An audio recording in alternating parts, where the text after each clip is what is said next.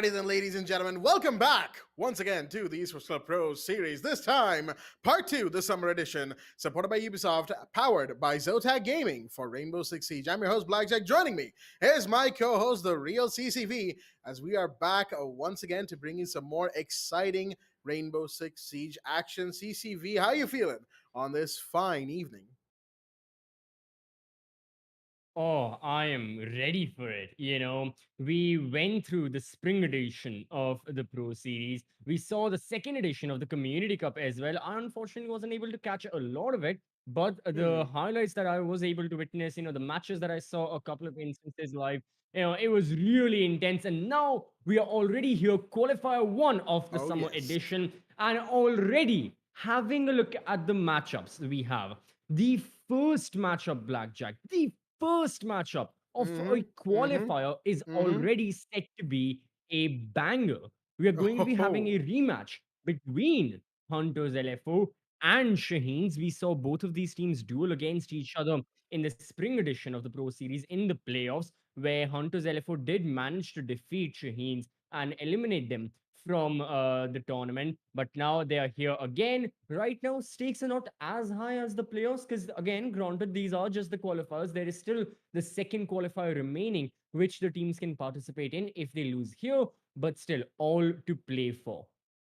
Absolutely. There is a ton to play for here. And mind you, getting qualified early means you won't have to go through the difficulty of that second qualifiers. As we've known before, some teams they lose out on qualifier 1 for various reasons, of course, end up in qualifier 2. Sometimes those matches in Q2 end up being a lot more tougher than you would expect in qualifier 1. Of course, it all depends on the factors surrounding the matches, the factors in the matches, and both the qualifiers will of course lead into the playoffs. Qualifier 1, we are at the tail end of that qualifier for that matter. Today is the 3rd of July, tomorrow the 4th of July, and then 7th and 10th, we will have qualifier 2.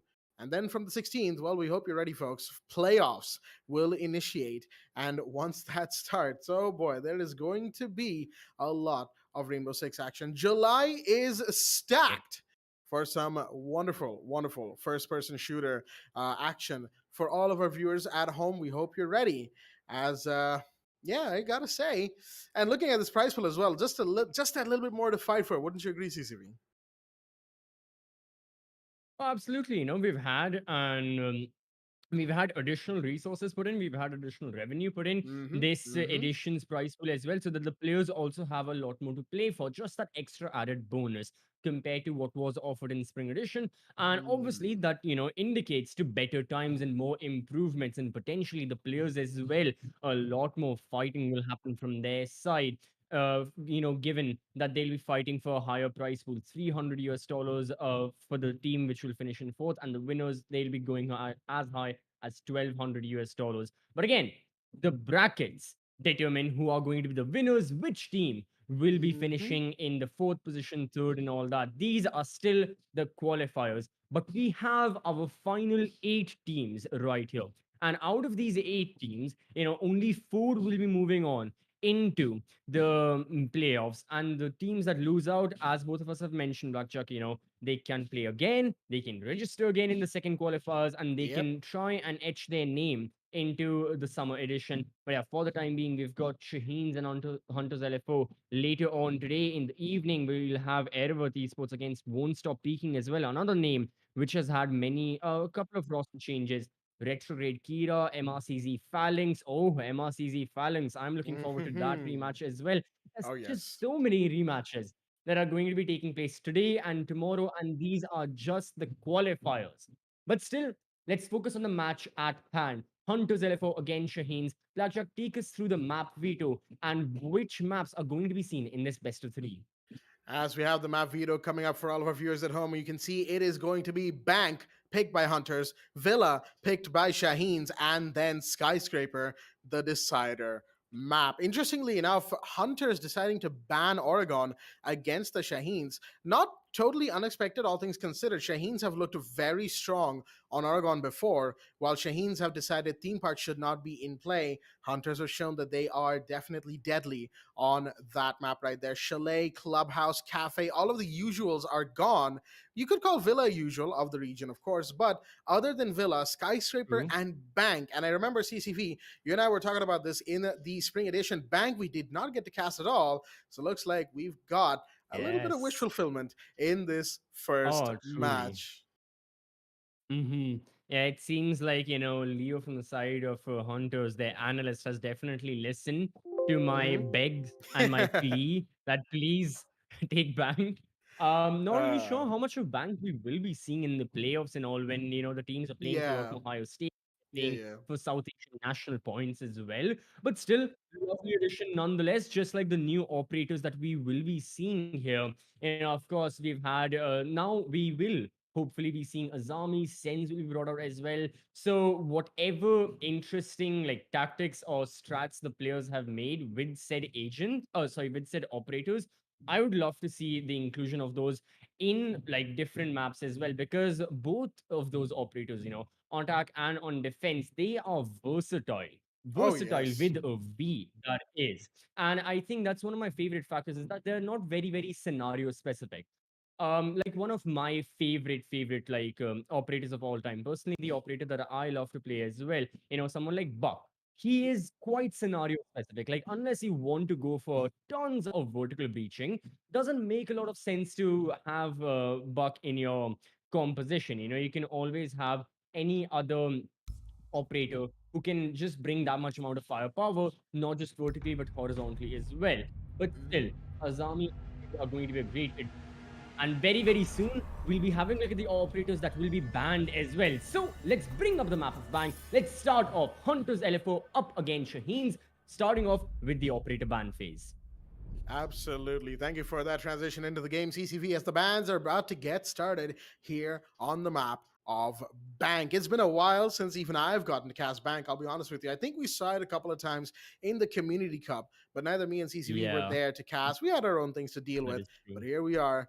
Like CCV said, Hunters LFO's analysts, they have been listening, and there we go. A ban I think we're all expecting at this point. Finca off the board. That LMG, that ability that she has, 2 grenades, gone 6, you name something that attackers need to do, and Finca can most likely actually get it done. And she's proven herself more than enough to be powerful in the current meta, the LMG meta, as it were, of Rainbow Six. Jackal will be banned by Hunters LFO, so that leaves Thatcher in play. Already after a strong start, Mike Baker actually gets to play a match, folks. Would you believe it? Jackal of the board, and that, alongside Yep. Finca, are your attacker bans. Now, I am interested knowing the fact that OSA is going to be played because one of the things I've been seeing a Mm. lot, like all over the world, essentially, especially on the map of Bang, is a very specific kind of OSA take on the basement side of CCTV security room. Is that Mm-hmm. where you breach from the server side, just your regular breach that you would have, but behind that slight little half wall that is there towards the right, you prop up an OSA shield that Mm-hmm. essentially the Mm-hmm. defenders can't get their hands on unless they choose to, blow it up with an impact or a C4. Exactly. And by doing that, they're wasting their valuable and precious impact nades and C4s and whatnot. So it's a very, very interesting execute that we have been seeing propping up a lot. Like it's ramped up in the amount of times we have seen it. But regardless of that, enough about the attackers. As for the defenders, Valkyrie and Thunderbird are off the board. Still, both of those operators going makes sense for both the rosters. They are also very, very effective in their own rights, whether it be Mm-hmm. information or healing their teammates. And now we've got the operators that are going to be chosen from the side of both the rosters as well. And there's some interesting picks in there. Sandy with the Amaru. I'm interested in that one. But speaking of which, actually, let us have a look at both of the rosters that are here in the lobby for us today. From the side of Hunters LFO, we've got Beats, Sandy, Venpai, Jittery, and Sparko. And from the side of Shaheens, we've got Doctor, Caesar, Astel, Rhymes with Buck, and Goffy. The first side of choice seems like it's going to be second floor CEO office and executive lounge. And speaking of those operator picks, a Ying and a Maru, a Zofia Sledge, and of course, the Hibana for Heartbreach. That is interesting. Seems like there could be a potential flash and dash situation for the Hunters right there with the Ying and the Mhm. Amaru. Maybe a bit of a distraction from the Ying elsewhere on the map, create a ton of noise, get that Amaru in there, but no. Sandy's actually going to switch out the from the Amaru. It looks like attacker repick will be brought into play. On the other side, of course, defenders are a bit more common in terms of their lineup for this second floor hold. We've seen the meta here tons of times. The smoke as well. Jaeger for the denial. Castle to close off lines of sight, to close off important windows and hallways. And the alibi, of course, brought in for a little bit of information gathering, for a little bit of tricking the attackers, as it were. And standard setups for the first round. Of course, both teams are just trying to get to know what they are up against here. As in the meanwhile, Sandy has Yeah. brought in the Flores with with the attacker repick. Oh, obviously, I have to agree with your statement that both of the teams, and just getting a feel for the entire like flow of the match and the pace at which the match is going to be fought as well. And by pace, yeah, I understand Rainbow Six Siege, very slow game, one of the slowest like FPS shooters out there. But by pace, we also mean that at what pace are the defenders and the attackers looking to take those engagements? Do they want to push in hot and heavy-handed, or are they looking for a lot more of the utility usage? From the side of Hunters LFO, it seems to be a mix of both right now. We can see some angles being peaked. Jittery, Starman for Hunters, already he's got his eyes. Even if it's a pixel, Jittery is going to find the opponent and he will take the head off if the player from Shaheen's is not careful. But yeah, both of these teams, we saw almost all of these players in the Community Cup as well. But as the rule goes in the Community Cup, you cannot have the same teams you would in the Pro Series, because of course we don't want the best of the teams to dominate in the Pro Series and the Community Cup as well. So shakeups were there, but now the main roster's already it's a go. Cesar is going to be the first player off the board. Big blow dealt the side of Shaheen's. That's one of the anchors off the board already. Without the Mira presence towards that conference room, towards the main bomb side, some other defenders will have to fill up her role, will have to get into that position, and that can leave the rest of the defense more vulnerable. So Shaheen's have to tread lightly here with how they proceed. Absolutely. As we have this soft wall broken open and the attackers are taking full control of the balcony underneath the main skylight, you still have defenders in and around the site to deal with. Astel, particularly the smoke on the door to maintenance, to janitor. That is a peek out, and Venpai is going to punish that one as well. Doctor getting a little bit too antsy right there, trying to get a kill. Very confident in that peak, and it wasn't a bad idea overall. Unfortunately, the shots weren't quite there. The Sledge winning that one out, putting them in a 5v3. Hunters are in the advantage, but they have to get in the side. There's the Osa. Jittery's in here. Talon Shield is on the floor, which means a plant could be coming any second now. Sparko needs to get in there, get the plant off. Sandy knows there's one here, but it doesn't matter. He's going to get that. Get taken out by Rhymes with Buck, but Sandy comes in, finds Astel. It's all down to the Jaeger. Can't find any more kills. It's Sandy to finish off the last two, and the first one goes to Hunters LFO. When I was seeing the pace of the game and the teams figuring it out, I mean, Hunters LFO were in total control of this round. Yeah. There was no major point of like rebellion or like counterattack set from the side of Shaheen's. Every single like 30 seconds, as soon as that opening kill happened, as soon as the meter went down, every single 30 seconds there was something different happening, but it was initiated by the members on the side of Hunters LFO. They wanted to breach into the bomb site, they got it done. They wanted to get a kill towards stock. When Pi peaked, he secured the frag. They wanted to move forward and essentially try and plant the diffuser. The Osa went in, the shield was propped up. Sandy swung wide towards the janitor as well, and he got towards closet. He also got that kill. Boom! At every single stage, it was Hunters LFO knowing their plan and executing the plan. Shaheen's, unfortunately for their side, they were trying to reply back to whatever HLFO were doing, but they just couldn't. And it's a very difficult position to be in as a team, where you're on defense, but at every stage, at every step of the way, you're getting pushed down further and further and further, and there's no way for them to climb back up. We saw like 1-2 kills from their side, that's it. So Shaheens, I guess, one of the things they can look to establish control in this round and in the following rounds as well is to get the opening kill in their favor. Always, I personally vouch for it every single time. Every other broadcast, I will mention the opening kills here or there, but it's because they hold so much importance. It's because of the value they have. And if the defenders can get their hands on any attacker early on, it will be a major help. But still, from the side of Hunters LFO, nothing is going to change in their attack. From Shaheen, something has to change in their defense.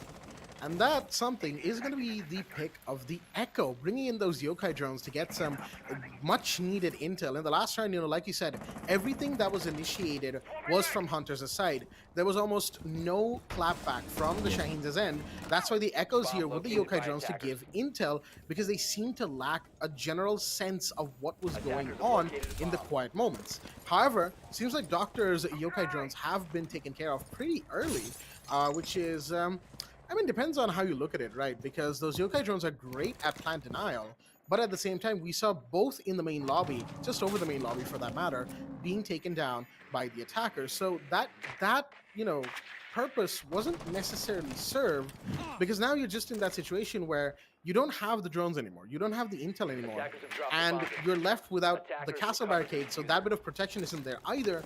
So what do you do, Shaheens? How do you respond to this? That is going to be the main question, as once again Hunters LFO look to take a smooth transition of control going into the second floor site. Yeah, once more from the side of Hunters LFO, they'll definitely control the breach. They got it secured already. There's the half wall windpipe and destroy it with the sledgehammer as well. Have an establish a method of entry into the bomb site. Try and plant the diffuser, because in this round, HLFO are taking it a lot more slow, or it can be just because of the fact that Shaheens are not giving them kills, making the attackers a lot more desperate. And if the situation is looking like this, as is, yeah, HLFO definitely are preparing for like a diffuser plant. They don't want to kill all the defenders, they just want an entry, and they want to push the time limit in their favor. But this time the man advantage isn't going to be favoring them at all. Many of the Hunters members are outside still rappelling.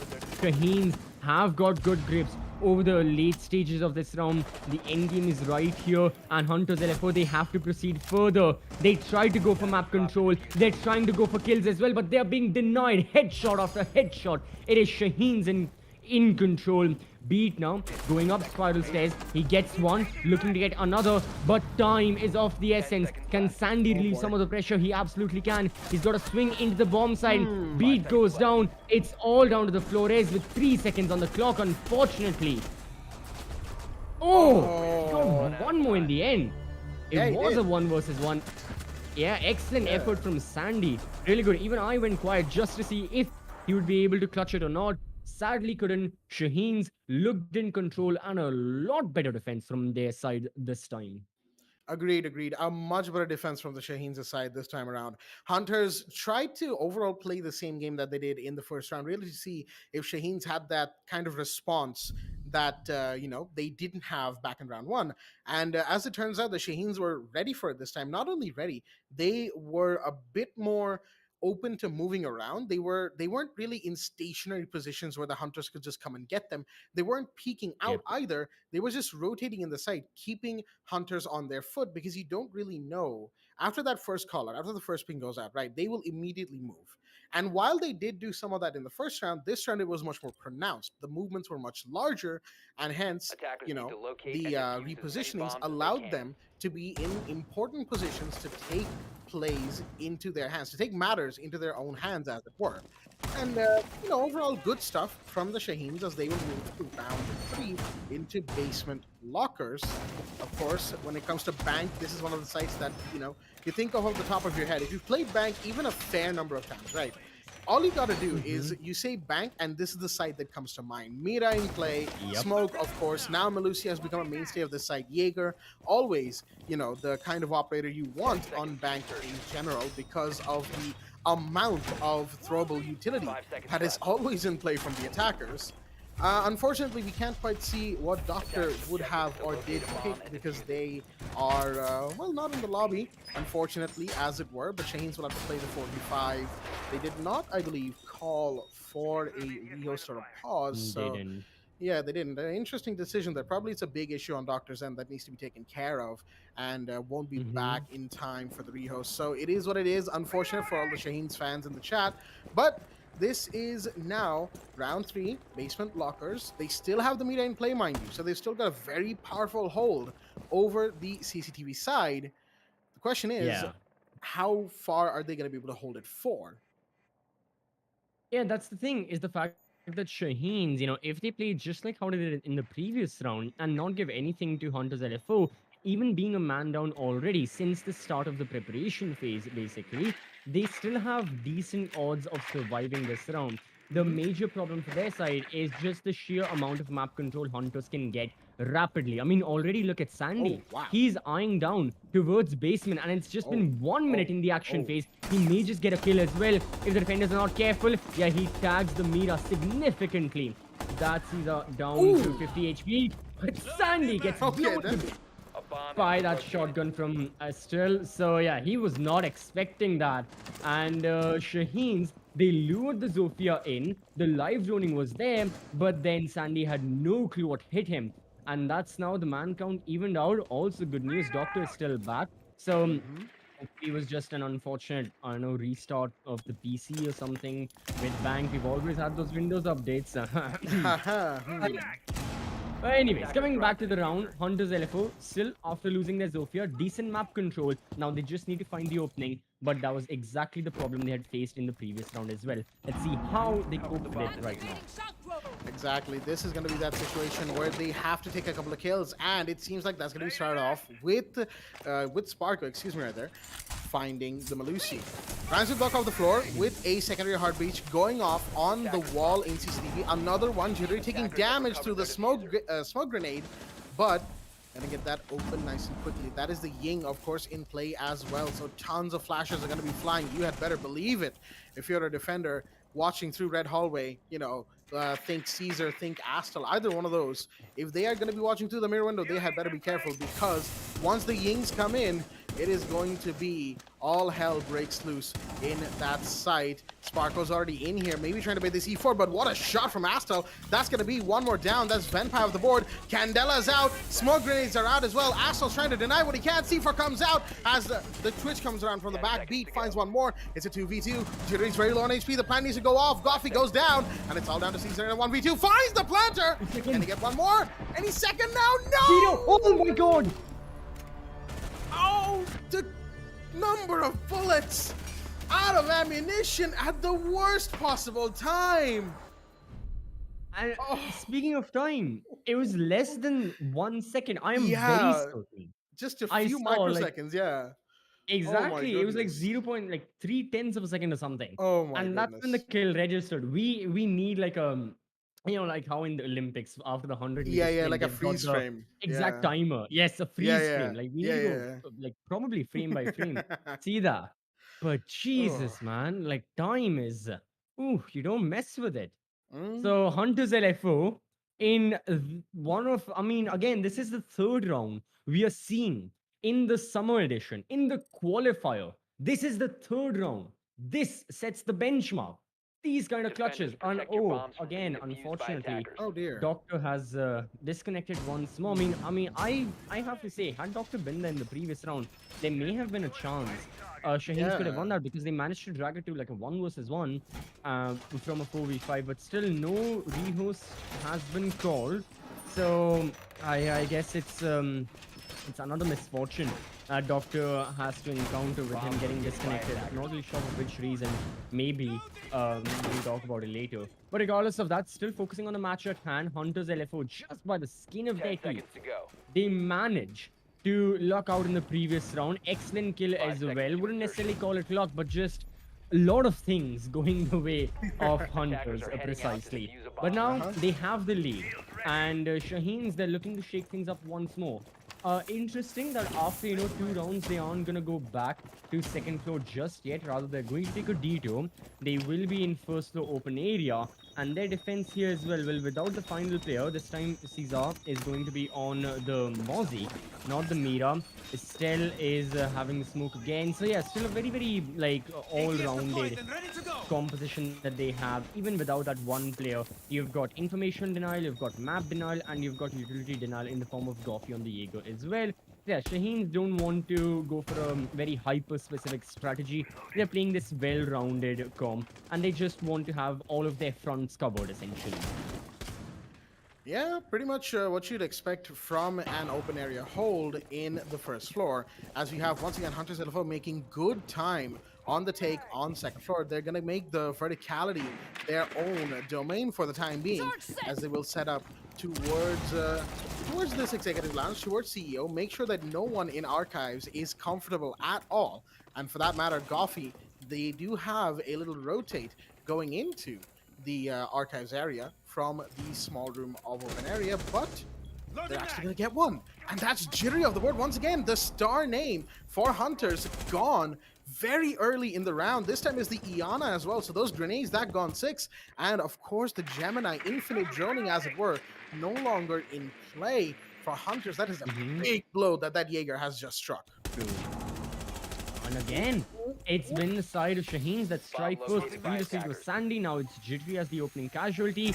Hunters still not going to budge on their own strategy. They're looking for that map control, and map control is what they shall get. You know, vertically, they've got many areas covered off. The defenders are still in the bomb site. They're not really looking for a room. They just want to cover off all the angles, and that's what they're looking to do. But right with Buck, Pete catches him in the act of placing that castle barricade. And again, Hunters are once more in the advantage when it comes to numbers, but time is of the essence. 40 seconds here. We are nearing the end of the round. And Caesar, this can be interesting.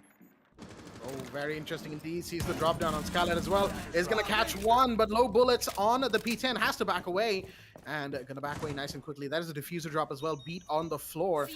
That is not great. Sparko's still going to go in for getting some lines of sight open on this wall of Kitchen. Sandy's taking so much damage. Doesn't matter. Goffy on the floor. It's now a 3v2. They have the man cut advantage. They need to get in there right now. Sandy's in the site. Where are the defenders? They're outside the site. Caesar finds the sledge coming down the main stairs. And it's now the 2v2. The plant has to go off. Astel is still playing outside. Only a few seconds remain. And it's now or never. And there goes the planter. The smoke with the double. Finding ways to keep Hunters away from any potential play that they can make.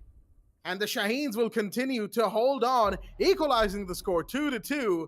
And just like we had with the Ying in round 3, this time it's the smoke in round 4.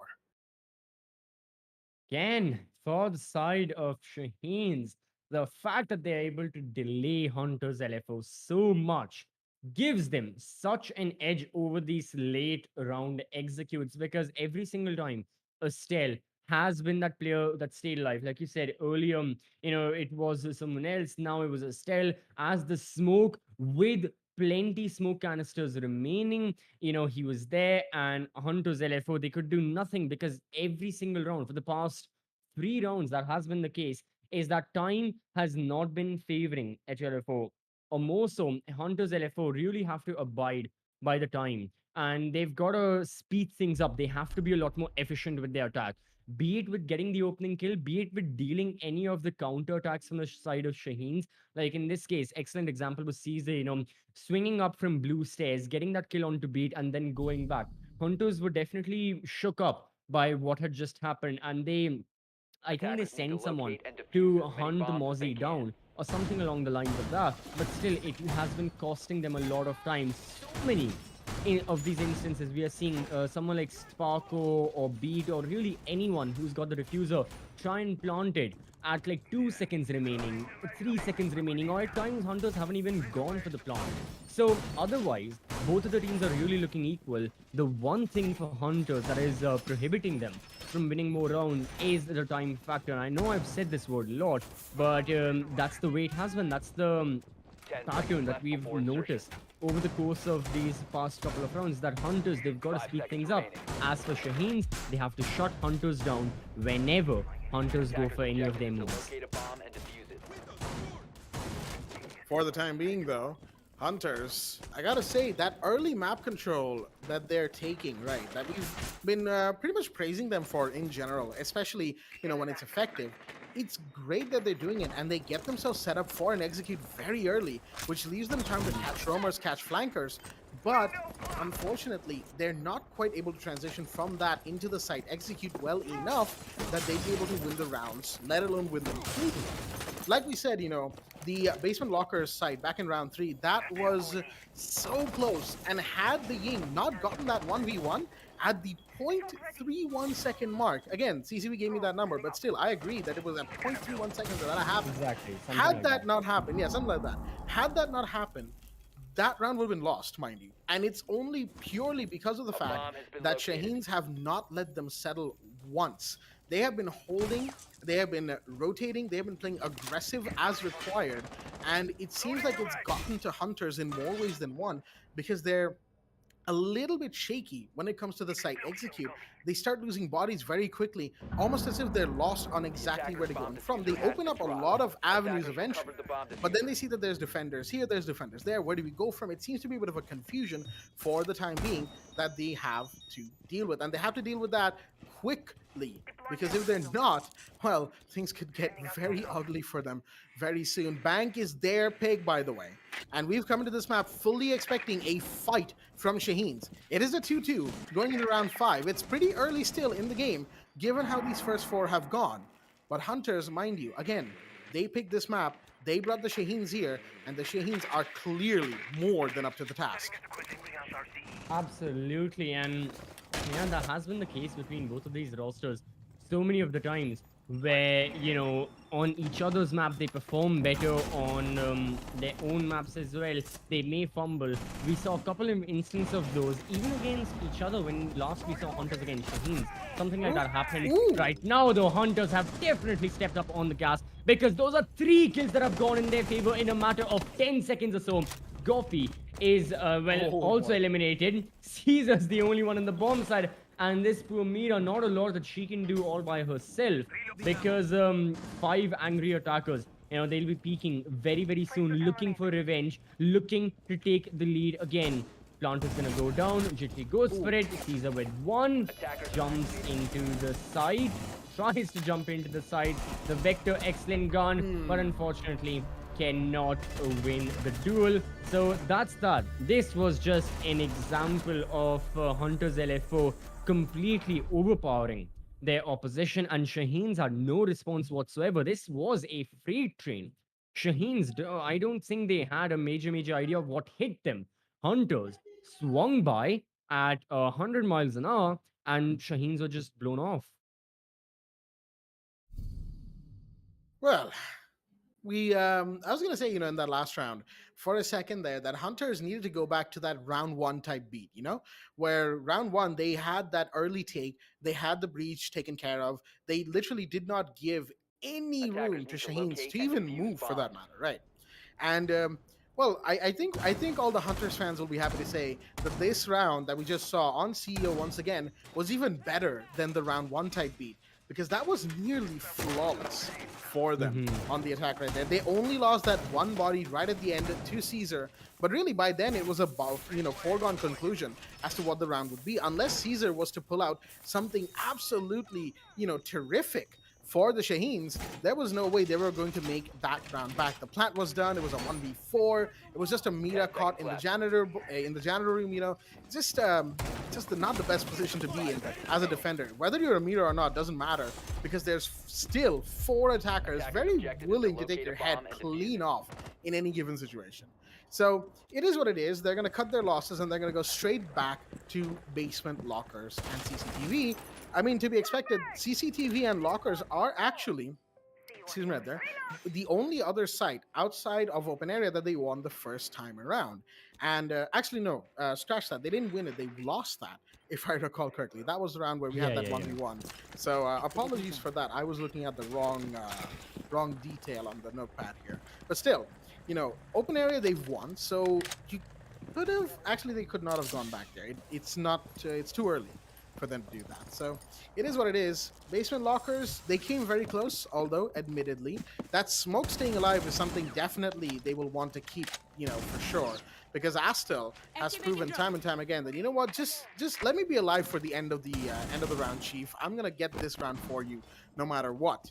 And that is something that has happened a couple of rounds now. Shaheens will be relying on that. They'll be relying on Caesar and Goffy wherever possible, of course. And that leaves so much to be done for Hunters. They need to clean up a ton of things going into the rest True. of this round because, well, it will be difficult. It most certainly will be a lot more difficult for the side of Hunters this time to go for the execute. They've used up a lot of time. Still, no casualties on board means only the better for the side of the defenders. It's beat in his drone. How has it not been spotted? All right, now surely defenders must get an inkling that there's a Twitch drone lurking nearby, and Caesar's looking to destroy. Does he find it? Yes, yes, he does. All right. So that's the drone gone. Pete's got another. He is in the CCTV room, and already hunters have more than enough information which will allow them to push into security. They can go for their standard breach. It's just a matter of time. And again, I know I'm saying this once more, it's a matter of time, but this time it means a lot to their side since hunters, 45 seconds on the clock. Shaheens, they have all of their members ready. And meanwhile, you've got the attackers who are still looking, waiting to find a kill. Now they do. Sandy gets the opener. Estelle replies back once more. The smoke shining away. Hunters are ready with the execute, but people are dying by the wayside. The diffuser has been dropped into CCTV room. How exactly do hunters retrieve it? Because both of their attackers, they're in different corners. The Twitch's location is known. He has to, Beat has to survive that, and Wenpai has to go on his own adventure to get the diffuser back. Gets it back, and now he's going to go for the plant. He's got to be covered from Bede. There it is. That's one. It's all up to Doctor now. The Alibi in a 1v2. Tries to fight the Twitch. Pistol's out. Ammo's gone on the main gun, mind you, but Bede will rotate back all the way into garage, into safety. Doctor, full health, mind you, still. And the Alibi, MX4 Storm, powerful weapon as it is, needs to find some room here to work with. Should know that they may be wanting garage, doesn't, but definitely knows now. Beat, unfortunately, couldn't quite secure the kill. Doctor has made a lot of advancements, but no, he's going to come back towards garage and go back towards the bomb site. Just no intel on where anyone is. There is a shield right there that he can use for cover. He's going to try and do that. Oh, baited the plant. Oh, this could be big. This could be big. Beat, you got to get in there. It's, oh no. Oh, there's no time. So close, yeah, so close. Had to get off it, to try and, save himself for something. Beat was still alive, and that was the, defining factor in the round. The Twitch, both, the Alibi and the Twitch couldn't get each other when they probably should have, all things considered. And it ended up in a situation where Doctor couldn't quite get the counter defuse done. But it is what it is. 4-2, Hunters going into the lead, into the defense, as a pause has been asked for by the Hunters side. Not a bad score, mind you, in the first half. Yeah, I mean, for the side of hunters, they still should be fine with all the events that happen. And given the fact that they have the lead right now, they would just like to close this map out as soon as possible. Again, Blackjack, you had mentioned this is their own map choice. They have picked a bank for a reason. They just want to take an easy win. And overall, in this best of three, these are just the qualifiers. Hunters LFO and even Shaheens to a major extent, they don't want to reveal all their cards just yet. Hunters being the defending champions right now after the events of the spring edition, them defeating MRCZ 3-0. They have a lot of pride in their name and they want to continue with them. And obviously, they want to get as many South Asian national points as well because, yeah, this is the second. Um, Out of three pro series, this is the second edition we have. So every single like point matters. There are not a lot many of them, and especially when you're talking about the teams near the midfield and the teams who have only gotten like a couple of points for themselves, 1 point, 2 points here and there, the teams that finished in like the fifth, sixth, seventh, eighth position in the spring edition, those teams will be looking a lot more for that as well. And Shaheens are one of them. I think Shaheens currently have two South Asian national qualifier points. They were beat out by Retrograde, who managed to get four. And then you had Kira, who got six, MRCZ being the runners up, they got eight. And Hunters, obviously, they took the win, so they got 10. I could be wrong on this. I will have to check the Wikipedia page again for like exact numbers. Attackers need to But yeah, for the locate and time being, defuse bombs. Hunters LFO are not going to be worrying a lot in the qualifiers about how their performance is, as is very, very obvious Hunters LFO fashion, back when they used to rep the Union Gaming name as well. There have been so many of the times in like the old edition of the South Asian Nationals as well, where the Union Gaming or Hunters, they qualified in the last qualifier, like as one of the final teams. It's always been a, I wouldn't say a curse for their side, but it's always been one of the more interesting storylines as a caster. You get to mention that, oh, this team, they're one of the final 10 few teams seconds to remaining. qualify, even though they were the tournament favorites, and now they end up taking the nationals for themselves 5 and seconds whatnot. left But before here, insertion. Hunters are not going to be taking any major chances. They just want Attackers to are get moving through out with to the locate a qualifiers. They bomb and just want to be defuse in it. the main event, plain and simple. And Bank is just one obstacle that's in their way. Already, they have the round advantage. And now, starting off, the pause is over, the wait is over. Let's start off with the second half. It is going to be Shaheen's on attack and Hunters on defense. Here we go. Second half, 4-2 for Hunters. Shaheen's on the attack is going to be an interesting one, as what operators they've brought out, when you look at it, is a drastic change, at least for two of them, compared to the Hunters. Hunters were more, breach, soft breach, let's push into side, we have throwable utilities, so on and so forth. Whereas Shaheen's, they brought in the Nomad, they brought in the Thatcher, but they're not even going to be the talking point for now. For the next few seconds, let's talk about what just happened to Sparko, deleted off the map by the Twitch F2. That is unfortunate. That's your Jaeger on the roam. Excuse me, the Jaeger on the roam gone.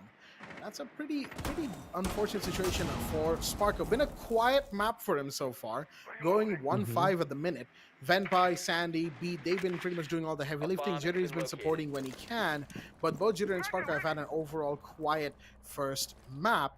And in the meanwhile, going back to what I was going to say, the Nomad cutting off tons of flanks, tons of potential rotates for the defenders, and rhymes with Buck, of course, the Thatcher. Never, ever underestimate the Thatcher, folks, as any kind of play you want to do, Thatcher's probably going to shut you down, 9 ways to Attackers have Sunday. located a bomb. So you might want to be careful with your Attackers utilities, dropping as the it were, and that's why Reinsenberg has brought in that operator. Pretty decent kit overall as well. The L85, the R33 pistol, the SAS pistol is decent at what it does. Gets the job done, that's all that matters.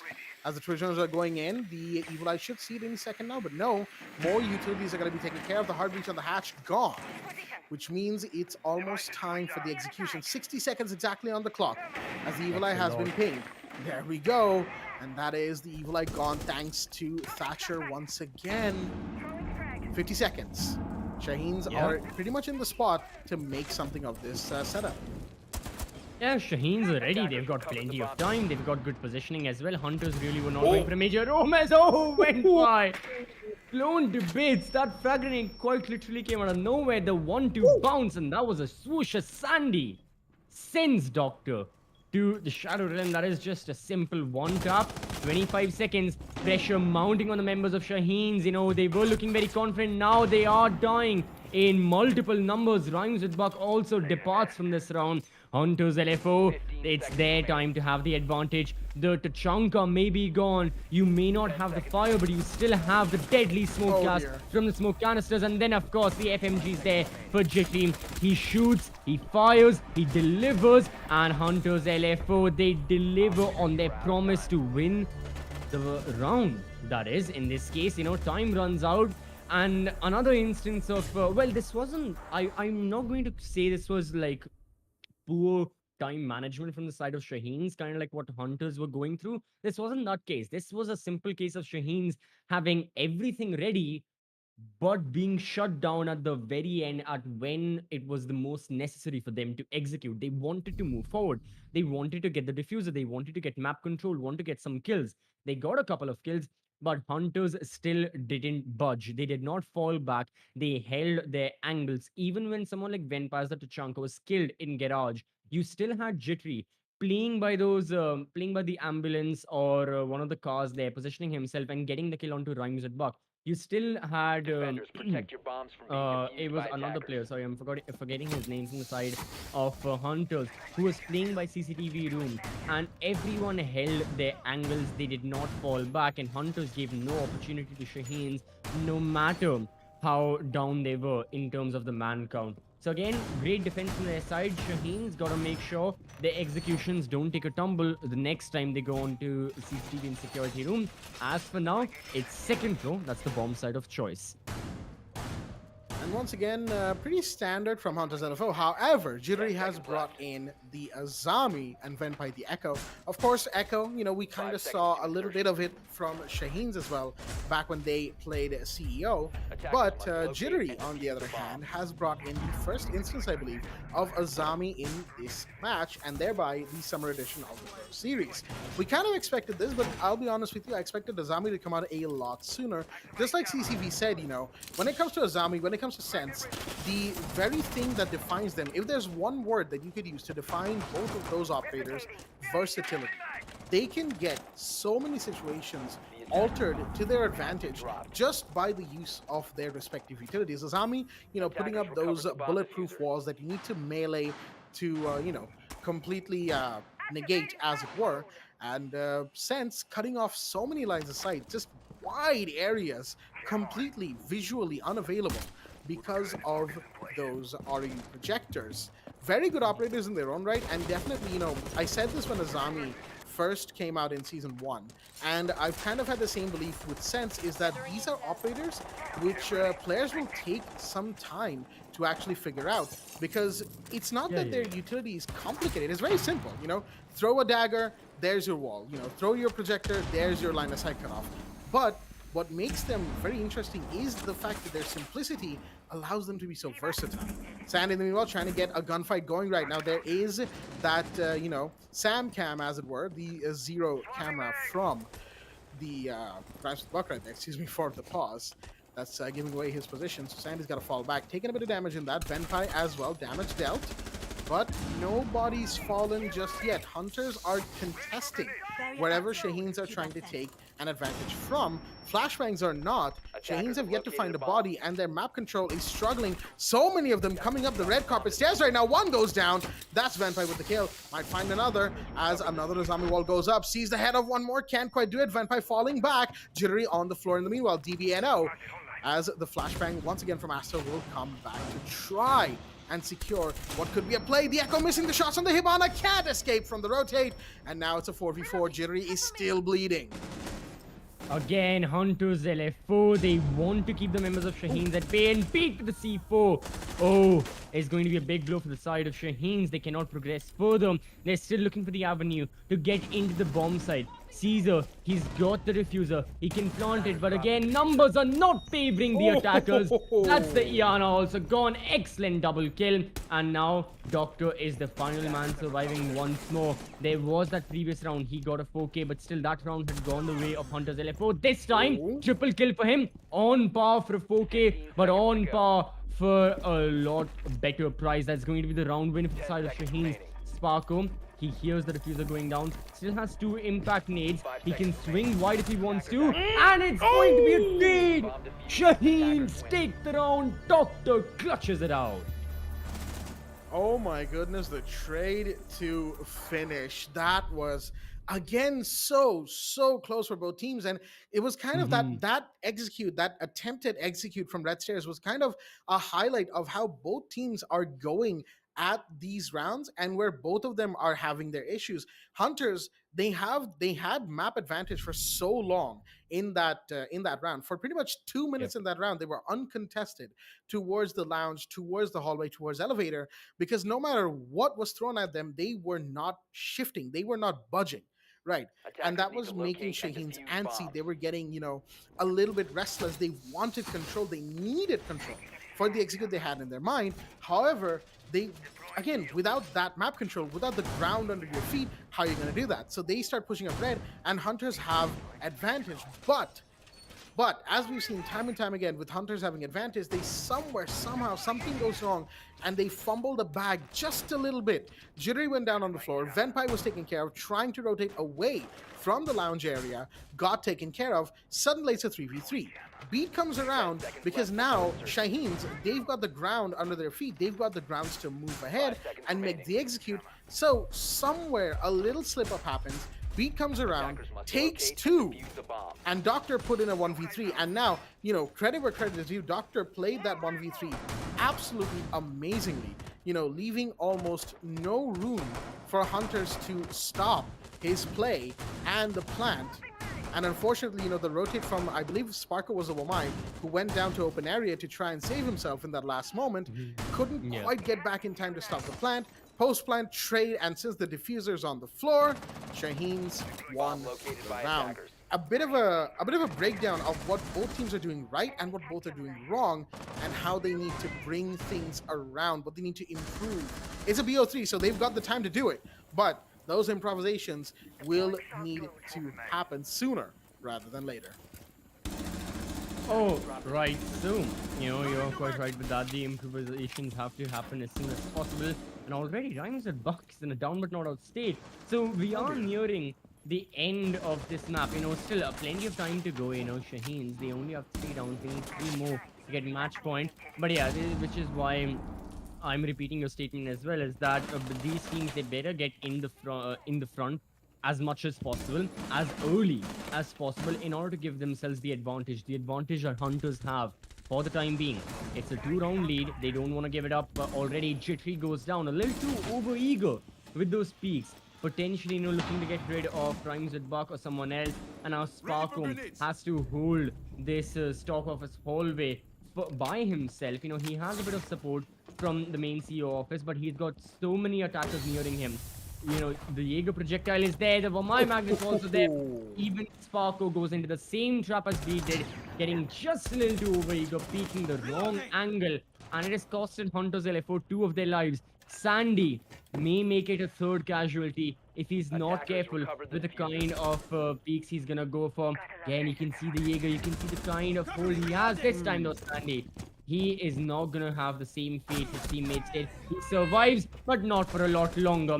It's all down to the Echo, and Hunters LFO are looking to crumble, but Venpai, he can still make things work. Absolutely. Now the question is, does the Echo have a drone on hand? But before that, they have to get rid of this Twitch. Doctor is so ready on the trigger right now, and the Monty from the back. Rhymes with Bug just being a constant nuisance, keeping the Echo restless, making sure that there is never a moment where Venpai can even relax, let alone get close to relaxing. And there we go, hearing the rotate, hearing the peak from the coming peak, from Venpai. And that's the Twitch taking another one. Doctor with 2 rounds back-to-back for the last kill. This time, not a clutch. They didn't get, that far behind the Hunters that a clutch was needed. But there was a minute there, with the Monty going DBNO very early in the round. I thought, yeah, maybe there's a chance, actually, that Hunters won't even need to worry about him. But they never were able to secure the kill, And it kind of just went on from there, right?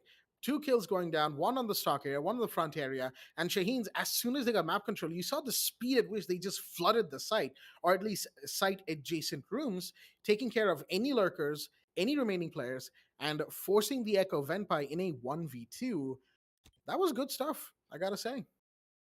Defenders, protect your bombs from being certainly defused by so, I agree with that. Shaheens are really playing great Rainbow Six right now. They're not giving Hunters the opportunity. Hunters, they're getting a little too complacent with those peaks. They gotta realize, tone down the kills, tone down with the over-aggression. It worked to an extent on attack, and everyone knows Hunters LFO, they've got really good fraggers as well.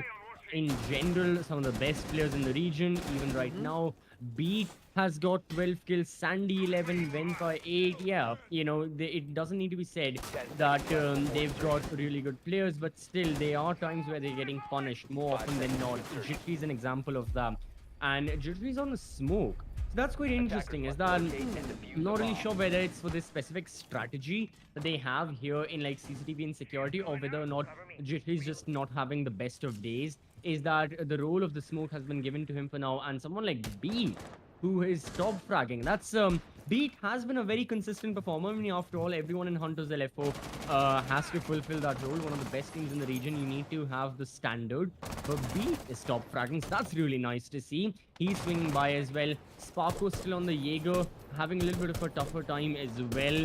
But yeah, Sparko's also had his ups and downs. Could be because of just the hyper-aggressive role that he has. As a Jaeger, every single time Sparko is someone on the front lines, and more often than not, he can get punished as well as deliver the punishing. This is just one of those instances where for Sparko and Jittery, they gotta get up and running once more. On the side of Shaheen's, yeah, just consistent kills. Doctor, definitely the standout player, but you also have Goffy and Rhymes with Buck who are having similar days to Sparko and Jittery. So yeah, players who are performing really out of their mind, players who are having a little under average performances that you'd like to improve, but overall still a very Bomb intense located by matchup attacker. as is, and Shaheen's are now just a single round away from equalizing the score. How can Hunters LFO deny them this opportunity? How can Hunters LFO take the match point they're looking for such a long time?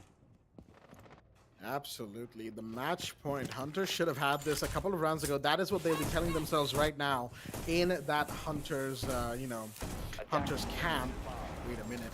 Wait, Sandy has been prone here the whole time. No one seems to have found this for my. This could be big. It all depends on when Sandy decides to make a move. Yeah, no, look at this. They don't know. They don't know. Sandy, if there was ever a time to get up and running, now is the time. Gets two, walks away with it, completely unscathed. Okay, he will go down finally. That is Goffy to take the kill, but the damage is done. Amazing. That's Sledge and the Zofia off the board. You still have the Ying, but there is so much denial. Look at that. None of the Candelas are going off just now. Maybe one at best will be able to go off, but the denial isn't even in range of those flashbangs. You have the smoke canisters, you still have the Tashanka in garage, and there's almost nothing that can deny either of these two, plant denial, area denial operators. How do you go about this is the question. They are trying to go for it, but there's the Maestro Evil Eye as well, and there's the shots fired. Doctor finds one, but a team kill. Goffy finds the Tachanka in garage. Doctor's still gonna go for the plant. Shots about to be fired. Beat needs to get in there, get this kill here and now. Sees him. That's the ace off the board, and Doctor's trying to go for the plant closer to the breach this time, but here's the vault in. There's the Maestro Evil Eye tagging away, and there's Beat. Actually, Beat was the one to get the kill. The Jaeger did a ton of damage, but hey, what do you know? The Evil Eye walks away with the kill of its own. My goodness, that was a round that went so chaotic, so quickly, all of the back of that one Vamai. All you need really is just patience to strike at that perfect moment. Well done. Well Beat. played, Beat. Well played. I'm sorry, Blackjack, where am I? Am I in a Pro Series broadcast or am I watching like a Coconut Bra video? Like top 10, vector glare, tips, tricks, hidden spots. But Yeah, nah, I mean, fair yeah, play no, to it feels Sandy. like it. Yeah, no, yeah. Fair play to Sandy. Uh, Amazing play that is. But overall, the rest of Hunters LFO as well, they kept their ground. They realized how much of an advantage they had. And truly, having those two players off the board Attackers gave them need to such an locate and advantage because defuse let's bombs. figure out. Okay, I'll try to explain the dynamics of how Shaheens were looking for that execution. They had their two members on that security hatch, and then they had the conference hatch as well, right? They could cover those hatches by themselves, which are very, very important for this execute to prevent any defender from pushing into CCTV room and to allow a safe diffuser from being planted.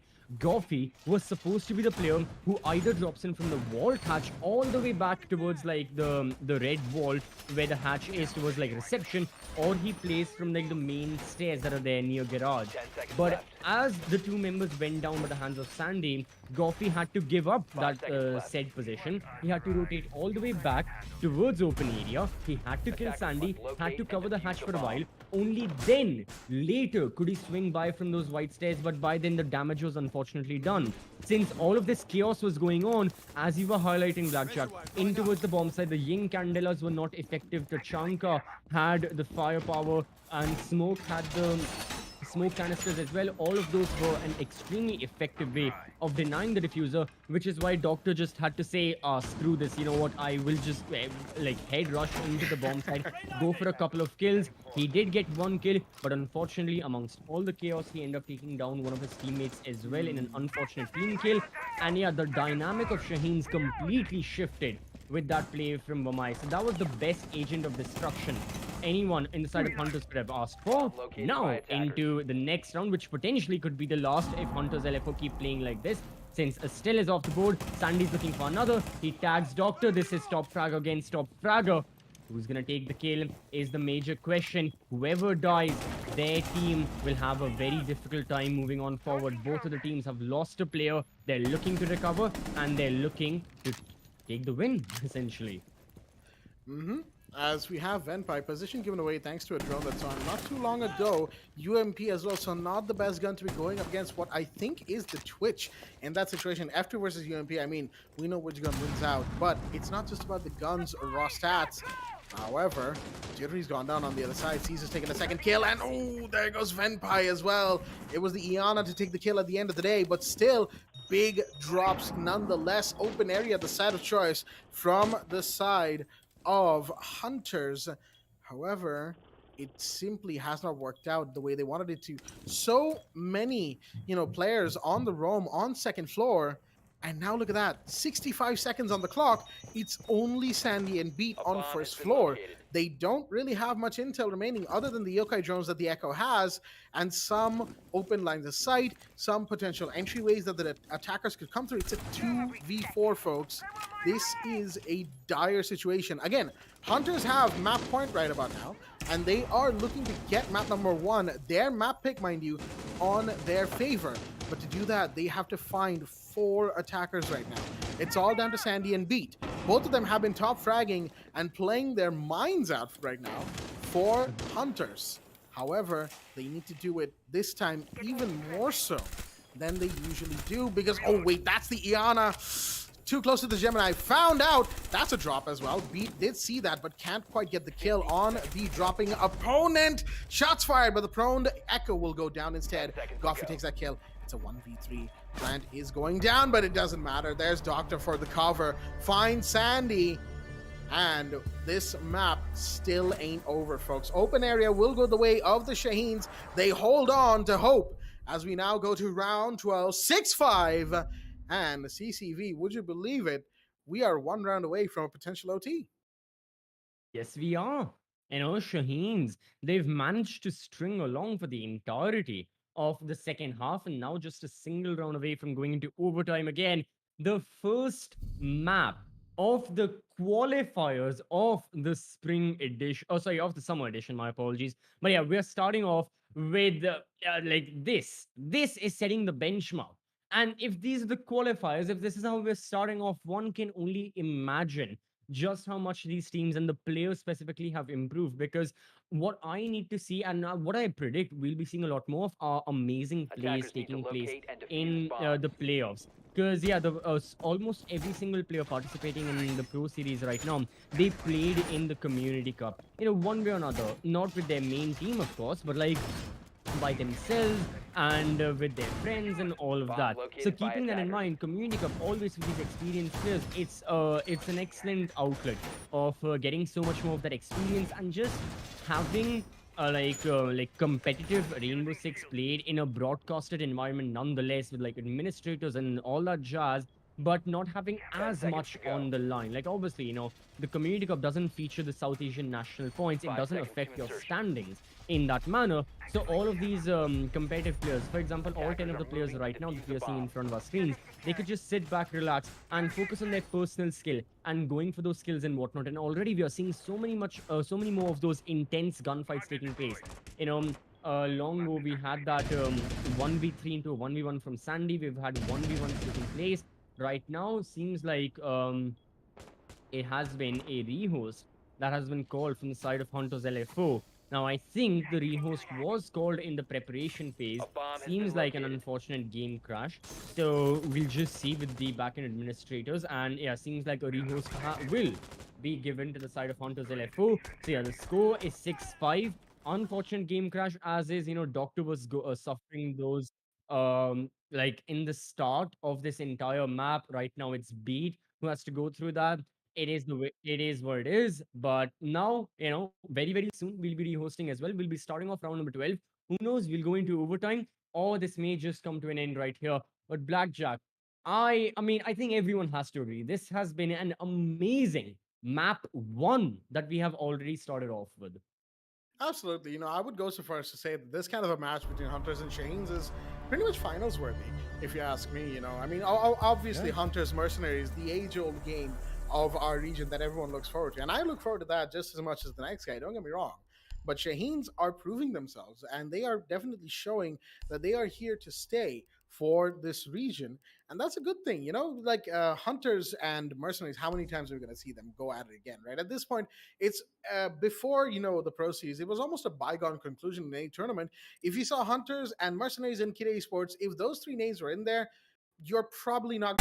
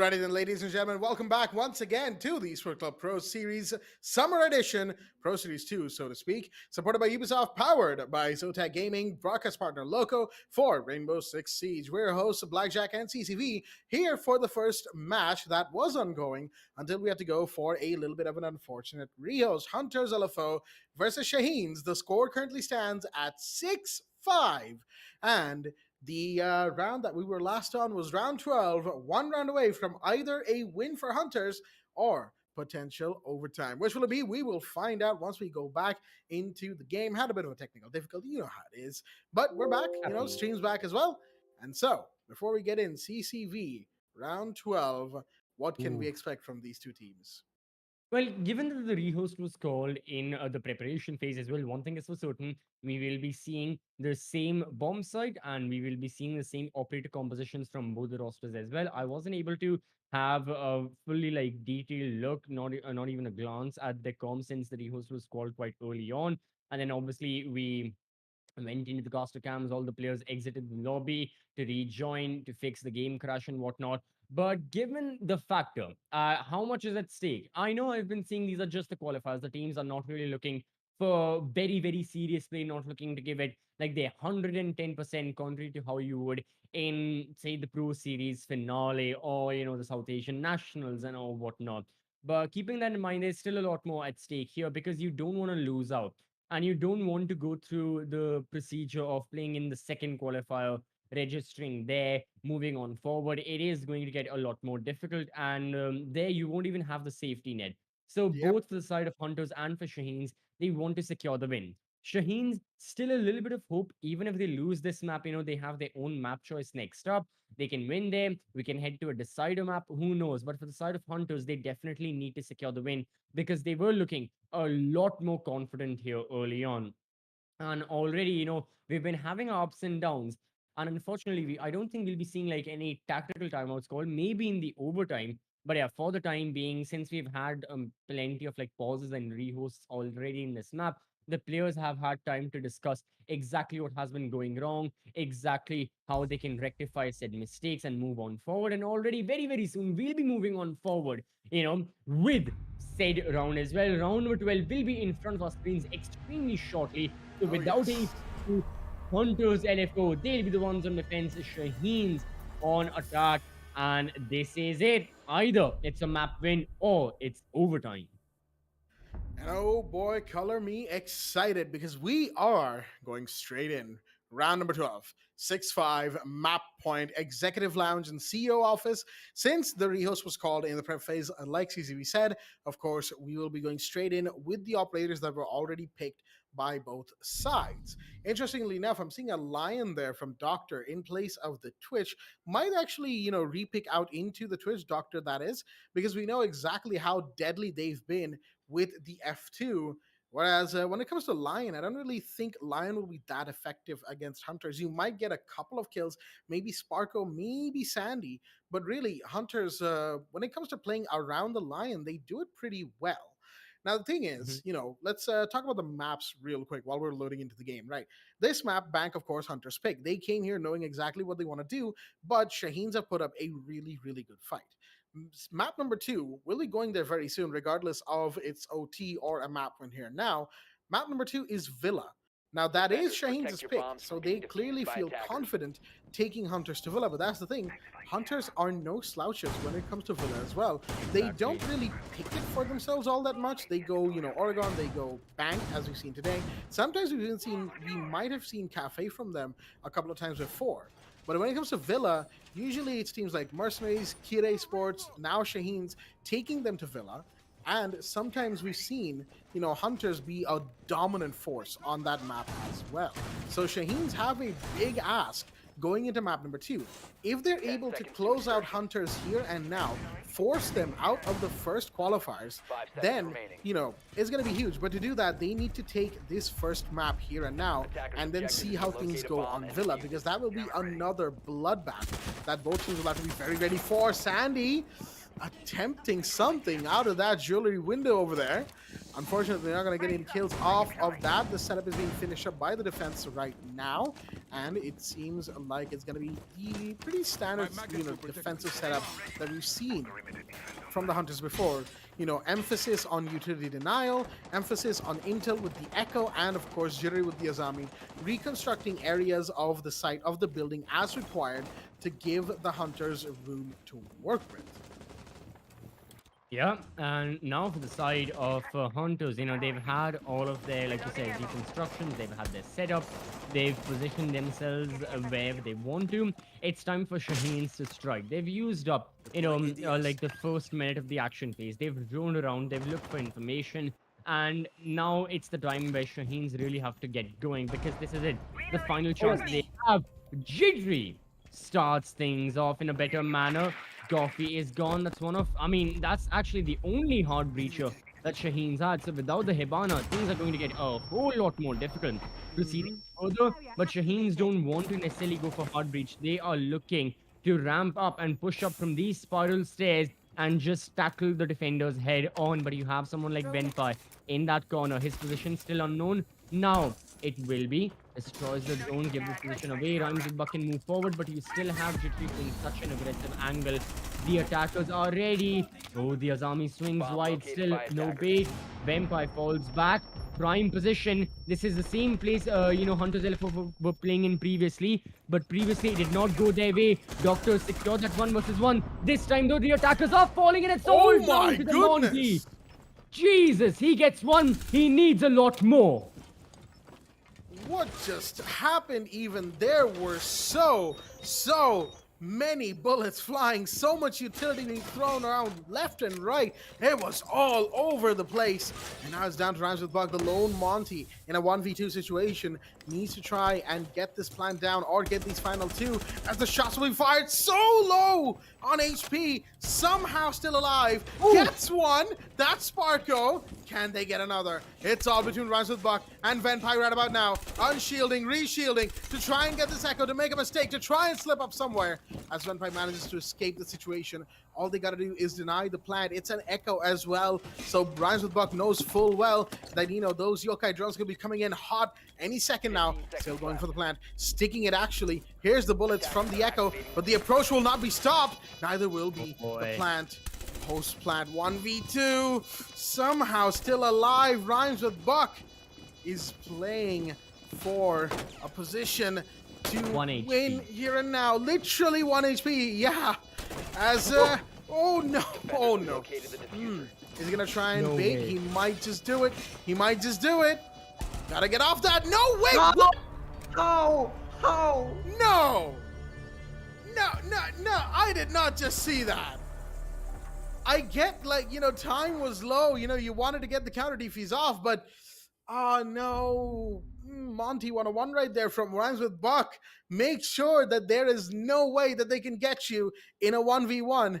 And, well, that's, that's a plan to have. 1v2 from the Monty folks. And, well, it's round 13. So, you know what to say. Say with me now. Ladies and gentlemen, are you ready to rumble? Overtime is in play. I'm at a loss for words for once, and I have okay. You know what? Let's that's that one's definitely going. Like, as soon as a beat died and Buck was still at that 1 HP, you had it's a moment well deserving of like the Rainbow Six moments before disaster, like Twitter account. This is definitely one of those instances. I think before this, South Asia has had its moments. We obviously had the Villa play in the old South Asian Nationals, the one no one can forget. But this is a new deserving contender of that. But Jesus, all right, Hunters LFO, Shaheen's definitely the players feeling the heat as well. I think everyone was reading the chat that was going on, so there's definitely a lot of heated tension between these 10 players right now. But boy, oh boy, that was one way to send us off into overtime. And again, Blackjack, I've said this like 4 or 5 times, but this is just the qualifier. Yep. In the qualifier, this is just the first map we are seeing Yep. of the summer edition of the Pro Series. This is the standard. How do you top this up? What can we expect in the playoffs? What can we expect in the nationals? The nationals are going to be just completely Oh, something they're gonna else, be but insane. okay. Yeah. Oh Yeah, no, boy, those nationals, yeah. yeah. That All like right. nationals are gonna be one hell of a way to close off this year. I'll tell you that much right now. Definitely. But coming back to this match, let's not get too far ahead into the future, right? But coming back to this match, folks, 6-6 overtime is in play. As we have, interestingly enough, I don't think Sparko's going to go in for an early roam this time around. Had a quiet game, not really too effective on the roam play. So it seems like Sparko and the rest of Hunters are going to hang back in the site, play mostly a shell turtle hold, as it were, and have one player towards the garage just to make sure that nobody gets any bright ideas of coming in and, cutting off the entire corridor and the rotate from lockers into red hallway. But wait a minute, Ransom Buck has already gotten the breach on the wall of CCTV done. That is very, very quick here for the Shaheens, and the plant could potentially go off as well. He's on it. He's more than halfway done, and Doctor's going to deny Sparko. What just happened? The plant's done. It's a 4v5 post plant, and we still had more than 70 seconds on the clock. We have Goffy dropping down into the vault. Caesar finds one. That's Jittery of the board. The Kai's pushed up. Sandy trying to find one. Knows where the diffuser is, but does he know where the Twitch is? We'll find one out, but it doesn't matter. Doctor's just too good, and there's another on the floor. It's all done and dusted. A flawless round from the Shaheens, and Hunter's just looking absolutely clueless as to the events of that round. Yeah, Shaheen's got like Hunters like completely red-handed, like with their pants down in this case. They had no idea what hit them. Hunters, like the situational awareness was just not present, and Shaheen's capitalized off of this every step of the way. So Hunters LFO, you have to ask the question: what exactly happened? What were their comms in the call that they're in? Like, what were the communication like? What were they discussing? How did they deal with this? Or well, how they were not able to deal with that with what just happened. But regardless, Shaheen's excellent execution. They got the opening. They went for the sneaky plan. It worked. They put the time pressure on the members of Hunters. Everything went in their way. Flawless round. Every single gunfight going their way as well. Hunters LFO, no idea in the world. And now they have their backs against the wall. The team that had a 2-round lead at the end of the first half, the team that were leading 4-2, then they were at 6-4. It was equalized 6-6, and now they are facing the chance of losing their own map choice, going into Villa with a deficit, potentially having to play the decider map as well if they end up winning Villa. But again, that's a big if Hunters end up winning Villa. What happens here is still uncertain. What will be taking place on the map of Bank, who knows? Maybe Hunters LFO, they get like a 2-round winning streak and they overturn this when it's the most needed from their side, from their fans. Or Shaheens can close it out right here, right now, after an excellent comeback victory, as many would call it, being down 2-4 to 8-6. Regardless of that, still a lot of pressure on these 10 players. Whatever happened in the previous round, if you're someone from Hunters LFO, forget about it. Only focus on the future. Whatever happened in the round before that as well, the 1v2 clutch, forget all of it. Just focus on how you can improve further, because if you keep thinking about the past, it's not going to lead to a better future nonetheless. Absolutely true on that one. As we have the Twitch drone coming in right now from Beat, sees where the Mozzie is, giving away the position of that player right about now. But that's Caesar, mind you, pretty good player in their own right, already falling back, knowing full well that since the drone has spotted them, they're going to be chased. C4 out, but of course that's not going to do too much to deter any of the attackers above. And there's another one in the elevator that's been spotted as well. That's Rhymes with Buck. The player who just took a big clutch against Hunters is very much ready and willing to make another play here. Sandy on those main stairs, still unable to find much, but the ADS has been taken care of, and Rhymes with Buck will take damage. but not a whole lot. The grenade didn't quite get to its intended target, and instead, the Jaeger has simply dropped down to the lower floor. Drones are being denied right about now. Sandy's gonna fall back in, but no! Astel, beautifully timed right there. That peek out, excuse me, nearly said the wrong word. That peek out, just shutting down the Zofia with the utility in her hands, not even the gun to fire back with. That's a big drop as well. That is your Zofia. That is Sandy off the board. Hunters now. They've lost the spearhead of their attack. They still have Jacqueline from Viana, but Sparko also goes down. And Oh, no. another for Caesar. This is it. This may just be wraps. How do Hunters deal with this? I don't think it can. Well and truly, Shaheens, after an excellent comeback, have taken the victory. They just have to secure it. 2 more kills. If he can find a defender off guard, he does. Excellent headshot. When by sticking him out, not anymore. The top fragger, the star has to shine, but there's only so much that he can do all by himself. It is going to be the first map, Bank, chosen by Hunters, going the way of Shaheen's. Truly a hard-fought victory. Very, very adept way to summarize what happened. But boy, was it tremendous to see the performance. Doctor as well, deserving of the MVP. We had the rehost in the middle, but I'm pretty sure he crossed, like, I think he was near the 20 kill mark or whatnot, or just shy of it. But overall, amazing performance from everyone in Shaheen's, and truly a well deserved comeback win. Yeah, no, I gotta agree with you there. Especially those last few rounds, I feel like they did a lot more to completely shatter the Hunters' morale.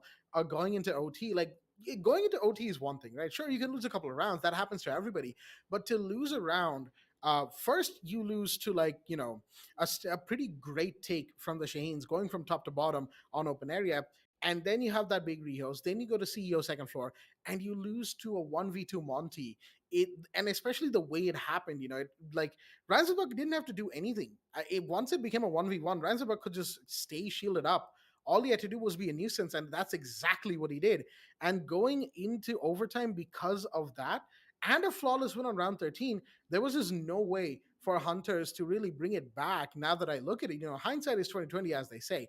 We couldn't have predicted this going into the 14th round, because it's Hunters, right? You never Absolutely. make a statement like that. I mean, we should know the BO5 predictions, eh? Don't worry, we're Um, washed as well, just as much as everybody else is. But going back to the point, just well played by Shaheen's, man. Just well exactly. done. That's all I have to say. At the end of the day, they outplayed the Hunters, coming from, what was it, a 2-5 to an 2-4. 8-6. I 2 think, 4, yeah. yeah, 2-4, yeah, something like that, to an 8-6. Well done. Very well deserved victory right Absolutely. there. Oh, truly. Besides, Shaheen's confidence and morale must be like riding high right now. And it may just be amplified more given the fact that, again, I was seeing this in the pre match presentation. In the spring edition of the Pro Series, both these rosters had met up against each other as well.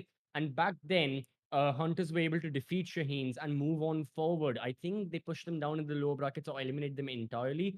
One of those two. But still, Hunters were having a really good time. They defeated Shaheen's, and Shaheen's only managed like 2 South Asian national qualifier points. Meanwhile, Hunters took the whole cake for themselves with 10 points. But overall, speaking of points, speaking of numbers, let's have a look at the scoreboard of this exact matchup and of this map. A new Mm. screen we have, really good. Again, I am one for numbers. I love this. And yeah, Doctor, like I said, just shy of 20 kills, 19 kills and 7 deaths. And Wow. Caesar as well with a very consistent and a very solid 16. That's really good. On the side of Hunters, you had standout performances, but overall, nah, it was the team effort, and the team was let down by everyone, especially in those final few rounds, like you had said, Blackjack. I have to agree with you there. Sparko and Jittery had a very slow start to this map, all things considered. And I feel like going into the final rounds, they did try their best, but it simply wasn't enough. Venpai as well needed to pick up the pace somewhere along the line, but it just wasn't to be. Sandy and Beat can only continue to win out rounds for you for so long, right? And even then, you can see like Sandy is going 2-2 for the first kill, is matched by Caesar, 16-12, 2-2.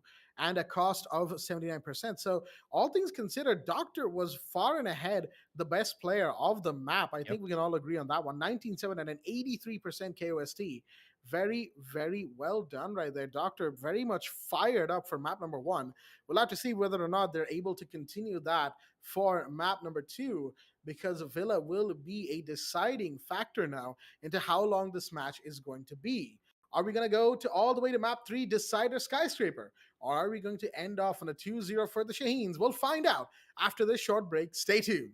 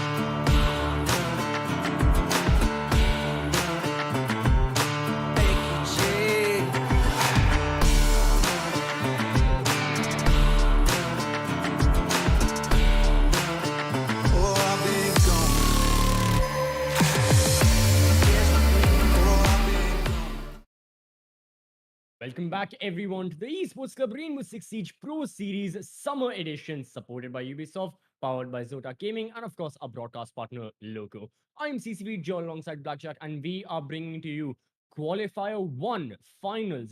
We have 8 different teams, and over the course of today and tomorrow on Monday, we will be shedding half the load, and we'll be seeing that out of these 8 teams, which 4 move on into the main playoffs. Now, already, our first best of 3 has started. It is Shaheen's up against Hunters LFO, Oh, and yes. Shaheen's managed to make an excellent comeback and take the win on their opposition's map. That was Bank 8-6. It went into overtime. Shaheen's victory after many clutches and whatnot.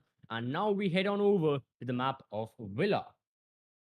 Villa, a map that is basically a mainstay here in South Asia.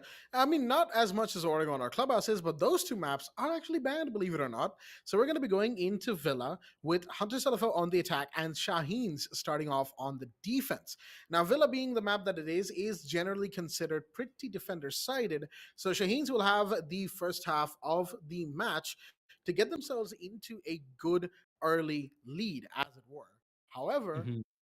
it's what happens in the second half that will really determine how this map will go, I feel like, especially when it comes to Hunters and Shaheens. Because going back to map number 1, going back to Bank for a quick minute here, we had Hunters 4-2 up in the first half, and Yep. they actually went 5-2 round 7 by winning a 3v5. They were 5-2 up and they lost at 8-6 because Shaheens mounted an absolutely amazing comeback. Now, going into Villa, could we see the opposite? Or could we see Shaheens clean up what is remaining of Hunters for this match? Because I'll tell you what, Hunters are definitely going to be feeling the pressure right about now going into map number 2 because of what happened in map 1. Some of the rounds they lost, they will definitely have kicked themselves over. So now in the ban phase, we're going to see some different operators potentially. Not Finka though. Finka stays benched for this map as well. And that is, of course, Shaheen's deciding that, yeah, we don't want to deal with that LMG. We don't want to deal with the heals. We don't want to deal with the grenades of the Gone 6, as Hunters are going to take care of Thatcher. All right, Thatcher got to see the light of day for one map, and they've had enough of him already. He's back on the bench. Yep, once more, from the side of Shaheens and Hunters, actually, both of them, just very, very standard bans. Valkyrie again. So, yeah, Hunters, LFO, Hmm. Shaheens, they don't want to take major risks. It's their playstyle that will be changing a lot, and for good reason as well. Like you mentioned, Jack, that hunters definitely will be kicking themselves over, thinking, how did we go wrong?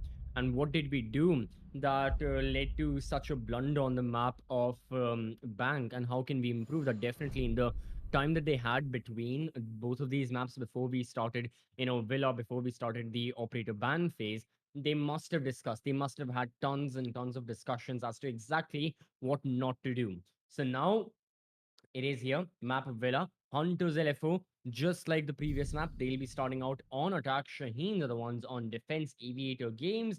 And without Mira being there, without Valkyrie being there, we can expect a lot of the standard stuff. You will definitely see a lot of your regular plays that you have on like Trophy and Statuary. Who knows? Maybe just like Bank, we have Echo Maestro brought out, because on Villa as well, those two operators, they have prevalence. And earlier they used to be like mainstays, just like the smoke and whatnot, and just like the Jaeger. Defenders, protect your Echo bombs from Maestro being used to be defused by attackers. necessities to have, and alongside their gadgets, of course. Nowadays, it's a lot more optional, but we may see them uh, have some playtime again. But overall, from the attacking side, Villa is always that map where you are just very versatile. You can have this one composition that's well rounded, and you just need to make like one or two small tweaks, and that's about it. And primarily, those substitutes always involve the sledge, because one of the bomb sites on Villa is very um like vertically prevalent. That's of course, kitchen 10 and seconds dining. to There you insertion. need the sledge, you need that extra frag grenades. But otherwise, you can 5 go for, seconds to as go. Sandy is doing right now, he's got the Iana. Many times you've seen teams opt for the Zofia and Attackers' Ash objective is to combo locate as a well. I bomb and think defuse it. Shaheen's in the spring edition of the Pro Series were one of the teams to bring out for a couple of the rounds. We saw Zofia and Ash, even after all the changes that have happened to both of those operators, even after the R4C has received like nerf after nerf after nerf, still, they bring it out. So who knows? The sledge may not be a necessity. And right now, Sandy proves that going for the Iana, being the entry fragger, being the person heading in, is he going to be successful with the kill? That is the question that has to be answered. Sees one and can't quite get the kill. Does do so on the second runaround right there. Got a little bit messy for just a second, but Rise with Buck is off the board, so to speak. Excuse me right there. That is the Melusi gone. However, Sandy's taking a bit of damage on that turnaround as well. Caesar very close to the 90 window. Needs to be careful. They're falling back. Both the Aruni, excuse me right there, and the other player who came out to support them. Astel still on the red stairs landing, mind you, playing behind a shield. So that could be something that the Hunters will need to watch out for. Sandy coming out to the Fox window. Still nothing to be seen yet. They're just getting their grounds in. They're getting, they're going through the paces a little bit. Astel gets caught out. That's a little unfortunate. But Caesar's here. Finds Venpai. That is your Zofia gone. That LMG no longer in play. So a little bit more freedom for the defenders to move around to try and catch the attackers in maybe some unfavorable positions. Doctor goes down. Thunderbird on 90. No longer. As it's all down to Goffy and well, all right, that's a good shot right there. Goffy and Caesar, the last two standing against Beat, Jittery, and Sparko. Beat, of course, will find Caesar, leaving the smoke. The last one standing somehow gets one, gets away with the peak as well. Thunderbirds are there, gonna heal him right back up. And that's gonna be a smoke grenade, but the positions are given away. Another one goes out. Beat is still lively. Just watching by that map table right now. As Goffy has got to make a clutch. Once again, a clutch situation for the Shaheens in a match where they have been clutching left and right. Jittery's going to get the plan down. This 1v2 will now move into the post-plan situation. Goffy coming around all the way, rotated around 90 quietly, but still goes down. Jittery, too good for that situation, will find that final kill. And the first round will once again go to the Hunters LFO. Once more, yeah, Hunters start off with a winning streak. And for the side of Shaheens, they tried to deal with the firepower, but right from the get-go, it was Hunters in control. As soon as Sandy got that opener, and they followed through time after time, Shaheens tried to reply back, but they just couldn't. However, this is mirroring what we saw on Bank as well. The first round on Bank, Shaheens had no reply what Hunters were bringing on board. Shaheens was scrambling around, trying to improvise some sort of attack, some sort of anything on the spot, or any counter attack, any retaliation. None of that worked, unfortunately. So, for their side, it wasn't a good start, but then again, we saw how it ended. We saw exactly how the entire map ended with a brilliant comeback win. So, you never know what the end result is going to be, but for the time being, Hunters looking a lot more confident still.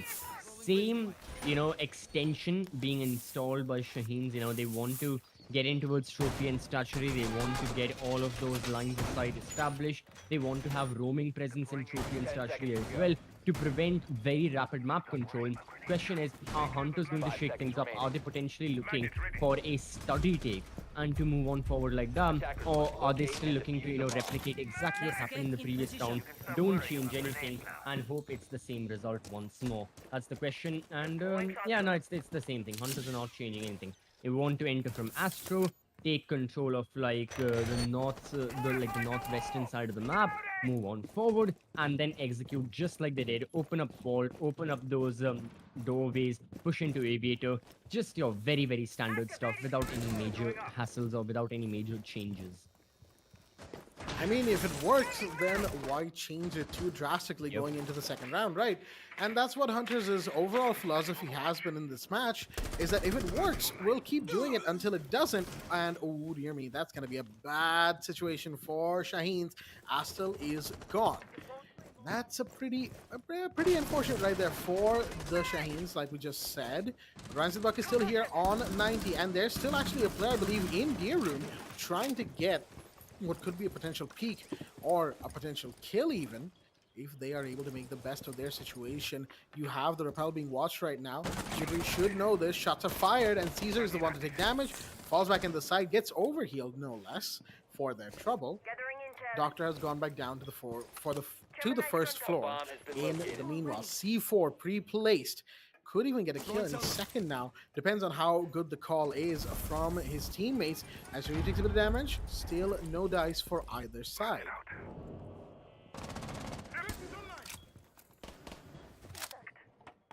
Now, for the side of Shaheen, after losing player, exactly how did they proceed? They're still looking for the kill. Sandy, oh, gets the opener. Doctor's got a fall back tree.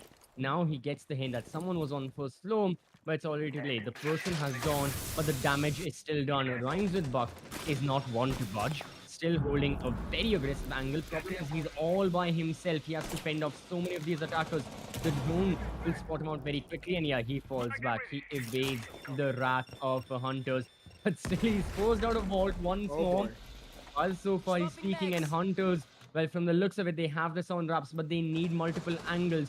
Doctor is still in study. He can provide the cover fire necessary for someone like Rhymes with Buck to stay alive inside of Aviator. Hunters LFO need just that extra bit of map control, and that's exactly the mission Jitri embarks on. But what he doesn't realize is that there's someone who can swing by and take his life. It's going to be Buck's life, which will be taken away. The Arun is still in the bomb site. 15 Doctor seconds left. also gone. There is beat from the study balcony. This is the control Hunters were looking for, and this is the control they shall have. Attackers activating Oh, diffuser. excellent execute. Taking just a little bit longer than the first round as well. It wasn't really that Yep. much different, all things considered. The difference for the Shaheens was that they didn't lose a body until much later, but then again, Astel going down early kind of forced whoever would have been roaming and or lurking into positions that helped them better. Doctor on the first floor, the Aruni falling back to the site. We had all of that happening. But even then, just nothing really going the way of the Shaheens, and Hunters LFO winning rounds once again, winning 2 rounds this time, in fact, over their opponents. This is big, mind you. Sure, a 4-2 first half is actually pretty good for defenders on Villa. You're going into the attack, you've got a 4-2 half, not bad. But for attackers, a 3-3 first half is still pretty good, all things considered. You have so much room to work with going into the defense. A minimum of 3 rounds of just, maybe whatever you want to do, as it were. And if you're winning rounds on the defense on the second side as well, well, folks, let's just say you've got a lot to work for. And Hunters know this. Mhm. They want to go into that defense at a minimum 3-3, if not 4-2. And Shaheens, on the other hand, they are going to have to try and turn things around. If they're able to, well, it'll be great. If not, well, we're going to have a bit of a match on our hands, won't we? Absolutely, with how Hunters are like proceeding right now, it seems like it is a match on hands. Skyscraper may just be an inevitability unless the members of Shaheens can stop and unless they can stop them like dead in their tracks Oh, yeah. practically as soon as possible. Because the second half, even if Hunters have the advantage, we have seen on Bank that Shaheens can definitely turn it around. But this time, the situation is going to be a whole lot more different as well. So, keeping that in mind, Hunters better be careful with how they proceed. Don't take any risks. If something is working well, keep doing it. There's no need to get, hyper aggressive. It costed them so many of their members in multiple rounds on the map of Bang, just peaking angle like second after second after second, one operator, then another and another. And it just led to this bad concoction of things really not going the way of Hunters. And Shaheens were able to retaliate pretty well. And, they were able to counter and punish whatever Hunters were throwing their way. Hunters have to realize they have to play spotless right now. They cannot give even the tiniest of opportunities to the members of Shaheens. And already, again, yeah, we have those interruptions as well. This time seems like another unfortunate disconnection on the side of Shaheen's. Yeah, it's been happening since Bank. One can only hope that if they make it to the Pro Series, it doesn't happen then or happens a lot less frequently because then the stakes will be a lot more higher. You're playing for a big prize pool as well. You're playing for South Asian national points, and this will only affect your chances. Right now, though, still, rehost has been called off the events of the second round. Hunters in a very confident 2-0 lead. And I gotta agree with you, Jack, that yeah, a 4-2 is what's on their mind right now. Perhaps even, maybe even a 5-1, but that's stretching it just a little bit. I mean, 5-1s are, yeah. In a match like this, a 5-1 is it's seldom seen. I mean, that's a given, all things considered. So we'll have to see how far either team is able to stretch it. Again, it really depends on the factors that surround the match and the factors in the match as well. How the players are feeling, how confident they are. Because again, we don't talk about it too much, but unless you're not confident in a play you're willing to make or a strat that you're willing to try and pull off, well, that strat actually might not work out. That is just how it is. You got to go in it with confidence. You have to commit once you're in the situation.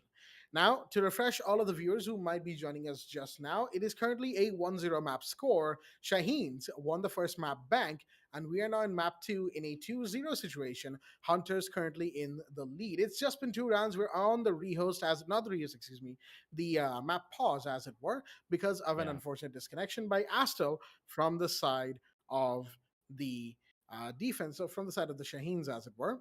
And from what we've heard, it's actually going to be a little bit of a while. So, we're going to take a little bit of a breather here, just go get some popcorn, go get some drinks, as it were, whatever you want to have. And we'll be right back in just a short while as well. Stay tuned.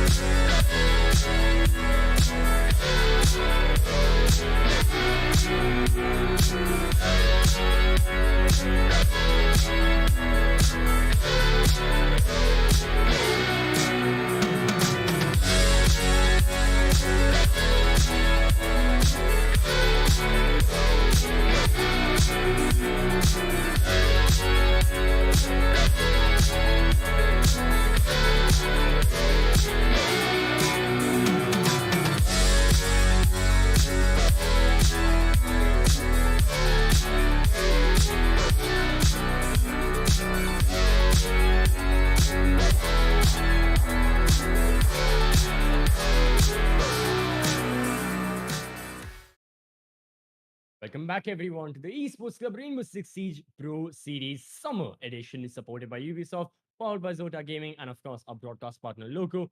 I'm CSV alongside Blackjack. And again, it was a very, very quick pause. We thought it would Yep. be a lot longer, the players as well, but thankfully, things are resuming. So if you are just joining us, if you saw the Be Right Back screen, don't worry. Map number 2 is here between Shaheens and Hunters LFO. The map, we saw 2 rounds played out. Hunters LFO managed to take the win on both of those rounds. So currently they are in a 2-0 lead, but Shaheen's after their player disconnections, everything is back. 5 versus 5 it will be very, very soon. We'll be resuming the map as well. We'll be jumping into round number 3. And from the looks of it, finally Shaheens are looking to, you know, they are planning on going for like a trophy and statuary take. And honestly, Hmm. they definitely have to shake things up because Aviator is not working out for their side. Both of the rounds that we have seen from the side of Hunters LFO, they've been very confident in it. They've been winning a lot more of their gunfights. And Shaheens, they have to realize that a change is required right about now if they don't want to give up the entire half of their opposition. Yeah, no, I gotta agree with you there. A change from the Shaheens is absolutely mandatory at this point. And going to Trophy Statuary after 2 rounds failed on Aviator Games Room, I don't blame them for making this decision. But at the same time, you have the Thunderbird in play, you have the Jaeger with my combo, Alibi Smoke, all of the good stuff that you normally see from a take on ouch. Okay, I was gonna say on Trophy Statuary, but we've got another disconnection, as it were. Again, South Asian region, these kinds of things tend to happen, folks. Apologies for the delay in getting the match started. I just love how CCV. When we came back, CCV was like, "Yeah, it was a short pause, guys. Don't worry, everything's okay." Ha ha hee. Here we go. Oh boy, yeah. You hate to see it, but again, South Asia. It is what it is. For the time being, we are just going to wait until we have Rhymes with Bug back in the lobby. And hopefully, they can get back before the pause timer completely runs out, because there is a limit in the game. It's a 10-minute limit, after Oh which yeah. kind of resumes, and then that's a forced rehost. Ah, As I believe that counts as a technical rehost, so no teams actually lose theirs, unless I'm wrong. And feel free to correct me if I'm wrong. Um, but still, a I bad think that is the case. it's a bad situation nonetheless. So we're Yep. still waiting on the 2-0. Trophy will probably end up being the side of choice from the Shaheens. And it's not a bad decision. Trophy is actually pretty good, to the point where I believe there was a time in Villa for at least a couple of seasons where Trophy was actually considered superior to Aviator Games Room for a That while, was especially at the yeah. height of the Mira bans, right? Because now sometimes you still Mhm. get to play Mira on Villa on the occasional match. There was a time when Mira was just completely gone in competitive Rainbow Six. It was That's practically like, just nope. Yeah, I think that was at the same time where we had the Jaeger and Vamai meta Oh like yeah, yeah, really yeah, yeah, yeah, rising yeah, because yeah. like another example like on Cafe, on Pixel as well, you had the Jaeger like ADS's place and then Yep, the yep, Vamai magnets were there. Similar to yeah. that, Trophy and Statuary, there was one of my favorite like all-time Rainbow Six Siege strategies that was Mm-hmm. conceived by I think it was some tier one international European team, and then everyone picked it up.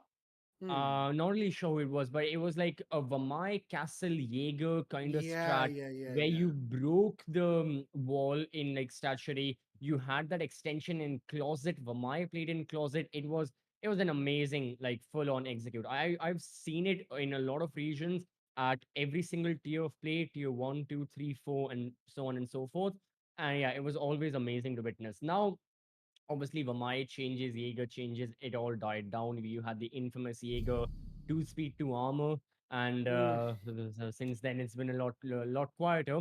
But still, yeah. yeah, I have to agree with you. Attackers They need to were locate trying. and They were. defuse as There many was a time, bombs as sorry, they can. when Stofian Statuary and Trophy was really, really like on point, and every single team preferred there. Right now, though, for Shaheens, it's a backup. Aviator is really not working for their side, and they got to go there. And thinking of olden times as well, I love how I was seeing on the map of like bank and all. Like this is the benchmark that's being set for South Asian nationals and for the entirety of the summer edition of the Pro Series. We are having so much of these so many of these amazing plays. And this is like the benchmark. And the benchmark is also like 15-minute rehosts and pauses. And I'm like, that's Oh that's also South boy. Asia. That's the what Yep, you can't yep, take that away. yep. So Uh, Gotta agree with you on that one. 15-minute, 30-minute reels, my goodness. Just ask Baba Gusta, he's seen some of the worst ones of all of us here. Like, I'm pretty sure, Foxy, if he were to ever come back to casting Siege, he'd have some stories to tell, some flashback, eyes glossed over and everything. But funsies aside, folks. Again, apologies for the technical difficulties, as it were. But really, none of it's on our control either. Me and CCB were just the messengers here, as it were, and we can only mhm, hope for Rhymes with Buck to come back as soon as possible, or for some sort of decision to be reached about that. Because at this point, it seems very likely that a rehost might end up being taken, which means, yep. well, that it's going to be. Oh, would you look at that? Yes, we just got confirmation. Rehost is in fact going on in the middle of all of this. Oh. So, hey, what do you know? Yes. South Asia, folks, South Asia. You never have a big game without at least one of these, right? And At if least I'm going one. No, no, no. We have to pump those numbers up. Those to. are those Those are are rookie amateur numbers. numbers. Yeah, Yeah, yeah, exactly. yeah. One Rios? No, no, no, no, no, no. It's a lot more uh, than that. Oh boy, oh boy. But it is what it is, right? It's just kind of the Yeah. region we live in, as it were. Maybe someday we can have some better infrastructure for both internet and electricity, and we'll have like more consistent matches across the board. I mean, it's not just a siege thing either. It's kind of like in Happens everywhere. Valorant and other games as well. It kind of Yeah, happens yeah, all the yeah. time. So yeah, who knows? Sometime we might get something better. For now, we'll just have to kind of roll with it for now. And what else is there to talk about, really? I mean, Skyscraper is something we're looking forward to if we do still go there. Hunters definitely Yeah. have a momentum advantage right about now because of the first two rounds. And going into, say round six, if it's like a 3-2 to the Hunters, or even a 2-3 to Shaheens, right? there's still a chance of Hunters at least equalizing going into the second half. And that effectively Exactly. resets the clock, right? Because now it's a 0-0, just with fewer rounds to the victory, with Hunters on the defense, on Villa. So that's big, regardless of how you look at it. And knowing Hunters, there's a good chance they walk away with the win here. That's how important these first two round victories are for them. And for the Shaheens, round 3 and 4 are going to be very important. If they're able to, bring it back, if they're able to equalize things right here, right now, then there's a chance, that they actually walk away with a good first half. But then you have to deal with Hunters on the defense. It's still a big ask for them. Just like, in a bank, we were talking about this, Hunters on the defense in the second half after a 4-2. Big ask, but they pulled it off. So the Shaheens could do it. It's just, getting there that is going to be the interesting proposition for the time being. Yeah, I gotta agree with you. Like for Shaheen's, a lot of the later rounds matter a lot. And this is one of those factors where, I always say this in any 5v5 FPS shooter out there. The side swap shakes things up better than anything else. The side swap is the perfect instigator for just an entire like reshuffle of how the match is played. Unless you're in like a certain scenario where it's like, okay, it's destined to be like a 7-0 or something like that. Oh, Like man. one team is just dominating, then the side swap doesn't matter too much, but still plays a major role, especially in such close affairs like the one we are seeing right now. And given that, for Shaheens, the side swap can mean a lot. Once they're on attack, we know that on the map of Villa, contrary to how universally the statistics go, sometimes here in South Asia, Villa favors the attackers. And already we are seeing hints of them with the Hunters, being in the lead, with them having this 2 round advantage over the members of Shaheens. So keeping that in mind, who knows? Maybe once Shaheens go on attack, they can start improving a lot more and they can, pounce back up just like what they did on the map of Bang. It can be that comeback victory, or they may lose it out, and we may see the inevitability of skyscraper as we're discussing. But definitely, both of those results are on board. Even with the fact that Hunters have lost the first map, you still can't count them out because after all, they are the defending champions Oh, yeah. of the Pro Series. They have a lot of pride in their name and they have a lot of fear associated with that name as well. Fear mercenaries? No, no, no. It's a fear hunters for the time being with how their performances have been. So Shaheen still have to tread very, very lightly with how they proceed further. And obviously, they've got to make sure that their mentality is in the right place as well. And yeah, these disconnections, they can definitely shake things up. But as I say, with the rehosts and whatnot, right now as well, seems like this time also it's looking to be a little bit longer. So we'll be right back. Stay here, grab some popcorn, grab some snacks, and have a look at all the products we have on offer from our lovely sponsors as well. You've got Loco, again, the best hub for entertainment. There is so many streamers, so many games. You've got Ubisoft, one of the best game publishers out there, and of course, Zotac with their GPUs, just top of the line stuff. So don't go anywhere, stay tuned, and we'll be right back with this map.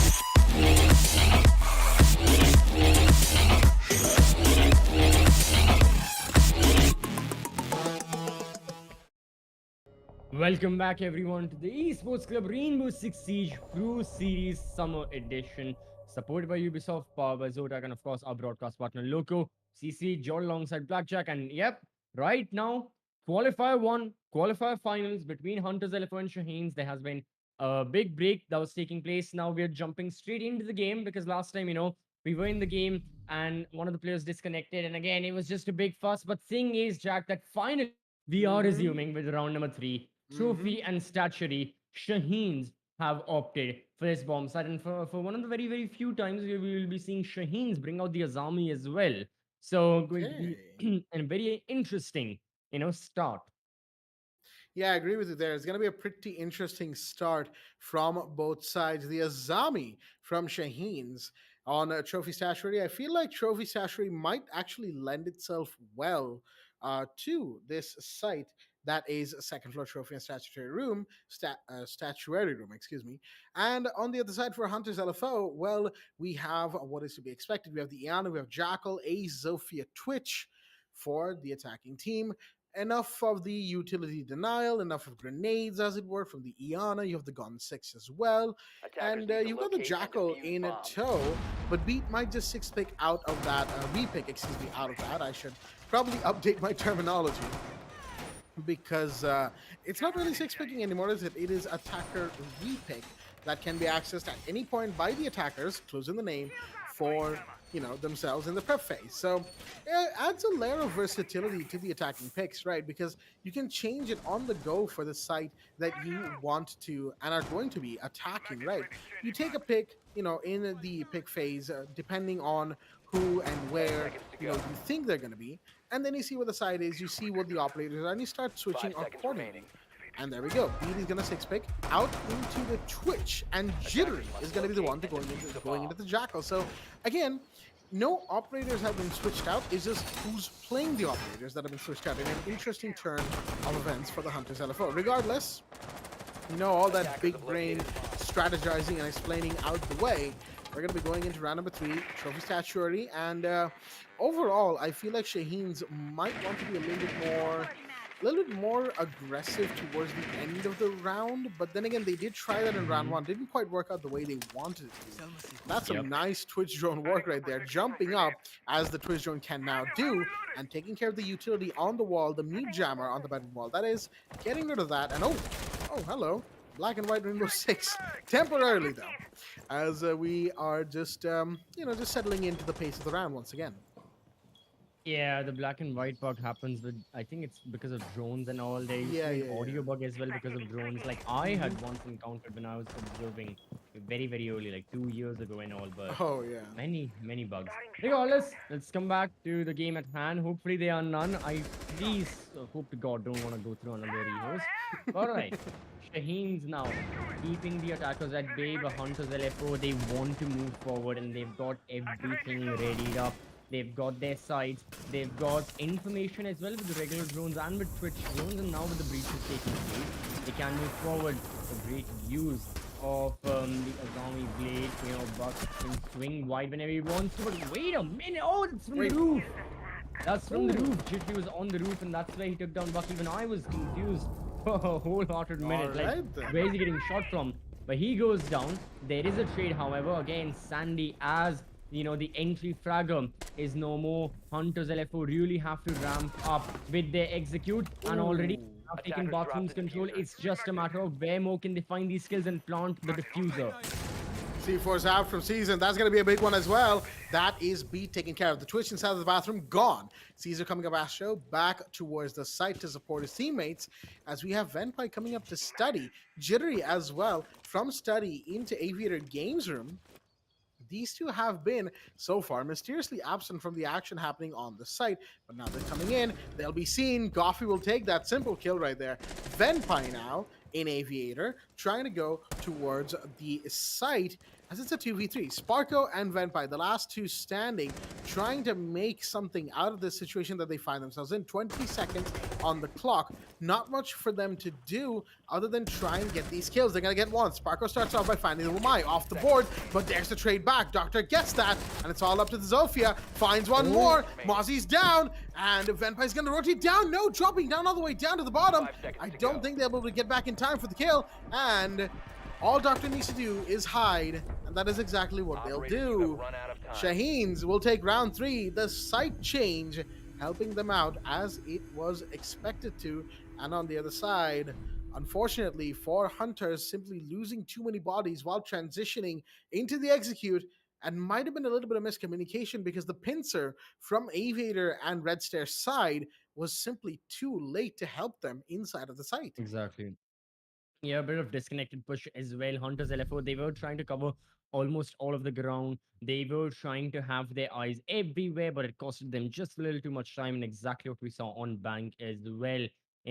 Your execute is looking phenomenal. You're getting those opening kills. Yes, the opponents are replying back, but you're giving them, the same payback, and you're trading blows like left hook Attackers need after to left locate hook, and defuse but bombs. just time runs out. And for Hunters LFO, they've got to realize they need to put an end to this. Hunters LFO have got to make sure that on attack, they do not give this up. Still on board, we can go with the same predictions both of us had of like a 4-2 end to this half, favoring Hunters. And that definitely is a possibility given the fact that Shaheens are going back to Aviator in games.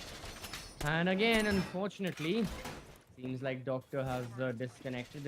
I think this is his like fourth disconnection in 10 two seconds maps. left. So yeah, I'm not really sure why it's happening. 5 seconds Hopefully to he go. gives an explanation. I don't know. I can only like guess it's internet power or something or the other. But Shaheen's not opting for a rehost right now, and couldn't take the pause, of course, because we were already in the preparation phase. But it means that Shaheen's will have to play this map, this round at a 4 versus 5 disadvantage as well.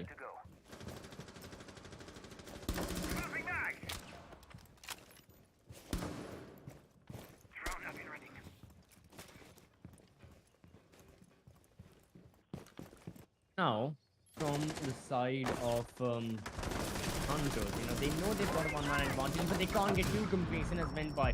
Ooh, almost gave up his life. And already Shaheen still have a very strong presence towards Trophy and Astro and whatnot. They've got to be careful. Still, gets an excellent headshot onto Sandy. Now he's traded out, but look at Goffy. Oh, that's a swing and Oh a half. boy. Because he gets beat and Sparkle 2 for the price of 1. Yes, he goes down, but still excellent trade nonetheless. It's only been a minute in the action phase, and already we are down to a 2 versus 2, and none of that has happened on the bomb side. On the bomb side, it's Jittery's body that lays dead, motionless, and the diffuser also lays dropped down that Venpa has now, and that now has to pick up. Attackers recovered the bomb diffuser. That's a little unfortunate. Jittery going down in the side, leaving Venpai in a 1v2.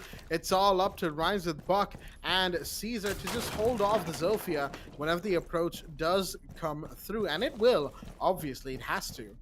Whether or not Venpai will be able to make this 1v2 happen, of course, is a different matter altogether.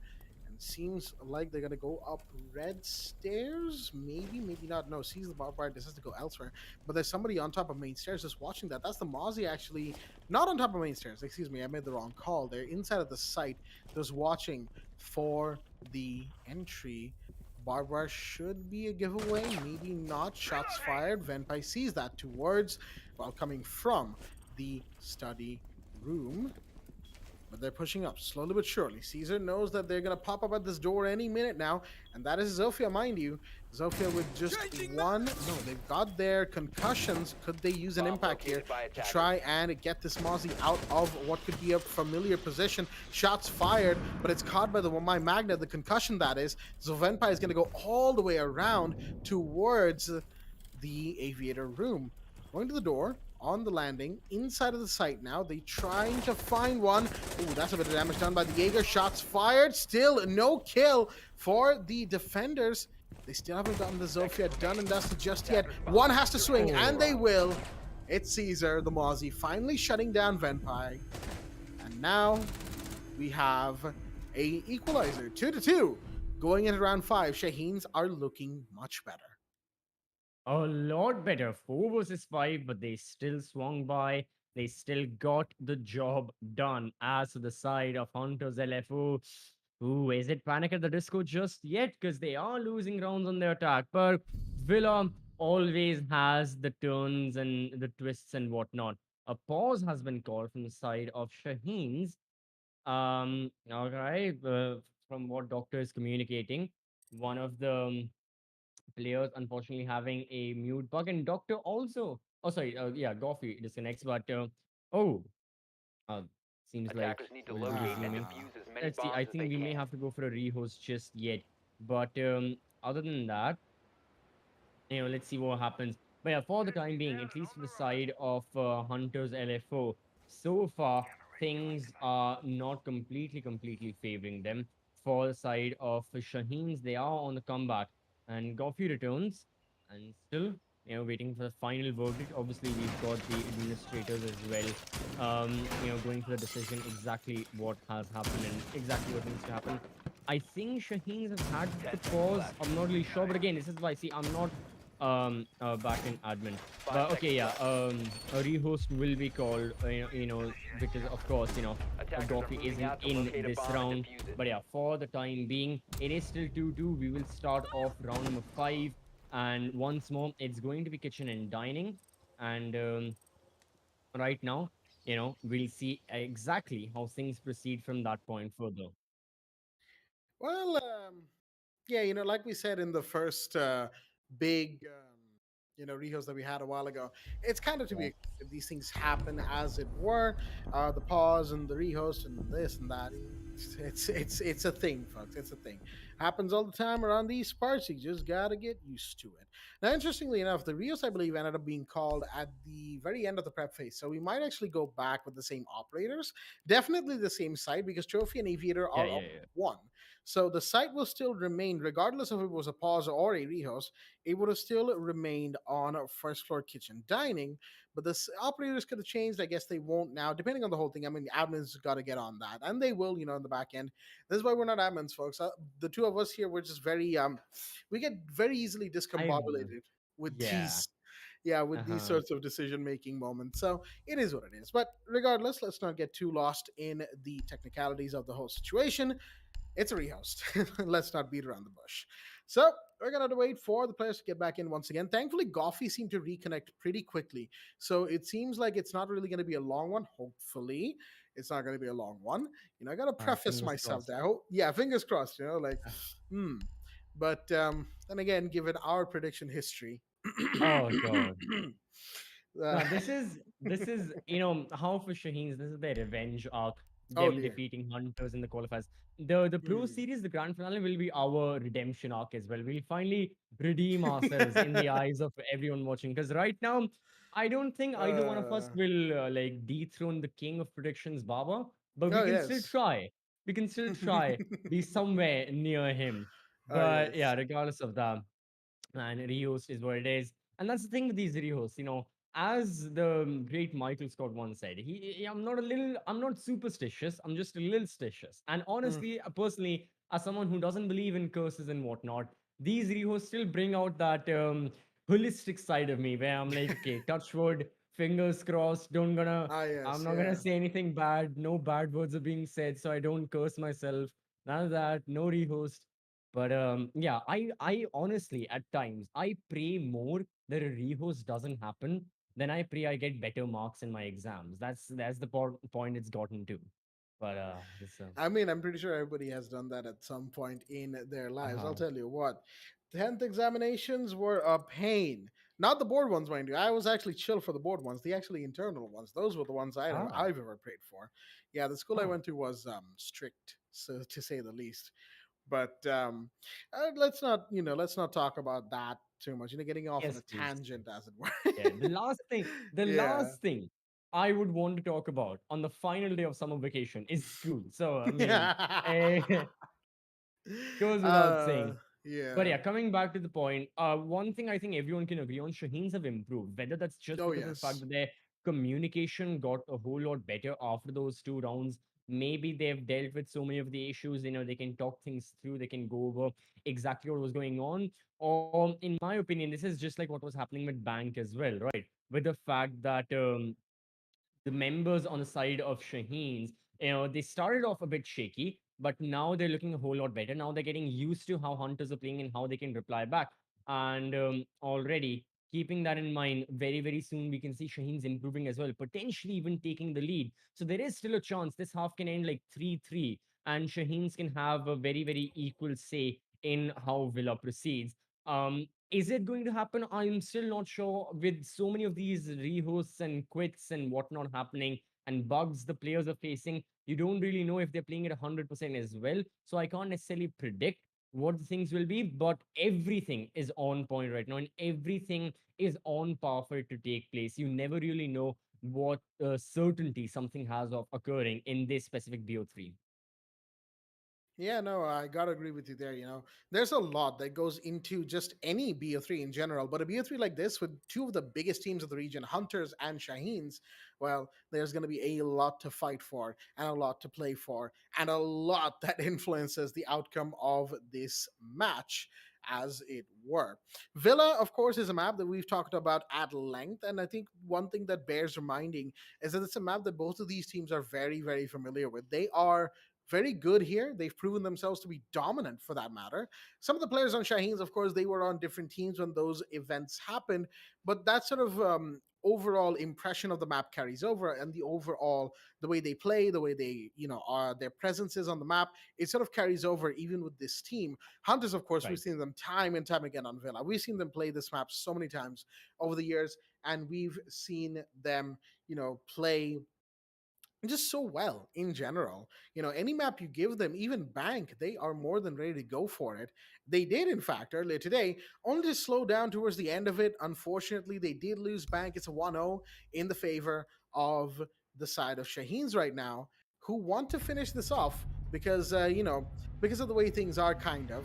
They want to finish out this Yeah. match here now, but we'll see whether or not they're able to, as we are finally going back into the match once again, folks. 2-2 is the score line. Hunters LFO and Shaheens going into round number 5 here on Villa. Hi, map number 2, round number 5. And we have just crossed, 7 p.m. as well in Indian time. This was when, on par for schedule, the second best of 3 was supposed to start as well. So I think everyone knows that, yeah, these players, Mm-hmm. they've been here For a overtime. while, yeah. Yeah, You yeah, you yeah. can't see me right now, but I'm just doing finger guns at the camera because this is like I feel dead inside. I'm sure the players do as Yep. well, but Mm-hmm. keep it up. Hide the pain. The previous record in the spring edition of the Pro Series was what, 1 a.m. we had reached, right? We can surely beat Yeah. that right now. That's no uh, problemo. That one. Uh, mhm. 1:30. This time it's 1:30. All the players 1:30, and you'll get like 25 Rainbow Six credits from me. I'll hold you to that. Uh-huh. uh, round All right. 5. Mm-hmm. Hui vey. Anyway, round 5 going Attackers need into to first floor locate and dining and defuse kitchen room bombs. this time from the Shaheens. We did talk about how the site would have remained the same regardless of it was a pause or if it Yep. was a full rehost, Attackers have because located they've a bomb. already won second floor sites, AVG, and a trophy. So they kind of have to come here anyway, but it's not like that's a bad thing because, dining and kitchen is a pretty good map, a pretty good site to play. It's a pretty solid site as well. Exactly. You need some good Yes. presence on second floor, but if you're able to pull that off, well, this site is your playground. Unless you're Hunters LFO and you just go library just for the hell of it, 10 Mm-hmm. seconds to They do insertion. that, and they've been successful at it, so who am I to judge?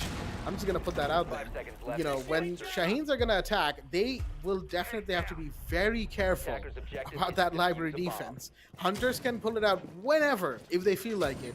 And if they do, I'm pretty sure even if you're ready for it, Shaheens, it'll probably catch them off guard some way or the other.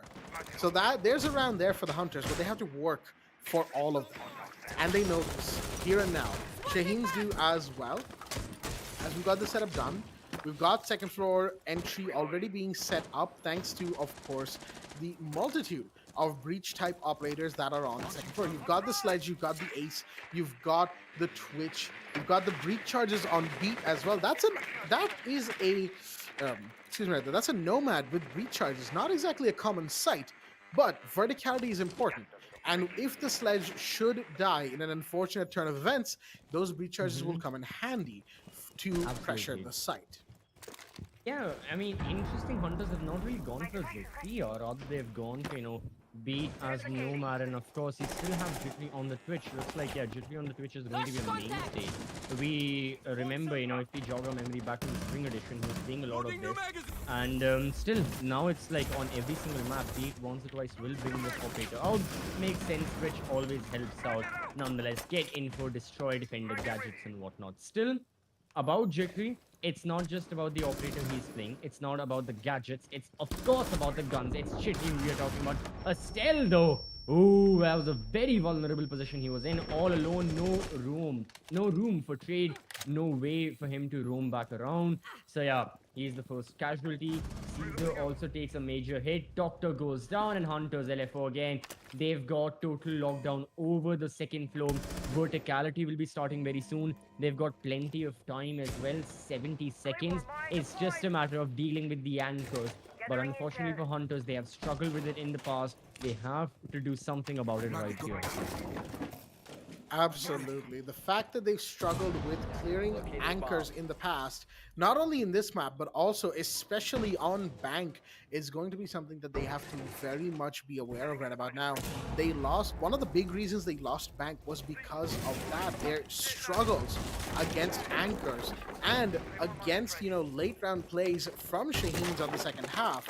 So they will have to, be very careful about how they approach this. Jittery's going to find one more. That's Goffy off the board. Now, though, it is a 1v5. Jittery with another, trying to go for a fourth, and yes, My God. Jittery is activated, folks.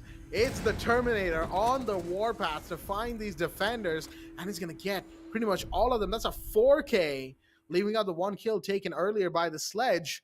3-2, Hunters have made sure it's a 3-3 that we were talking about from earlier. Now Shaheen's, even if they make it 3-3, Hunters going into the defense are effectively that much closer to a victory because Villa is, as we all know, statistically speaking, a defender-centered map. Now, like CCV said, sometimes that statistic is flipped. Again, a South Asia classic. Sometimes you have Clubhouse that's completely attacker day. Sometimes you have Oregon that can't decide what it wants to be. Today, it seems like Villa has a little bit of an attacker-sided streak to it. Whether or not that holds true for the Shaheens, of course, is yet to be seen. We're going back to Trophy Statuary for round 6. Alright, Trophy Statuary it is once more. And for the side of Shaheens, just take out another win, make it 3-3, go on your attack and try and close this out. But we have seen them close it out from 4-2 as well, although on Bank, things were a lot more dire. And many people will agree that Bank was not just won because of Shaheen's excellent play. They absolutely played it tremendously, but there were many blunders taking place on the side of Hunters LFO as well. Blunders that they'll be looking to not make on the map of Villa. So you still, as someone in Shaheen, you can't completely count on that fact. Right now, you're seeing it take very significant kitchen presence as well, readied up for C4s and whatnot from below. No pulse brought out, but still there is going to be Estelle and Caesar who's got those C4s. But yeah, the only difference is this time, like the members of Shaheen, they're honing in a lot more on this kitchen presence. You can see 2 mute jammers, a reinforcement, barricades, and I think multiple of their members. And already, for Caesar, it pays off. He takes out the MVP of the previous round. Jittery alongside those 2 drones is gone. That's one hefty player gone off the board because Hunters LFO, they'll be feeling, a lot of they'll be feeling a lot more of the pain, having to deal with so many of these defenders by themselves without having the switch on board. So excellent find for Caesar. He gets that opener, and Hunters, all the more difficult for them to proceed now in this round. Absolutely, but Sandy's gonna try and make it a little bit better. Wait a minute, already by Astro, finds 2. Can he find a 3rd? Yes, he does. Sandy, how did he even get in? Doesn't matter, marks her out, C4's in, doesn't find Diana. That's unfortunate because that's the meets position given away underneath Astro stairs right about now. Plans going down. Can Caesar stop this? Doesn't seem like it. Shots fired again. And there goes Sandy on the quad. Can he get the ace? Notably denied by Beat, but it doesn't matter. Sandy was just in there in a heartbeat. And he looked at, what? I'll tell you what Sandy, I'll tell you what he thought, okay? Hunters looked at the way the setup was. Kitchen heavy, you know, a lot of importance on the C4s and protecting the C4 players. Sandy just saw that and said no. And just walks in. Yeah, exactly. Shaheens were looking all around them and all around the bomb site, covering off the avenues, having that Mm-hmm. in kitchen for the C4s. They had people posted up towards the classical hallway as well, near that entire red stairs and whatnot. But still, in the bomb site, Sandy swung wide, got a triple, that is, and that just led to Attackers need to almost locate all and of the defuse as dominoes many falling bombs as they in can. favor of Hunter. So just like Bank, Hunters LFO close out the first half of the map of Villa on their attack. They've ended it 4-2 favoring them. And now Shaheens, they're the ones inside, so it will be on attack. And their composition also doesn't differ a lot from what Hunters were bringing. Only exception is their Rhymes with Buck is on the Jackal. Shaheens are a team to bring out the Jackal many a times. I think the responsibility keeps on changing who plays the operator.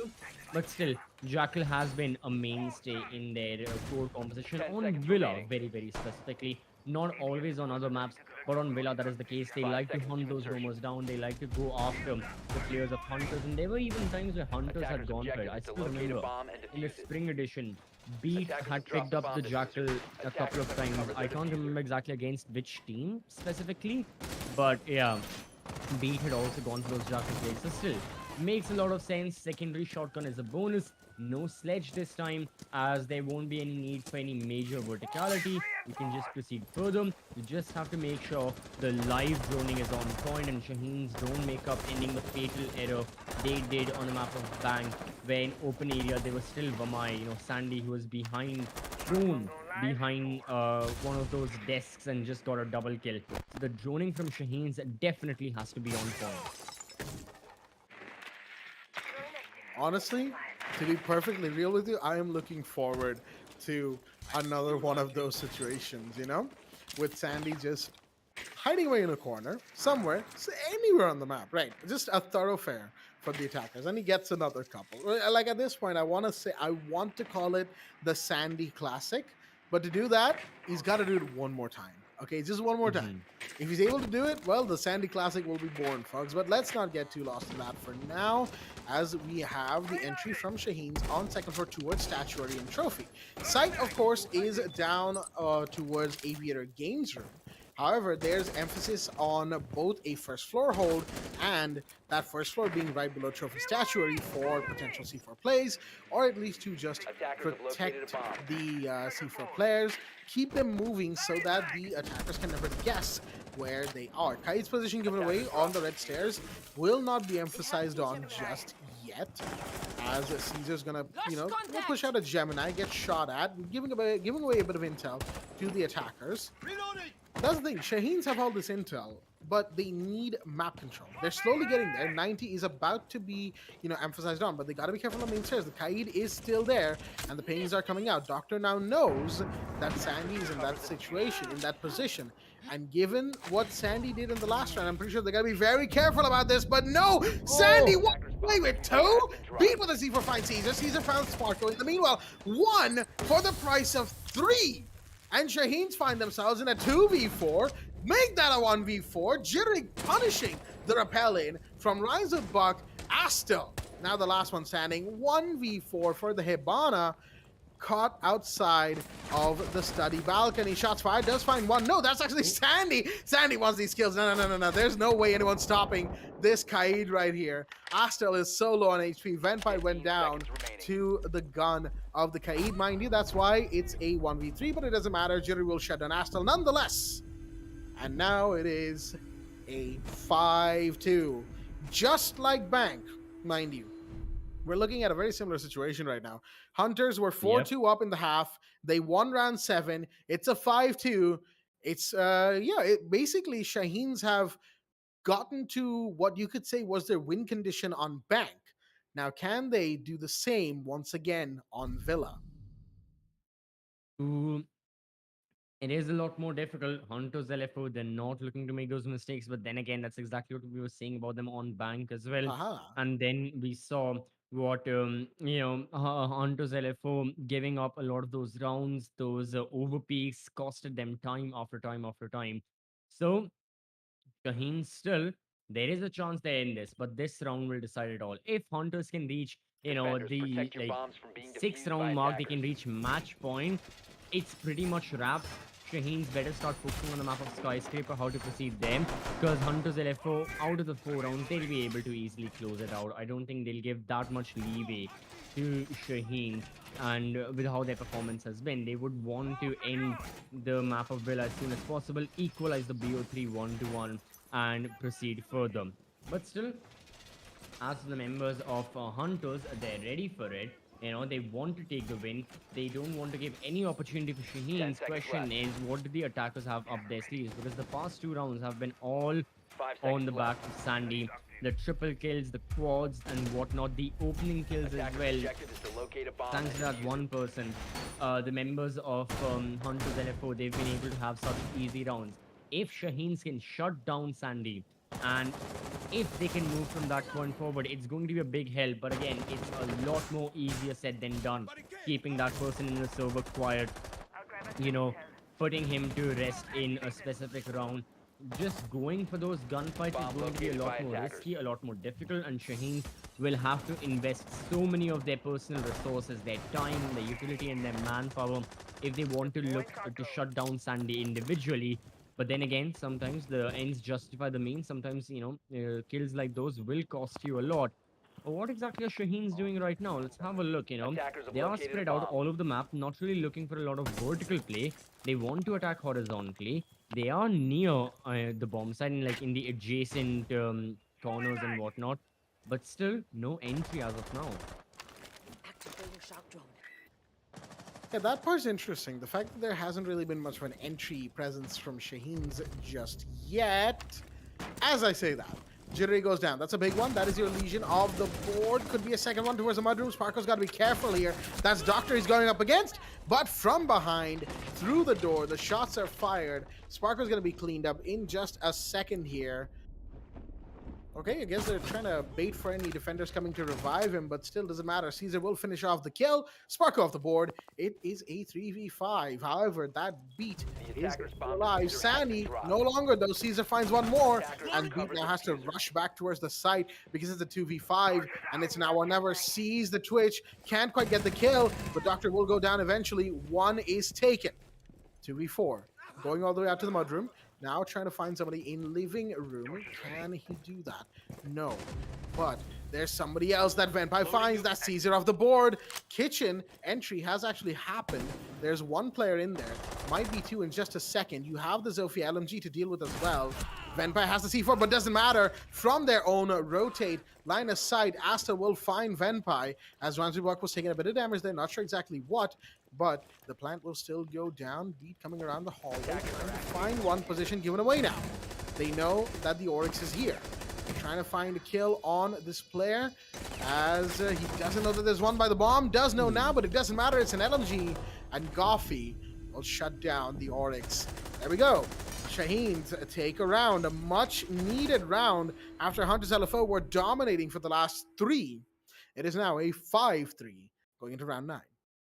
All right, a lot better round from the side of Shaheen's. Their attack a lot more controlled, and they knew what they were doing. They knew how to execute, and that's exactly what they did. Now, it could be because of the fact that like kitchen and dining, one of the tertiary bomb sites for the side of Hunters LFO. And I wouldn't say it's one of their weaker sites, but definitely not their strongest. And now going back to trophy and statuary, things could be overturned, and we can see Hunters in their domination again. But Shaheen's, it's a good start if they want to continue Defenders, with protect this. your bombs It's from being definitely an defused by excellent start if attackers. they want to keep these skills moving forward and have that momentum.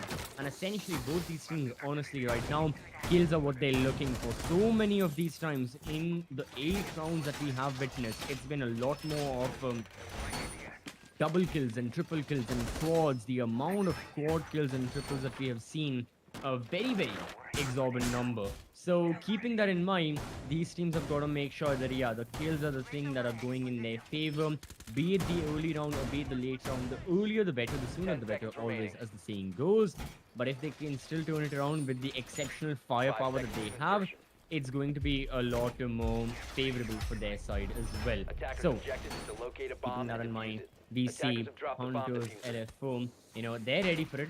Prep phase is Attackers have done. We see recovered one their of the diffuser. Azami daggers towards the bed in the bedroom. Oh, that's a nice angle. That's very nice. Again, Blackjack, you were mentioning this earlier, exactly how to go for these, like, these plays with all this utility because it's so versatile. Players will have such a long time and so much time Attackers bomb getting to know diffuser the has been utility and how dropped. all of it works. Absolutely. Again, every single day that passes is a day that, someone out there, whether it be a pro player, whether it be, a content creator, whoever it is, will Bomb has discover been some located. sort of new tech for both Sense and for Attackers recovered the Azami. bomb diffuser. It's just a given because of the way that these operators are designed. And speaking of which, Buck, he's actually bringing out the Sense. That's going to be an interesting pick indeed. That gun has been criticized, the one that Sense has. I can't remember the name of it off the top of my head just yet, but it's been criticized as being a bit too low damage. But given that it's 50 rounds and, not the worst recoil in the game, but still pretty decent. Oh, actually, wait a minute. Gets one off of that. That's Jittery gone. Goffy goes down in the meanwhile. That's going to be, your Zofia taken care of as the Sense continues to repel on Astro Window.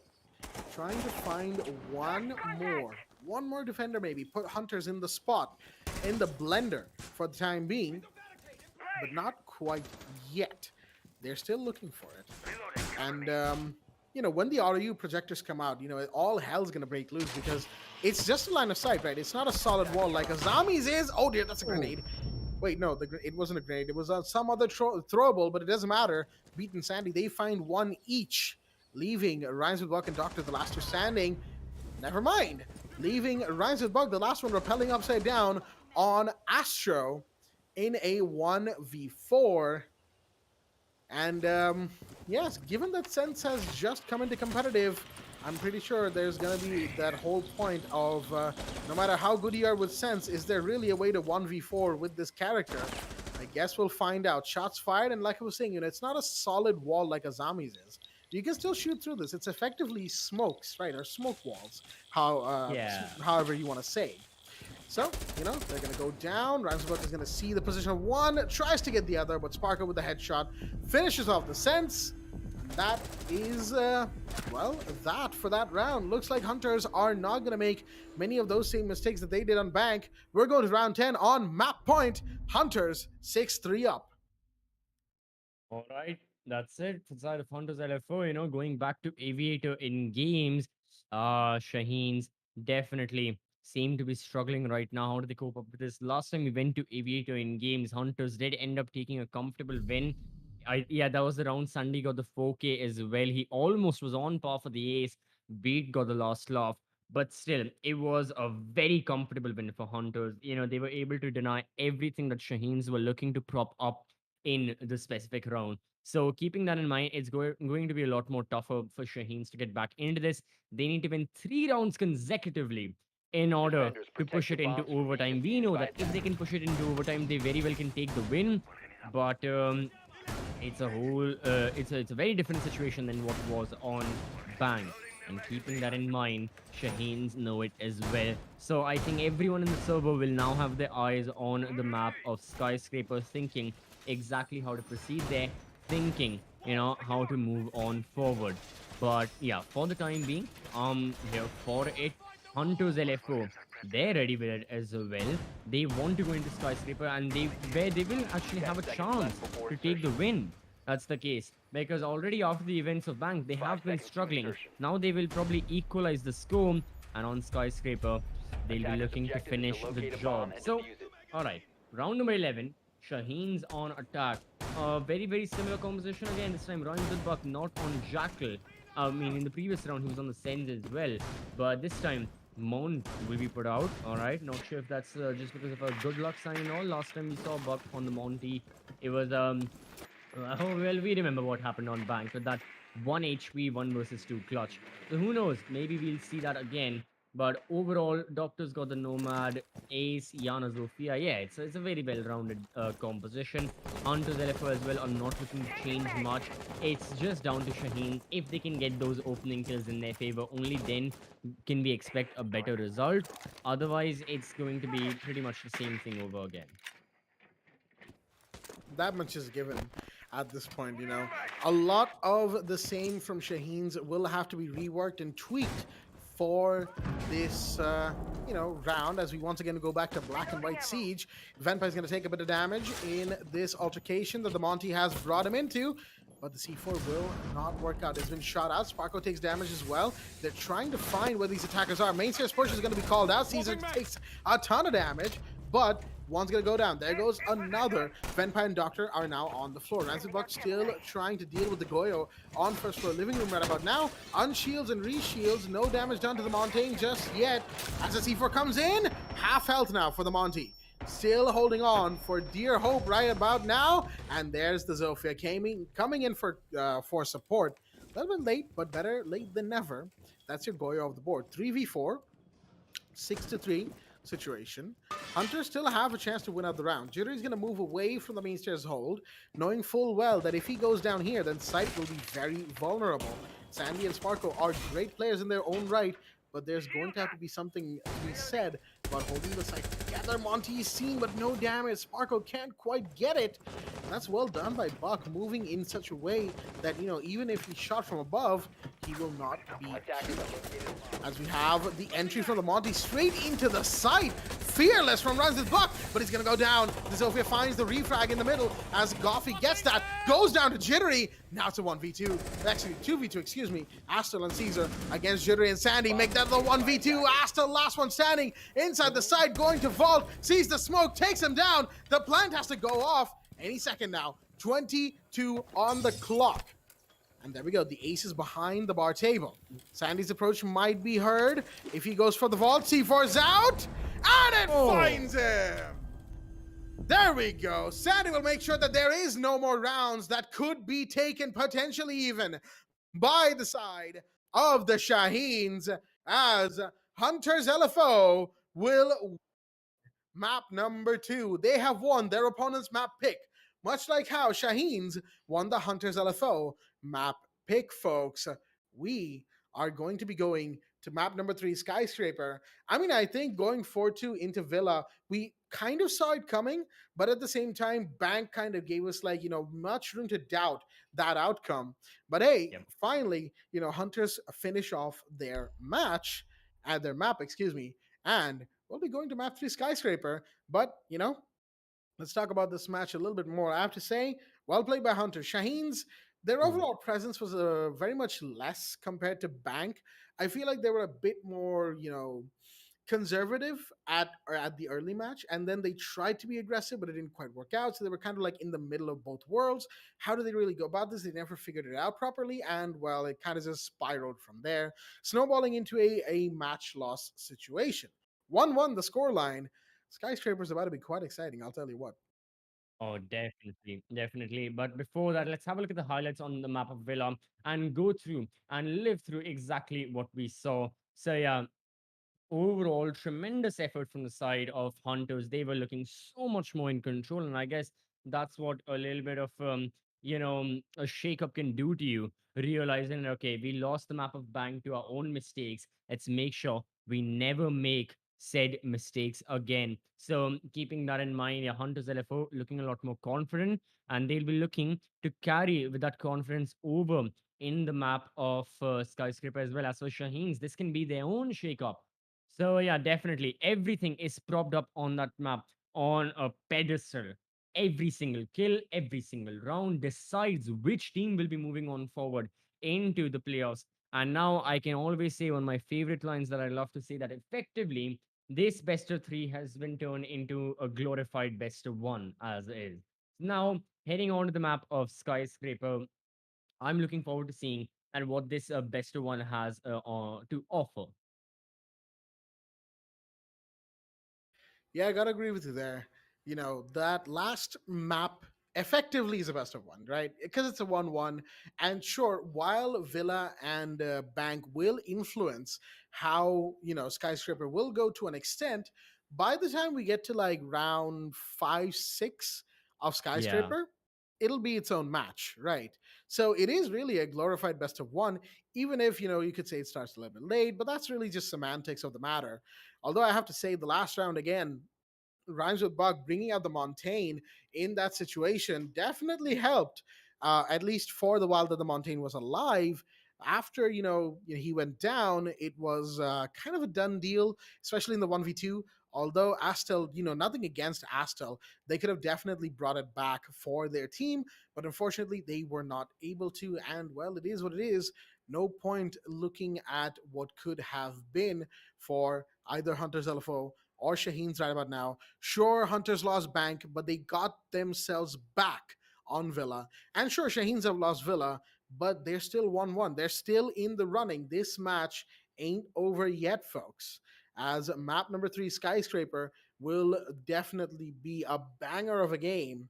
And depending on how either team really decides to take it, it could go one of very many ways. But as to how it Yeah. does, well, we'll have to wait until we get there to actually see that. Oh, definitely. The wait is going to be killing for these players, more so because yeah, they'll definitely be having the discussions, or a lot of discussion side of Shaheen's as well. Is that exactly what happened on the map of Villa?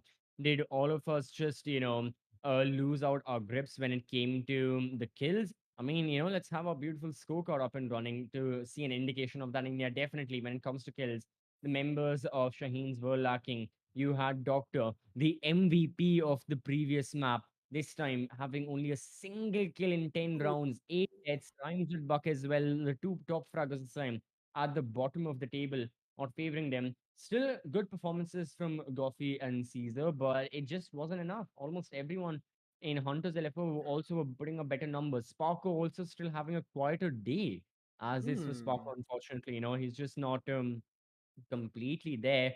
Hopefully, it's just a bad day. Next time, we see Ispaco, he'll be a lot better. But overall, Shaheen's 186 on Bang, lost 3-7 on Villa, and Skyscraper is now Oh a boy. question mark indeed. That is very true right there, CCV. Skyscraper is going to be the question mark that we will all look for the answers to, especially the players, of course. They are going to try and bring it around for themselves because, well, let's just say Shaheen's after, 8-6 going 7-3 on Villa will have hurt them significantly. They probably wanted to have at least put up a better fight, if not win outright on this second map, but it was not to be. And so here we are. Skyscraper will be in play, folks. We hope you're ready because this third map, we don't really see too much of Skyscraper anyway in South Asia, but when we do, it's always a great, great game to look forward to. So we'll be Absolutely. taking a quick break and we'll be right back with map number 3, Skyscraper, for this exciting BO3 to end. Stay tuned.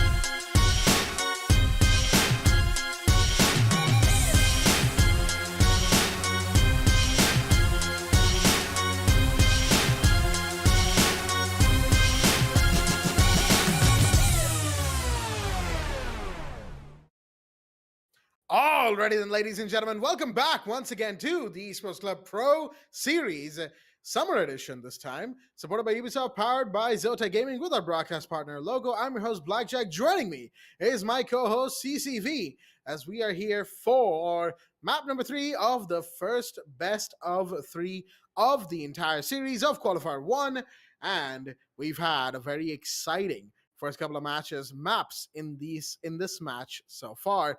8-6 on Bank to the Shaheens, and then 7-3 on Villa to the Hunters, as we will now be moving to the final map of the day, of the night, I should say, and that is Skyscraper. Oh boy. Yep, it's going to be skyscraper right now. All eyes on this map, the cider map that is. So Mm-hmm. we have gone through, what every single team in esports goes through at least once in a best of three. You lose your own map, you win your opposition's map, and you go to the decider. So yeah, skyscraper it is. I'm not really sure what to expect in terms of like the play styles of these teams, because when it comes to the operators pick, the operators ban, it's going to be pretty much the same thing. These teams are not looking to, have any changes or take a major risk or anything along the lines of that with their selections. It's a lot more about exactly, how to proceed further with their play style, the kills, the frags, the pace of the match as well, and how well you can control the length and the pace, just like what Hunters did on the map of Villa, right? Even after the side swap, they were in total control. Shaheen's on bank, through ups and downs, they still managed to recover brilliantly, and they still managed to move on forward. So right now, I think we're just waiting on the confirmation from all 10 of the players, and then we can jump into skyscraper. Always, as all of you are watching as well. I think most of you watching, you guys are very experienced with the scene and all that. You know how it is. The players, they have to give their ready. And many a times, players, whatever the reason may be, they may take a little extra couple of minutes here and there, but still, in the little time we had between these two maps, I think two very different conversations would have been taking place at the two boot camps. One on the side of Hunters and one on the side of Shaheens. Hunters would have been like a lot more. Well, what I imagine would have been like, okay, guys, we lost on Bank. Yes, we made a big blunder. Yes, that should have been our map, but that doesn't mean that this entire best of three is out of our hands. And since the experience is like so much on the side of Hunters, they can be like, we've been in this position once. We've given up maps accidentally, unfortunately, previously, but every single time we've come back from it, we just have to do it once more. And well, to be fair to them, they have to do this again on Skyscraper. They may have fumbled the bag on Bank. Doesn't mean that the best of three is out of their hands. As for Shaheens, it's a lot of guys, we just have to replicate what happened on Bank. We were not looking as confident on Villa, but this is a different scenario, a different setting. Skyscraper is going to shake things up. We just have to seize the opportunity when it is. Is there anything you think, Blackjack, that Shaheens could do to grab the opportunity for themselves and try and take the best of three? I think all things considered, Shaheen's right about now, they've got what it takes. They've got the potential to make a very quick game of Skyscraper at that too. Hunters, the thing is, they have issues with actually getting in the site, actually dealing with anchors, right? The way they actually came up with a solution to that in the last round, last map at the end of Villa was pretty creative. Just send Sandy in. That's it. Sandy go kill was the strat. And it worked. I mean, kudos to them. It actually worked. So, they'll probably have a couple of rounds of that. So, something that Shane's will have to watch out for. And Shane's, at the end of the day, I feel like what they did on Bank was actually really good, was that while they weren't really all that aggressive, like outwardly trying to get singular peaks and 1v1s, they were still moving around a lot. They were rotating constantly, keeping hunters on their feet. They weren't able to do that on Villa. Villa as a map is a little bit more restrictive, not as linear. I would say Bank, when you really get down to it, if you leave out the entire main lobby section, Bank is actually quite linear when it comes to a map, right? Yeah, It's really like straight pushes and a couple of fair. verticality areas, right? But when it comes to Villa, there's a lot more room to move, but a lot more props to hide behind for both attackers and defenders. So while you could go for those rotates, while you could go for those plays, there's a good chance you'll end up running into an attacker or a defender, depending on who you are, not long, right, from the starting point. So, sure, Villa is a little bit more restrictive while not being as linear as Bank, but a little bit more movement I would have liked to see from the side of the Shaheens, especially in their last few defensive rounds where they kind of seem to get really static, really stagnant at the end of it. And Hunters just kind of pulled ahead. And after that, there was no comeback from them, no potential even. And they ended up, taking the loss there. It is what it is. Now in Skyscraper once again, it doesn't have any big areas like Bank does, extremely massive rooms. You do have the Dragon Landing and or Tea Room, like just outside of Tea Room, right? You Yeah, have yeah, that yeah. entry. Those areas are pretty large next to Drum as well. Drum's a pretty large place, but again, it's got decent amount of cover. You can actually play corners there pretty well. So it's kind of a mix between a Villa and Bank while not being an outright mix of Villa and Bank at the same time. Like all things considered. So it's going to be interesting to see how Shaheen's decide to go about this. The site of, say, office and exhibition, you have a lot of rotatable areas there. You can jump down the stairs, you can make rotates between sites. There's that little hallway that's overseen by the window that you can contest if you want to, a shield and an ADS. There, you Right. have the drum entry, you have dragon entry as well. Lots of things that you can do. Whereas Tea Room Karaoke, more larger rooms, more open spaces, Geisha becomes so important, but Geisha can be held with a little foot angle coming in through drum as well, something we've seen teams do more recently on Skyscraper. So there's strats, there's ways to do things, and there's ways to go about, get around doing those things as well. So all things considered, Skyscraper is a pretty interesting map for both of these teams, and I feel like Shaheens will be able to move around a bit more freely here unless Definitely. Hunters decide to be quick about this. If attackers are fast with their takes on Skyscraper, then we might have a very interesting situation for the Shaheens coming up. Yeah, absolutely. With the side of Shaheens, they can be caught off guard, kind of like what happened in that all the way back in that one round on Bank when Hmm. Hunters were on defense on basement CCTV security, and Shaheens just completely caught them off guard. Like they were not expecting such a rapid execution onto the bomb site. They Yep, moved yep, on yep. forward. But yeah, keeping that in mind, it definitely, it's going to be a lot more favoring the team that acts faster. Hunters LFO, they've had a couple of problems with time management, both on Villa and on Bank, and with them starting out on attack as well, and definitely they have to work on it. As right now, Shaheen, I think we're just waiting on one final player from their Hmm. side. As soon as that happens, we can jump in. Definitely, all of the players are ready. So hopefully that happens. Hopefully they don't have to go through heaps and bounds or like get a substitute in, because the last thing you'd want is, essentially that is to call a sub at this stage of a best of three and shake things up and whatnot. But keeping that in mind, still, yeah, hopefully everything resumes as soon as possible. This map has been plagued by just long rehost. We Yeah. started. Oh my god! Wait? We Wait. started Actually. 4 hours ago. Technic, Oh, almost yeah. I mean, 4 hours minutes. ago. Yeah. Give or take like 15, 20 minutes. Yeah. Okay, yeah, so 3.5 hours ago, and it's been two maps in 3.5 hours. We still have That's another match to go. yeah, and there's another best of three. So, ooh, Oh boy. it Yeah. is something. Yeah. Blackjack, both of us, we weren't there for the community cup. We missed Rainbow Six Siege, Yeah. and the Rainbow Six Siege gods decided, today you're going to get 200% of Rainbow Six. No, no, not a regular uh, 100%. But right now seems like yeah, the players are just going to have a little bit more time taking coming back into the game, taking their place. But till then, don't go anywhere. Stay tuned, keep watching, have a look at all the products our lovely sponsors have to offer. We'll be right back after the short break.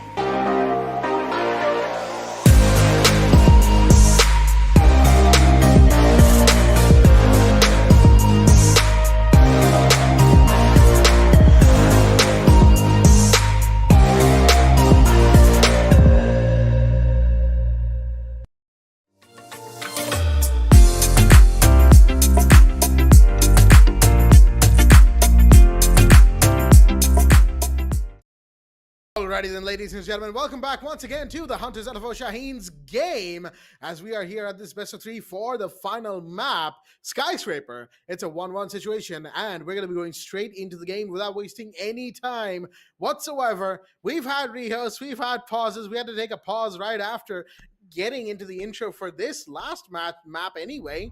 So it's been a long one, but we hope you're going to be here excited with us for this final map, Skyscraper. As Hunters lost Bank, Shaheen's lost Villa, here we are now on a map that is kind of between both. Thatcher will be the first one banned, and that is from the Hunter side. Yeah, Hunters again, just like what we were talking about. With the operator bans, these teams, they're not having many deviations. Thatcher is gone. Finca also departs. And right now, okay. Oh, Hunter's starting on a defense as well. Oh, my apologies. I missed that previously. But yeah, for the time being, Shaheens are going to be banning Azami. Oh, okay. Okay. Yeah, I mean, we have been seeing Azami a lot on. We saw her briefly, I think, for 1 or 2 rounds on Bank. We saw Azami on Villa, now banned on Skyscraper. Pretty interesting. All right.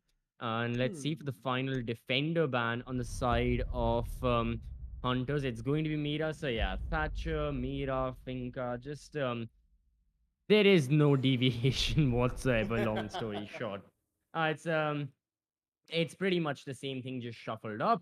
Now, though, this is where I am excited. This is where I was like, okay, we have to see what takes place. How do these players change their playstyle? How do they ready themselves up for what happens in Exhibition Office? And already we've got Exhibition locked and loaded. Smoke, Jaeger, Melusi, Frostcade, all right, going heavy into the traps and all, trying to prohibit the map control of the side of Shaheens. Meanwhile, Shaheens themselves are looking for Iana and Ash, but of course they have the luxury of the attacker repick as well. So you never really know if this is going to be the final um instance or their final composition. That is true, and that's something, credit where credit is due. The attacker repick has made, picking operators for the attack a lot more comfortable overall. You can just kind of pick whichever attacker you want and then roll with it, right? You don't have to like preemptively pick and then you maybe get a sixth pick later on, but that's only if you see what defenders they're going for, which is what it used to be, right? Like, depending on who are the defenders you're going up against, you could six pick one player. Instead, now it's the entire attacking roster.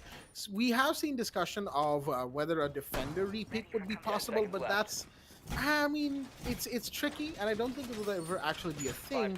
But you never know at the end of the day. Hunters, for the time being, of course, have not really switched out of anything. I can still see the Twitch. I can still see, Shaheen's, I would say. The Twitch, the Ace and Maverick, double hard breacher right there, Iana and the Ash. So tons of breach potential right there. Goffy with the ace bringing in, of course, the breach charges as well. So there's only 4 grenades in play as well. I say only. One of those grenades just needs to connect. That's all. So yeah, all things considered, yeah, plenty of deadly utility for the Shaheens right about now. Hunters will have to be careful in this first round. Definitely so. Hunters, whichever angle they want to pick, however they want to deal with the utility as well. If they want to face check it or just let it be, they gotta be careful. Meanwhile, Goffy face checking a lot of these corners. Looking to push in. Sparko takes the initial engagement. Now Sparko hasn't been having the best of days overall today. The first 2 maps he hasn't had the strongest of presence. Now he's looking to change that.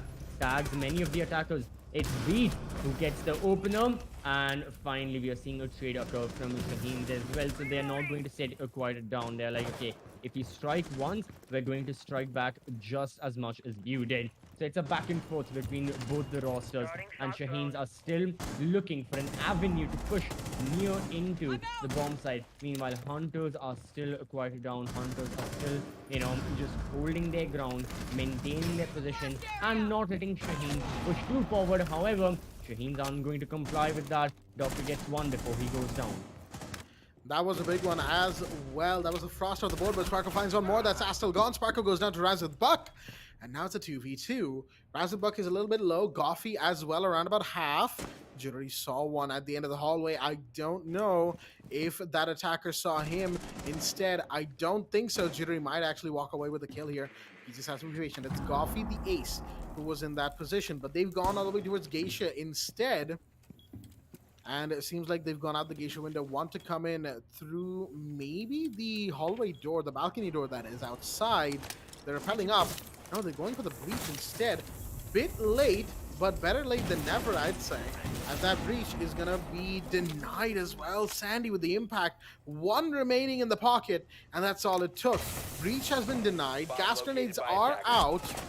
But no, Jittery will go down instead. That is Razorbuck taking a very important kill. Much needed one at that on the terrace landing. Leaving Sandy, the last one standing, still rotating around, still trying to find one, maybe two. Do they know where the ace is? They will see them. Takes him down. Sees the other one. Shots fired. Pistols out. And it's a 1v2. Sandy wins these. He does. He is Sandy, after all. So, secures that 1 versus 2. Hunters LFO get there first, albeit it was in a very, very lethal manner. And it could have gone the other way had they not been careful. So for the side of Shaheens, they got to realize that, they can strike back at Hunters. They can swing wide and things can go in their favor. They just have to be careful. They strike at the right opportunity. Don't give too much leeway to these defenders, because as we have seen on the map of Villa and to an extent on Bank as well, if Hunters get an advantage, boy, there is no stopping them whatsoever. They will not stop until they have the entire, Defenders, protect your map bombs from under being their defused by command. attackers. On Bank, they faced a lot of hardships, and on Bank, they were denied that opportunity by Shaheen. But ever since then, it's not been the same Hunters LFO. Ever since then, they have been just prancing at every single opportunity there has been to offer, and they have been getting rid of Shaheens and all of their members time and time and time again. This time, all right, karaoke tea room, the bomb site, and exactly what kind of player Hunters looking for. Seeing from a top-down view, they want to extend all the way towards exhibition. They want to have total domination 10 seconds left. horizontally. So they're not really looking for any vertical control. I don't think there'll be any roamers like on the seconds to first insertion. roam. Maybe a lurk play from Sandy, something along the Attackers lines of are that. There moving out have to been locate a many bomb times and defuse it. where, Sandy has been that lurker on Skyscraper, particularly. I remember many instances from the spring edition of the Pro Series. But right now, no, everything is at a standstill, and Hunters LFO are just waiting for Shaheens to end up in their crosshairs once, now that the action phase is resumed. Yep. And with all that being said, the Shaheens will have to be careful about how they approach this. Once again, impact trick on the breach on that singular reinforced wall that is on top of the main stairs here on Skyscraper. It looks like there's going to be a big presence on taking care of the horizontal presence of the attack. The Doctor has seen the open window down below. Oh, dear me, Razorbuck is gone from the game. Shaheens have been plagued with these disconnections all day today. Unfortunate for them, really. You kind of have to feel for them at the end of the day. They're putting up a fantastic performance nonetheless, though, as Jittery will find Astel. That's one down. The Ash gone, leaving it in a 5v2. Yep. Right now, for the side of Hunters LFO, major man advantage. Shaheen looking to push into the bomb side. Oh, this time they get Jittery. Excellent opener from Doctor. Can get better if he can find another. Sparko's got to go back. No way for him to heal up. So the attackers are still ready with it, and this is the time where Shaheens can start with their own counter attack. They can start to swing wide, they can start to get those kills. The only thing is Hunters LFO still have the time advantage, alongside the fact that the man advantage is present. But for how long? The defenders keep on peeking. The attackers may just start to punish, and they will keep on punishing if you give them the chance, the opportunity.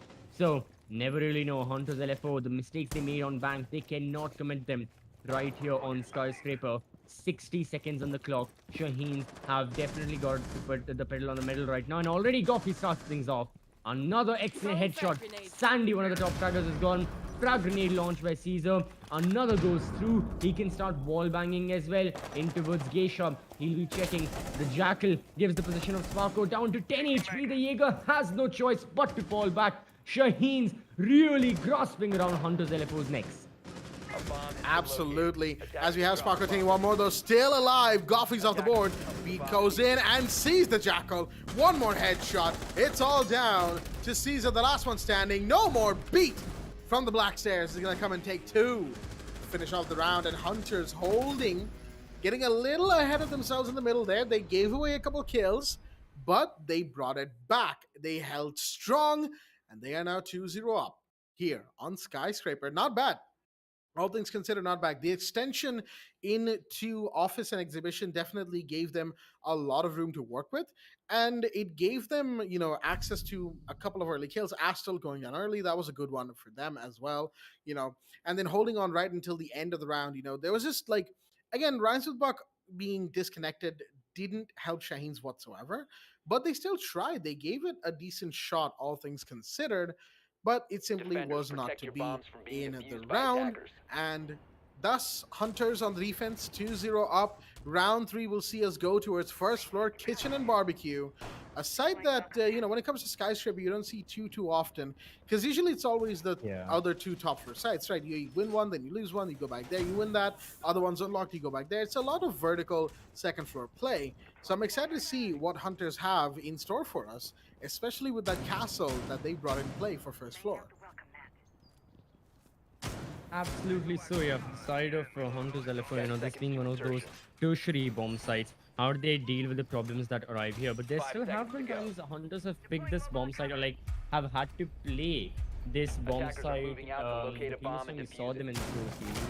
So who knows, this time as well. Maybe there are going to be like more chances for them to strike, and they can capitalize off this fact as well. Try and take the win. Has already beat. That's a nasty angle that he has. Now the thing is, I don't think he'll be finding anyone. Estelle may just walk into his crosshairs. Now Beat falls back. That's that. Hunters LFO still 5 men strong. Shaheen's falling through as well. So yeah, early gunfights so far have been a lot of back and forth. For the past 2 rounds, we've been seeing trades take place time after time. If Hunters get a kill, Shaheen's reply back with a trade. Shaheen's get one, it's the same story all over again. And again, we may see those encounters taking place very soon. 45 seconds have elapsed in the action phase. The attackers are ready, and Hunters LFO, unlike how they were playing on Villa and Bank, this time they're playing a lot more extended. This time they're playing a lot more in the face of the attackers as well. The room is really like more prominent than a total like play. If you go back to how they were playing on Bank was just extremely total like setups and total like defenses where there practically no movement whatsoever.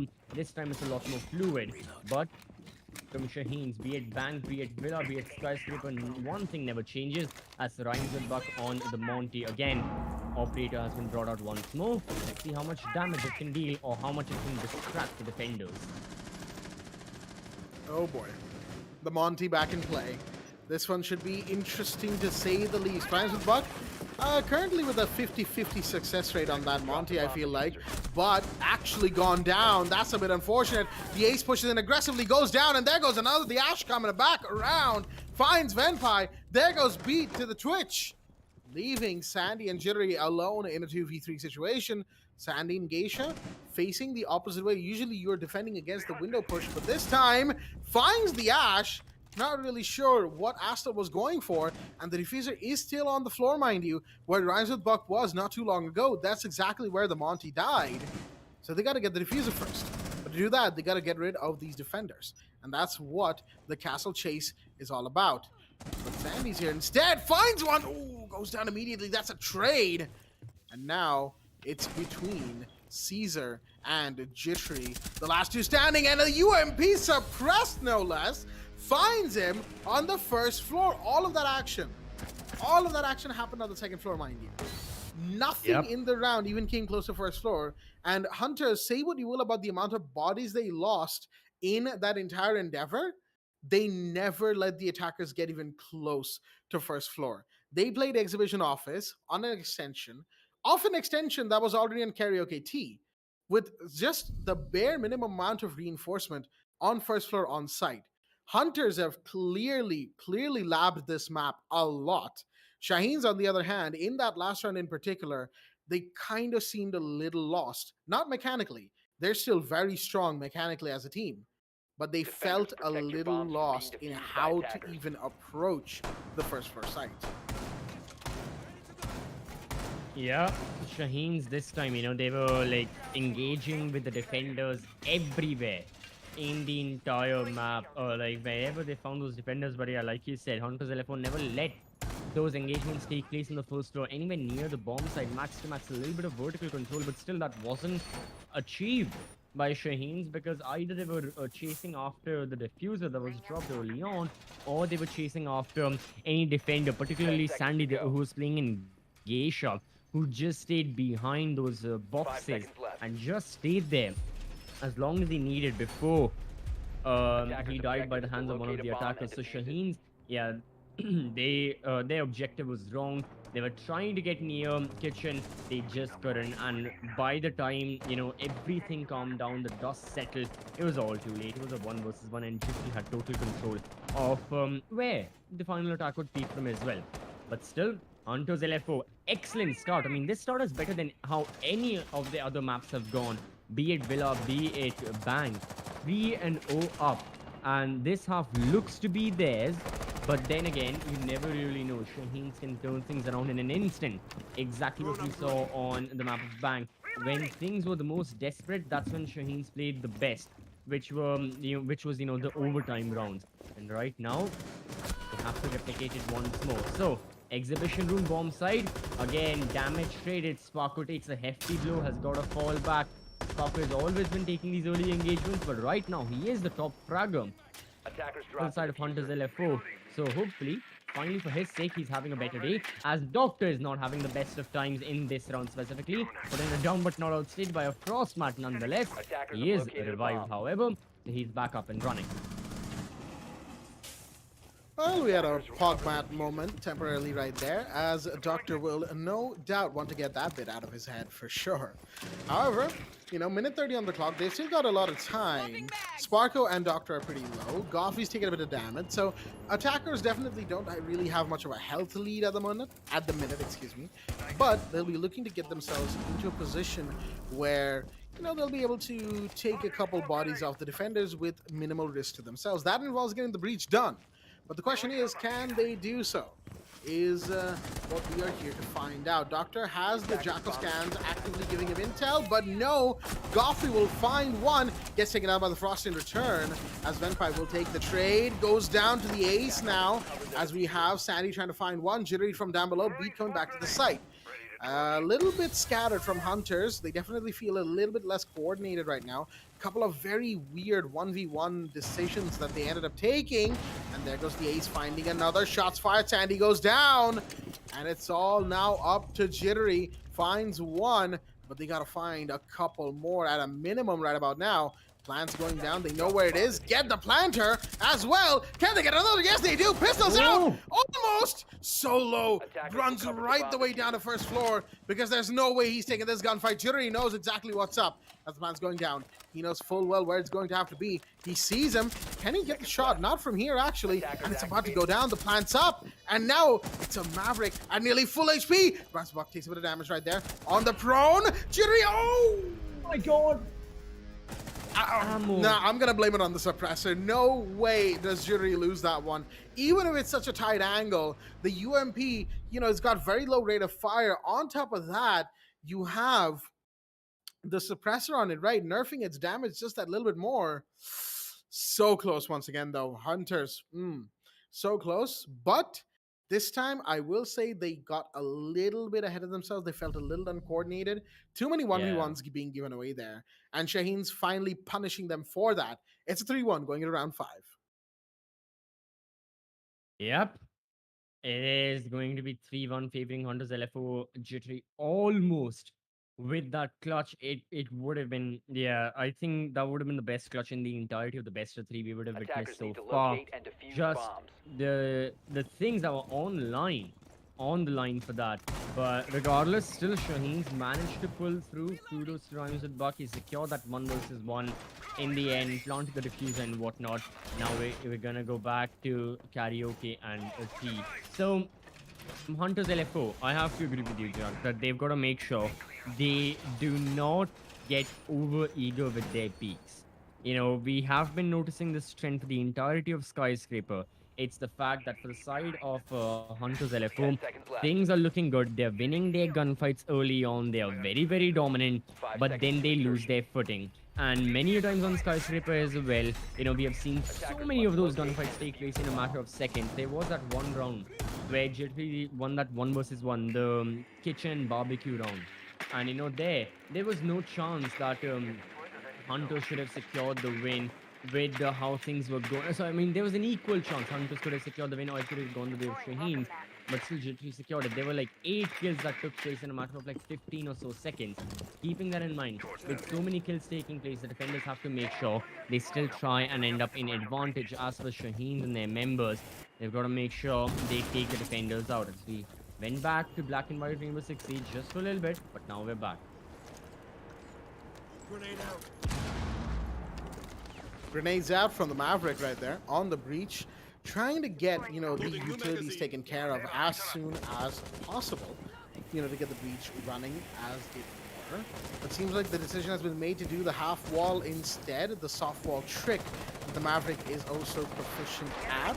It takes a second to get rid of those main beams, but Sandy's going to get rid of Goffy in the meanwhile. That is your Zofia of the board. Big drop right there, as Astor will make sure that the wall can be breached. It's a bit thin. Might want to make that a bit thicker right there. Buck shooting through will do so. But so much time taken on this breach.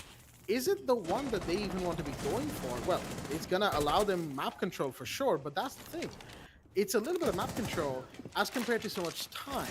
Minute 30 on the clock, and they are yet to take care and control of the drums area where so many of the defenders are. There's a Kapkan in the region. There's a Jaeger as well. Sparko playing behind a deployable shield.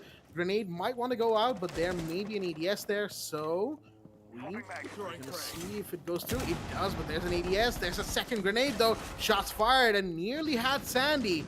A little bit more on the shot, and might have actually been a kill there for Shaheen's, but it's not to be just yet. Doctor's drone will see the Jaeger on those tiled roof bits in the middle of drum, and Venpai will go down as a result. Jittery takes a ton of damage, trying just to hold Geisha.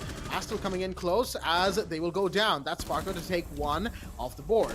Trading back-to-back kills for the time being. Only the Kapkan from the side of the defense has gone down. You have the Banshee giving away the fact that there was an entry happening just a second ago, but no, Doctor looking too low on the crosshairs right there, seeing the Kaid's feet before the head, and Beat takes advantage of that momentary lapse of concentration. Now it's a 4v2, Rhymes with Buck and Caesar, the last two standing. 15 seconds on the clock, Beat with the T4, just to take away a bit more time from the entry. Jittery with a team kill, Beat goes down, Jittery finds Caesar in the meanwhile, and he will also find Rhymes with Buck. And that leaves another round going the way of Hunters LFO. Again, round Shaheen's did not even manage to get near the bomb site, try and plant the diffuser. Nothing along the lines of that happened. Hunters LFO, it's like they have just a barrier in front of Shaheen's, like this invisible barrier that many a times is there in like first-person shooter games and whatnot. Like you can't proceed further, something like that. And Shaheen's just can't proceed into the bomb site, no matter what they're trying, no matter where they're trying to execute from as well. They are being denied time and time and time again. And Hunters LFO, they are just moving on with this victory. I mean, Attackers need to locate final and round of the defuse first bombs. half. For me, this feels like it's going to be a 5-1 split if Hunters LFO do not make the mistakes they made the last time we saw Exhibition and Office on their side. When they gave away so many of those kills. Even then, on the backs of Jittery, they almost managed to win, but Rhymes with Buck secured the kill. But yeah, still, you gotta be careful. Jittery, in the meanwhile, having another great day. 8 kills, 3 deaths, almost a KD of like 3. Sparko with 5 kills as well, being the second highest fragger. good to see someone like Sparko being back up and running 10 seconds to go. after his performance on Villa and Bank as 5 well. seconds to go. And he's still playing the same role. He's still on the Jaeger, not going to change anytime soon. I had said Attackers are this moving on out to Twitter locate a once bomb that and defuse Sparko it. probably now has more hours on Jaeger than I have in general in Rainbow Six. And honestly, with how much this man has been grinding, that is very, very certain right now. But still, all jokes aside, good to see that he's swinging away, getting those kills on the side of Shaheen's as well, consistent performances, except for like Caesar, who's having, again, just that bit of quieter day, who was one of the top taggers early on, but now here on again, beat within 30 seconds of the action phase, gets the opening kill, gets traded out, but still, that Caesar with only a single kill in 6 rounds now. Ouch. That's all I gotta say for Caesar right about now. I don't get me wrong, I do feel bad for them because they haven't really been much in terms of activity in this map. But they had a pretty good first couple of maps. Aston, in the meanwhile, will shut down Sandy just in time, too, as the Melusi was very close to taking the Ash's head clean off for just a second there. Just a few too many shots that were missed, as it were. 3v4. So after that first trade on beat, seems like Shaheen might have a bit more of a handle on how to deal with the situation that they have been presented with. Sparko takes a bit of damage. Jaeger on the prowl. But no kills on the attackers just yet. One more player really from Shaheen's off the board, and things will be a lot more cleaner in general. We're gonna see potentially a couple of easy utilities. There we go. Wall has been made soft, and this time it's a Zofia to get it done. The breach is now open, and we have, the site of office room entirely opened up for the attackers to look into, to find defenders on. The question is, how do they execute from here? Yep, executing is going to be a big, big ask from their side. They are ready with it. They've got all the ability in place, but pushing in forward means they are risking their lives and they may get shut down just like they have been for the past couple of rounds. Although the breach is really smart position. Doctor knows someone may be in that corner, and Venpa is right there. Sparko goes down. Ego gone. He is pushing. Vampire knows about this. His position is also gone. Jiglina down, but not outstayed. And now it's all down to the smoke against 4 attackers. He gets one tag. Nah, there is no way in hell or heaven he's surviving through that. So Shaheen end the half 4-2, favoring the side of Hunters LFO. Still a decent enough result. I mean, definitely Shaheens will not be very, very glad with how this ended. But it's not the end of the world. They can bounce back from this. That is what matters. And as for the members of Hunters LFO, they've been in the situation time and time again. Villa as well, 4-2 favoring them. Bank also 4-2 favoring them. Hunters LFO know how to close it out, but now it's going to be their side on attack. For the first time in this BO3, Hunters are going to be attacked second in the second half of the map. And that's going to change things up significantly, I feel like, overall, because Hunters are very good on the defense. Don't get me wrong.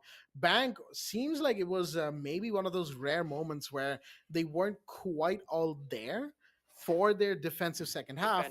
But then you look at Villa, right, where they were so good on the defense in the second half. And even here, Skyscraper, which is, I think, it's starting to be considered as a defender-sided map. But even then, Hunters have performed here without question. Shaheen's, on the other hand, well, the onus is on them now. It's a 4-2. Literally every map in this BO3 so far has been a 4-2 half, which is an amazing coincidence when you think about it. 4-2 on Bank, 4-2 on Villa, now 4-2 here on Skyscraper. Round number 7, we're going to see, exactly what the Shaheens have to offer. Now, they've brought in the Moz, interestingly enough, deciding to capture some intel away from Hunters, get some drones. They've even got the Valkyrie, they've got the Legion, they've got the Alibi. They're really playing on intel. But there's a spawn peak, potentially speaking. Goffy will see the drone being thrown all the way up right there. And there we go. The drone has given away the Wamai spawn peak. So Goffy will have to just walk away from the first floor dressing room right there. and hold somewhere else. Spawn peak ruined. Unfortunately, they'll try and get him another time as the round now commences. Right, so the round commences. Shaheen's, like you said, Doffy, everyone just holding position, moving around as well, but still not really, giving themselves up to the attackers as Astro just unfortunately destroyed one of his own zones. Regardless, whatever happened, Hunters LFO, they're still looking for that opening, they're still looking for an avenue, and they don't have plenty of said drones to work with. Only 5 now remain that, they will have for the rest of the round. Mozzie though, who almost spots one player. And this time it is going to be, Astel who still gets the kill as the Mozzie. Jittery is gone, but it still has costed multiple members on the side of Shaheen's because look at that. That is now just a 2 versus 3 scenario. Make that a 1 versus 3 scenario. Rhymes with Buck, only person alive. Even he's gonna go down. Sandy with the double kill in the end to secure the round for Hunters LFO. They started off slowly, but as soon as they had 1 foot in the door, they just completely jumped in the building. You gotta say, that was some pretty interesting play overall from, well, both the Hunters and the Shaheens. I'm not entirely sure what the idea was for the Shaheens because they kind of all came to exhibition office right at the end there, right? Like trying to play from offside as well. I get it. Hunters are in there. They're, making chaos and whatnot, but, you know, it's a little bit weird for me the way they played that round. I don't quite know. Maybe we'll have to go Defenders, back protect your later bombs on, from being really defused by dissect the attackers. round. Maybe in the highlights, maybe later on I'll do like a VOD review or something to see Mhm. what was up with them. Because I can't quite put my finger on it. The way they held exhibition office in the last round just didn't quite sit right with me. I don't really know Yeah. why yet. Shane's, although it definitely will not have sat right with them. They'll know a bit more about why it went wrong than we do here. But all things considered, I will say now that they're going to exhibition office in this round, they will need to do a much better job of it. Sure, they'll be able to protect the breach. They'll be able to do this and that, the usual 10 stuff that we seconds to see insertion. for breaches and plays here. But here's the thing: 5 you can seconds do to all go. of that, but even then, even if you're Monkey Hunters, you would lose a couple of rounds Attackers' that objective is you to locate a might bomb not have and wanted defuse to. it. It just kind of is the nature of the game when you're playing at the level that these two teams are.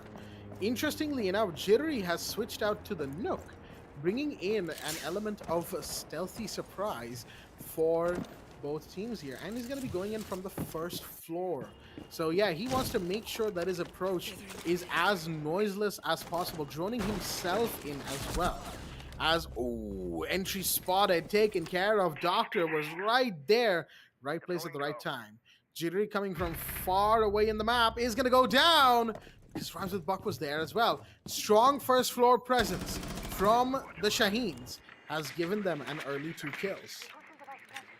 Definitely has. Hunters LFO were not expecting to be met with such firepower, especially after, how the previous round proceeded. But Hunters LFO, what's happened has happened. They've got to deal with it and move on forward, although it's going to get so much more difficult for their side, considering, exactly how things have been. Already you've got a Selhu in such a tight corner in this extreme right angle, and Sparko, a lot of pressure on him and on everyone. Still good time to work with for Hunters LFO. They've got around 100 seconds on the clock.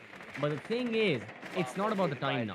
It's about the picks and where can they find them. So they know where a couple of people are.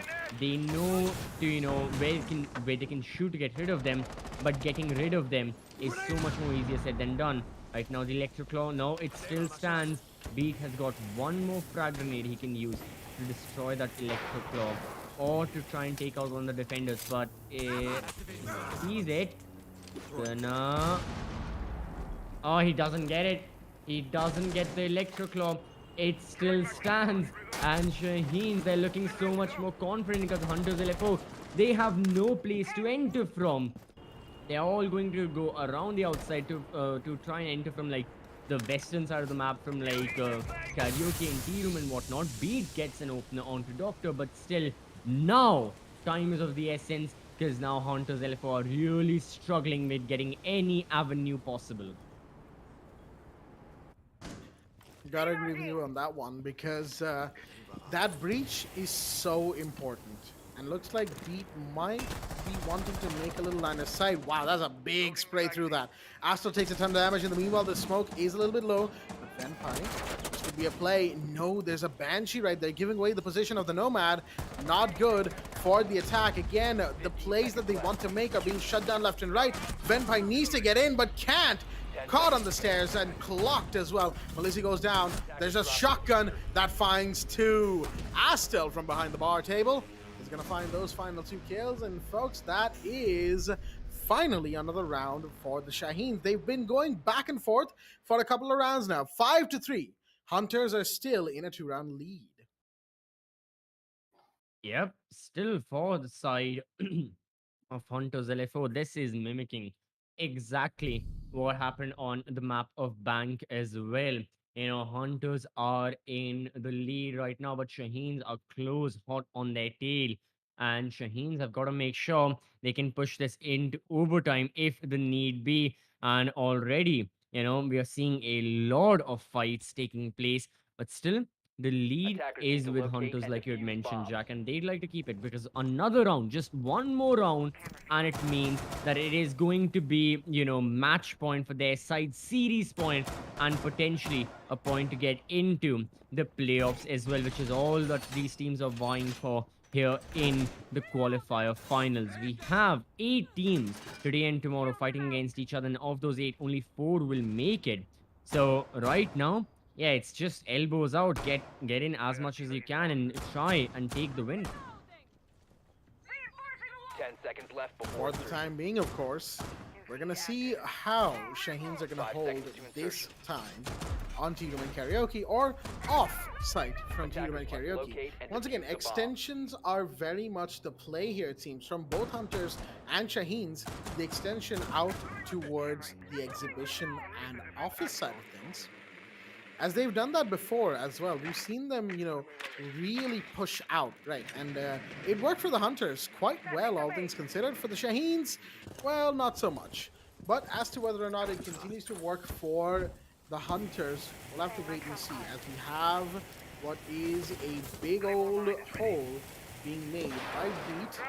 With a little bit of a line of sight, potentially grenade toss as well into this landing area. And somebody on the rappel will be able to spot exactly any defenders in that region, punish them maybe for getting a bit too over-eager. But right now, we're just going to see as to how we can, as in Hunters, right, how they can make this push happen. They can't obviously get as much of a free track as they did in the last time they came to this site. But as a Mozzie drone is caught, that's a bit more intel taken away from them. That's the good part about Mozzie. You can just leave those things around, like Mute, right? You can just leave Mute's jammers around. So Mozzie, you can leave the pests around, and they'll be catching drones and denying intel left and right. Best case scenario, worst case scenario, right? They lose a drone, but they shoot it out immediately. So no intel for either team. Best case scenario, you get yourself a drone, and that's more intel for the defender. So all things considered, not a bad pick, but no kills, interestingly enough. Looks like the Electricos position has been given away on the breach towards office. But they're taking so much time with this. I'm not sure what the idea is here. They've only got a minute 15 remaining, and they're just now going for the office breach. And still the Electroclaw is not gone. Boy. Yeah, Hunters LFO having a lot more difficult time dealing with that, but having a better time dealing with the defenders themselves. Either again. Yeah, he is struggling on Skyscraper right now. 2 kills and 9 deaths. Not having the best of times when his team needs him the most.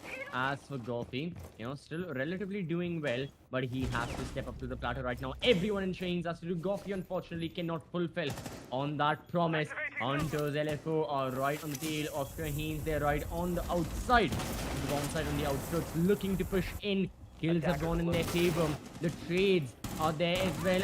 Still, can he do something? He has been Mr. Consistent for Shaheen. He has been the player always stepping up to the platter. But is the pressure too much? No, it's going to be Doctor and Estelle getting 1 kill. Doctor with another. And in an instant, it's been turned around because it's the Nomad by herself. Went by against Estelle. Estelle tags the Nomad significantly. 7.5 seconds on the clock. Venpai has to plant the diffuser. No other choice. C4 with Mozzie. Can he throw it? Oh boy. Oh boy. Oh! Gets it. The Alibi's Prisma working overtime right there Defenders with the have located information diffuser. given away to Astel, and the C4 landing in just the right spot. Not enough time for Venpai to get away. And again, Hunters. We talked about this back on Bank, and they're doing it again, where it's dealing with the end of the round that's gotten so much more shaky for them. They tried hard, but just like Bank, they're struggling again this round. Again, possibly a show of what could be some worrying signs for the Hunters camp right about now. It's 5-4, and this was, would you believe it, CCV, the exact point on Bank where they took map point. And they're once again 5-4, looking to take what could be map point. Or is it not going to happen? Are Shaheen's going to equalize 5-5? Round 10, folks. It's been a while. This match still isn't over, and it's not going to be for a little bit longer, but we are slowly coming to the Attackers need to crescendo. locate and And defuse oh as many boy, bombs if as this they match can. is any indication, then this crescendo is going to be a big one. Absolutely so. Yeah. For the side of Hunters and Shaheens, they will think back to Bank, and they will think two very different things. For Hunters, they definitely don't want that to occur right now. They want to make sure if they take match point, they better end it right here, and they still have decent chances, but they need that match point to start things off, and they haven't been able to Attackers have get it discovered the location just of a bomb. yet. 10 Meanwhile, for seconds left. Shaheens, another round win, they'll be equalizing it. 5 seconds to Round go. 10, pretty influential. Round 11 will be even more, since that round will decide, Attackers are heading out to defuse a bomb. who will be taking and who will be securing overtime at the very least for their team. So a lot of importance being given. And now we started off so long ago. It has been, like 4 hours almost, a little more than 4 hours since we started. Only now are we seeing the conclusion of this first best of 3 of a qualifier for the Pro Series. These are just the qualifiers, man. The playoffs are going to be, they are going to be something for the players and for the viewers as well. But still, regardless of that, waiting on the players and seeing what they go for. Sandy spots. I think, yeah, that is Doctor who has been spotted. Doctor is roaming around. So it is a tertiary bomb set that Shaheens have gone for. Hunters LFO, if they get vertical control, if they go into Geisha, TV room and whatnot, they can have a better result. But still, a lot of work has to be done. Caesar again. Tag low. Gotta make sure he survives. Yeah, survival is key right about now for the side of the Shaheens if they want to avoid Hunters going to match point, because this time it is match point. There's no map point, no fourth map to go to. This is not a BO5, ladies and gentlemen. This is it here and now. If this round does not go the way of Shaheens, then they will have a ton of pressure on them from the Hunters. The Osa in play, giving Caesar a bit of a hard time, as Caesar will rotate back into Karaoke proper. Goffy's, my discs will catch a couple of those flashbangs coming in. C4 pre-plays from Doctor, but seems like he wants it back, and he will get that as well. Breaking the ceiling above him. Goffy now low on HP as well, as so much is being done. Jittery is still alive despite the explosion that just went off, but here's Doctor. He's gonna find one. Sandy off the board. 4v5 as Raspberry goes down. 4v4 now. 50 seconds on the clock. Just a little bit remains. Caesar, unfortunately, missing the shot. Gets knifed by the Nomad. Venpai gets that kill. 4v3. But this is now that same situation that the Hunters had in the last round. They have to deal with the anchors, and here's one. That's the Mozzie taking one down as Goffy finds another 2v2. As it's all down to Venpai and Sparko versus Astel and Goffy. Goffy's low, so is Venpai. Astel and Sparko are the only ones full HP, but Venpai just walks in, gets a kill. Can they get the refrag? Yes, they do. That's Astel on the work right now. Sparko, caught running! And Astel, despite the C4 toss above, here's the drop down from Sparko, and Sparko was just desperately running for maybe the plant, not knowing where the Mozzie was probably. And now it's 5-5, folks. This is where the match diverges from everything we've seen so far because at no point was it a 5-5 in the earlier two maps. Round 11, and there is still no match point. Mm-hmm.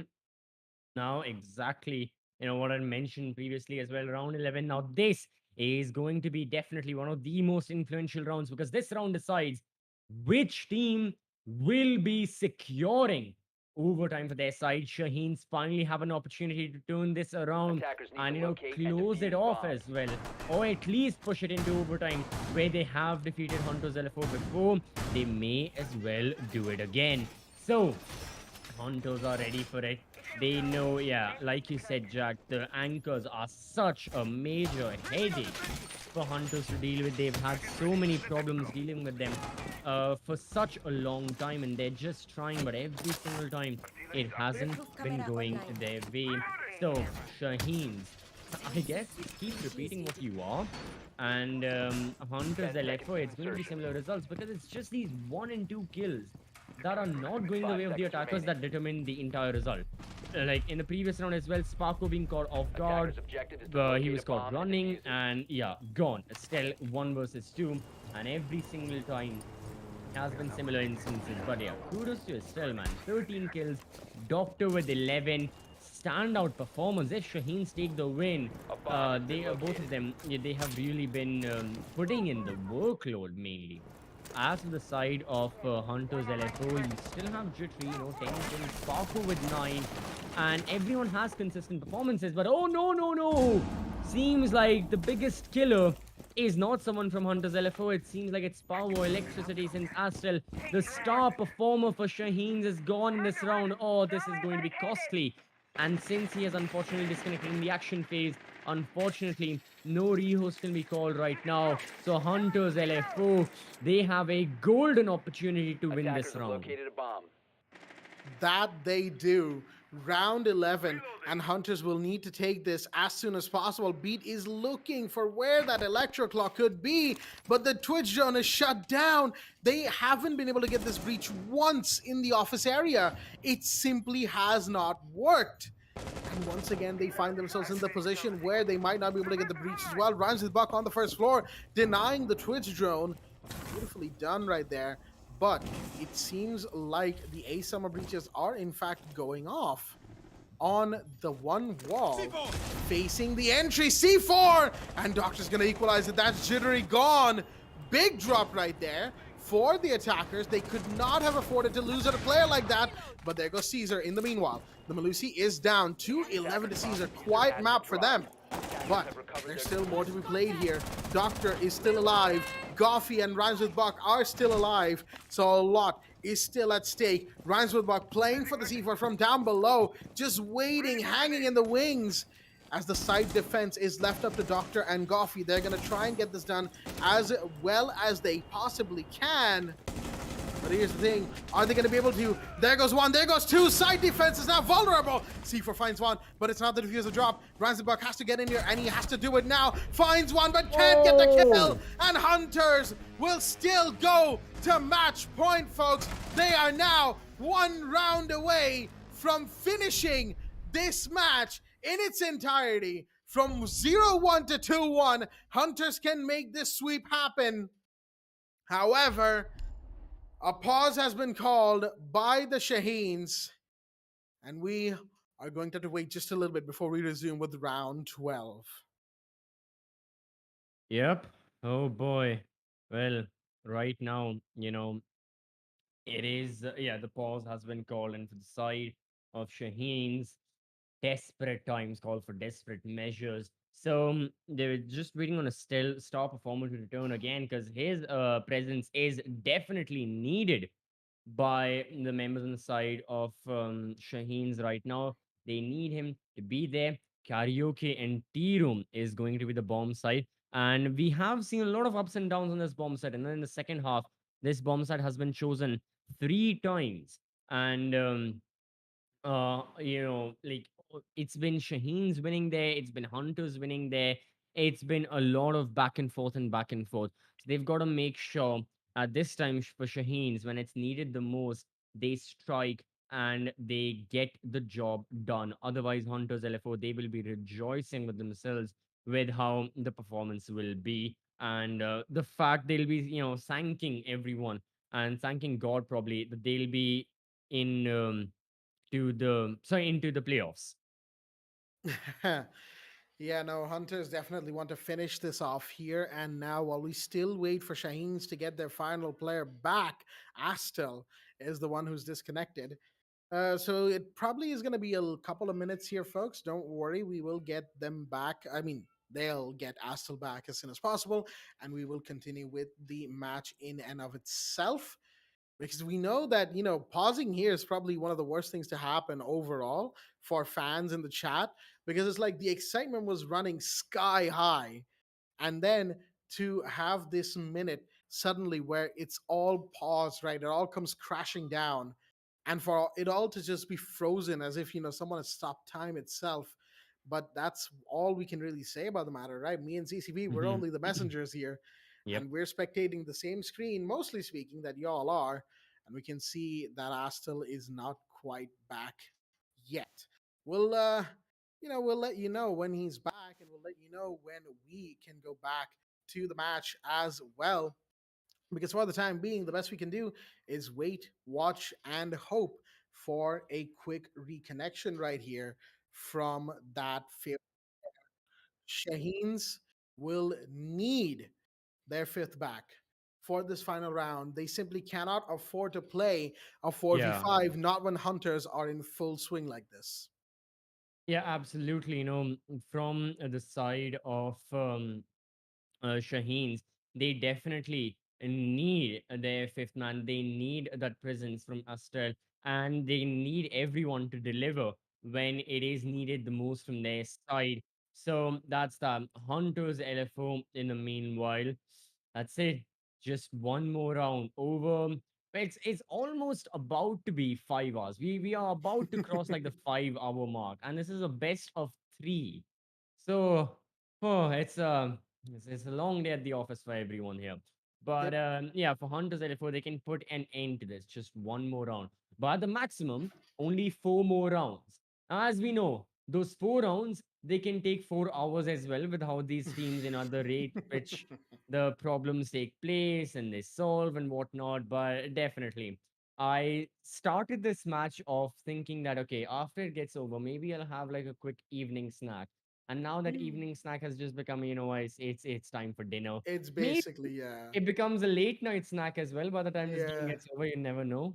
Yeah. But I don't think there'll be a lot of late nights for me. School has started, so Oh, okay.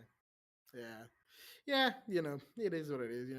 Gotta get those grades, gotta get those grades. you're not helping. You're not helping.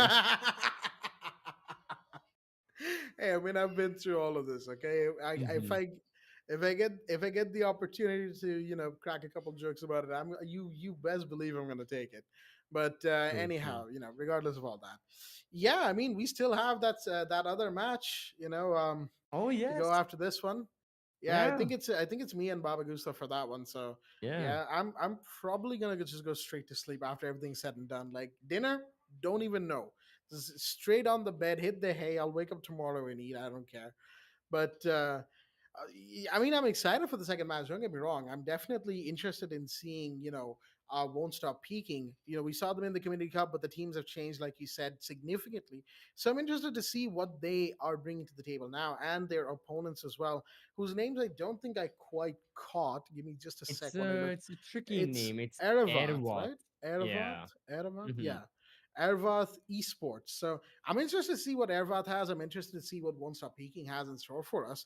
All things considered, their math seems like a pretty good one, and that Yeah. is well, something to look forward to. Unless, of course, you're looking forward to this match, well, then in which case we sincerely apologize. There's probably going to be a rehost now.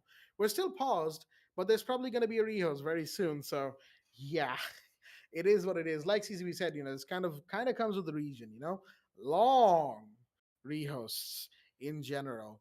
Hopefully, is the only one of tonight, at least in this Fingers crossed, touch next four. wood. Yeah, fingers Yeah, crossed, the as it were. cross, Yeah, every all every the things. superstition out Yeah. there. Yeah.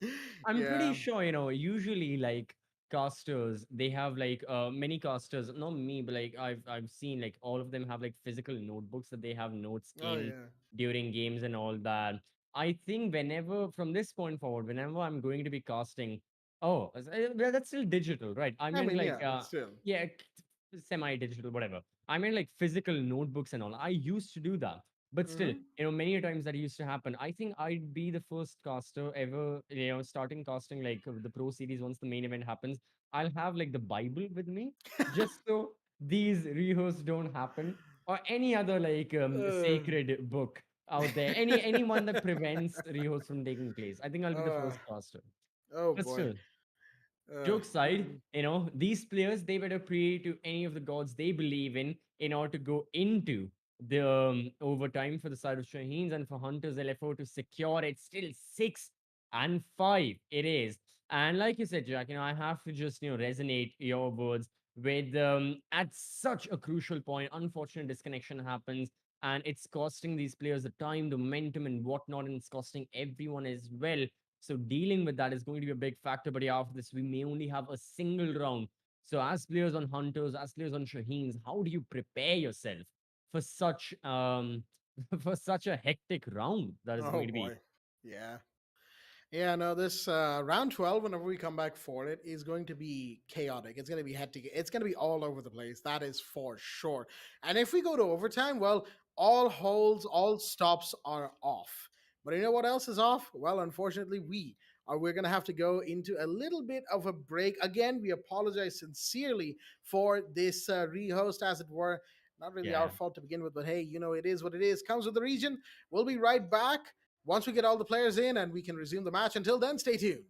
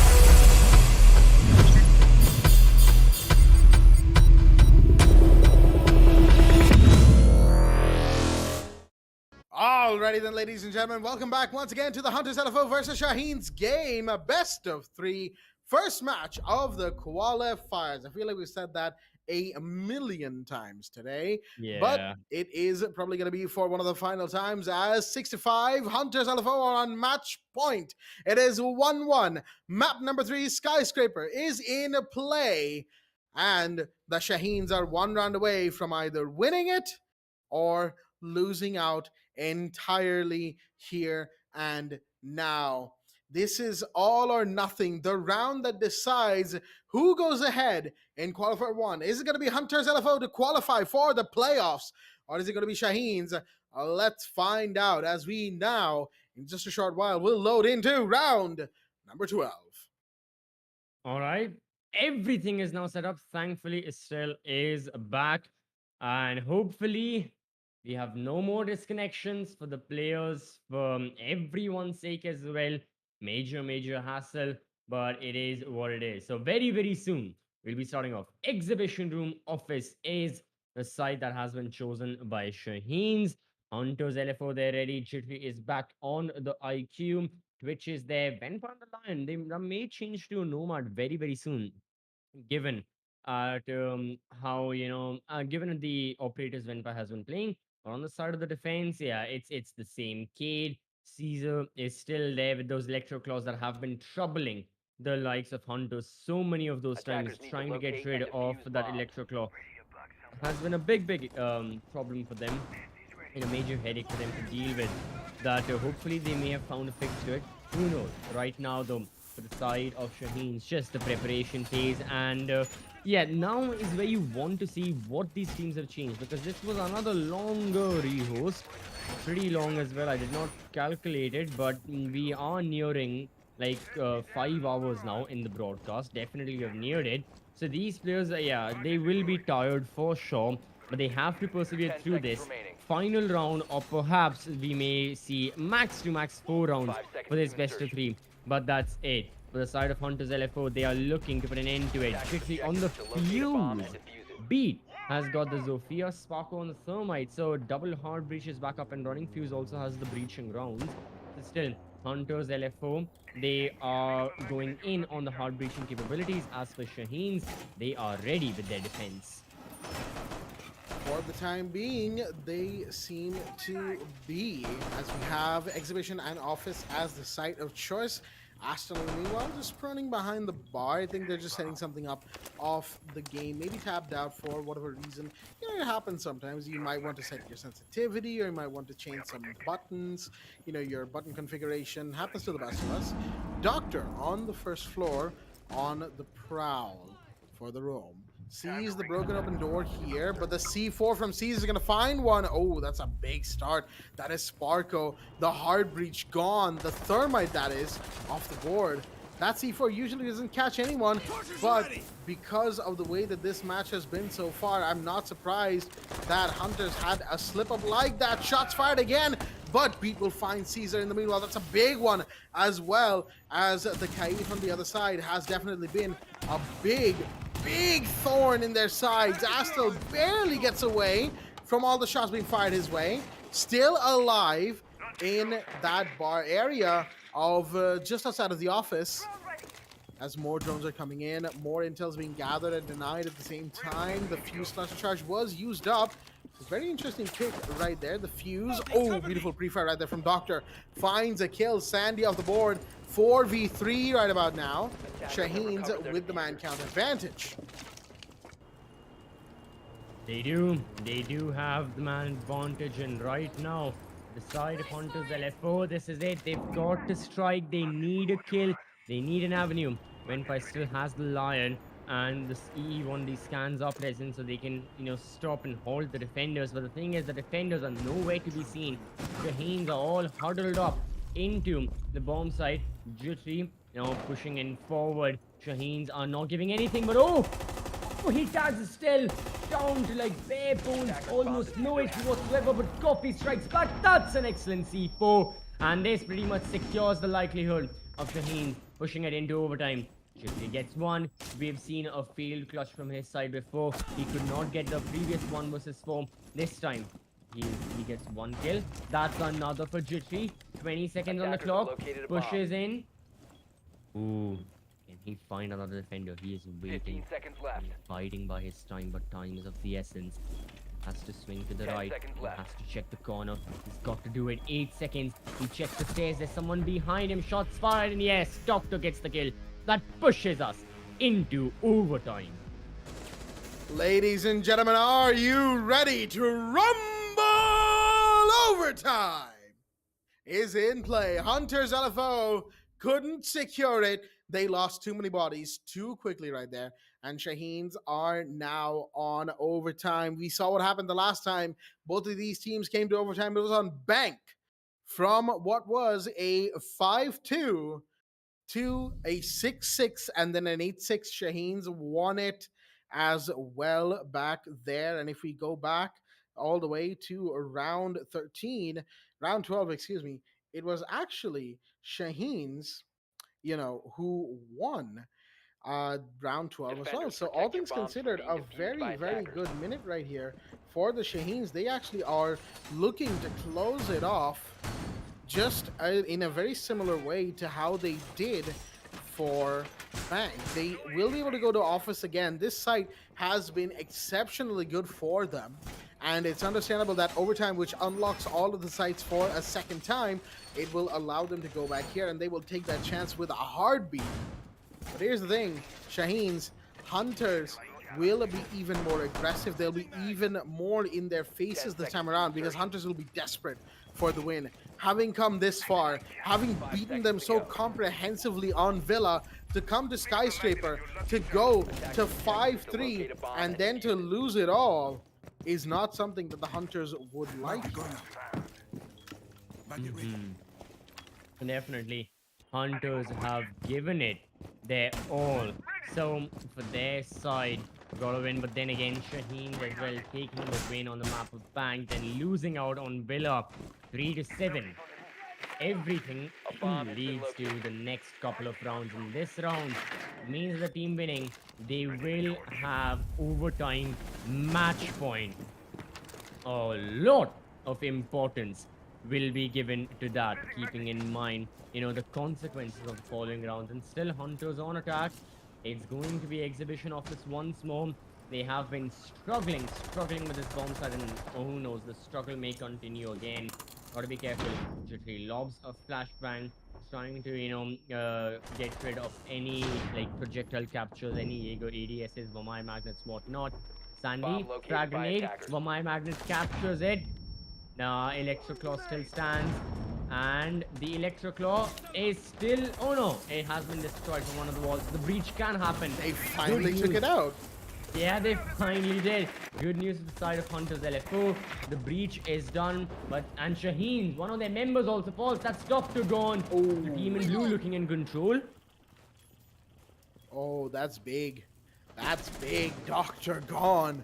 A huge thorn for Hunters. The side is off the board now, but they still have to deal with Ranzelbuck. They still have to deal with Goffy and Astel. And then, of course, Caesar is still on the board as well. There's plenty of things that Hunters still have to go through in order to make this a successful push. As Ranzelbuck C4 is going to find one. Sparko taking damage. In the meanwhile, where is that from? Probably the smoke canister. That is a ton of damage dealt to the ace, but not enough to kill, not just yet. More lines of sight being made by the Maverick. In the meanwhile, Sandy trying to get what he can for himself. Sparko goes down. Caesar gets that. Goffy will hear the entry. Shots fired. The Twitch gets that kill anyway. And it's still alive. Jury finds another. In the meanwhile, 3v2. Now Caesar and Astel come back in. They find one each. And Astel is now the last one standing. Gets the down. That's a shotgun kill. It's now all Venpai.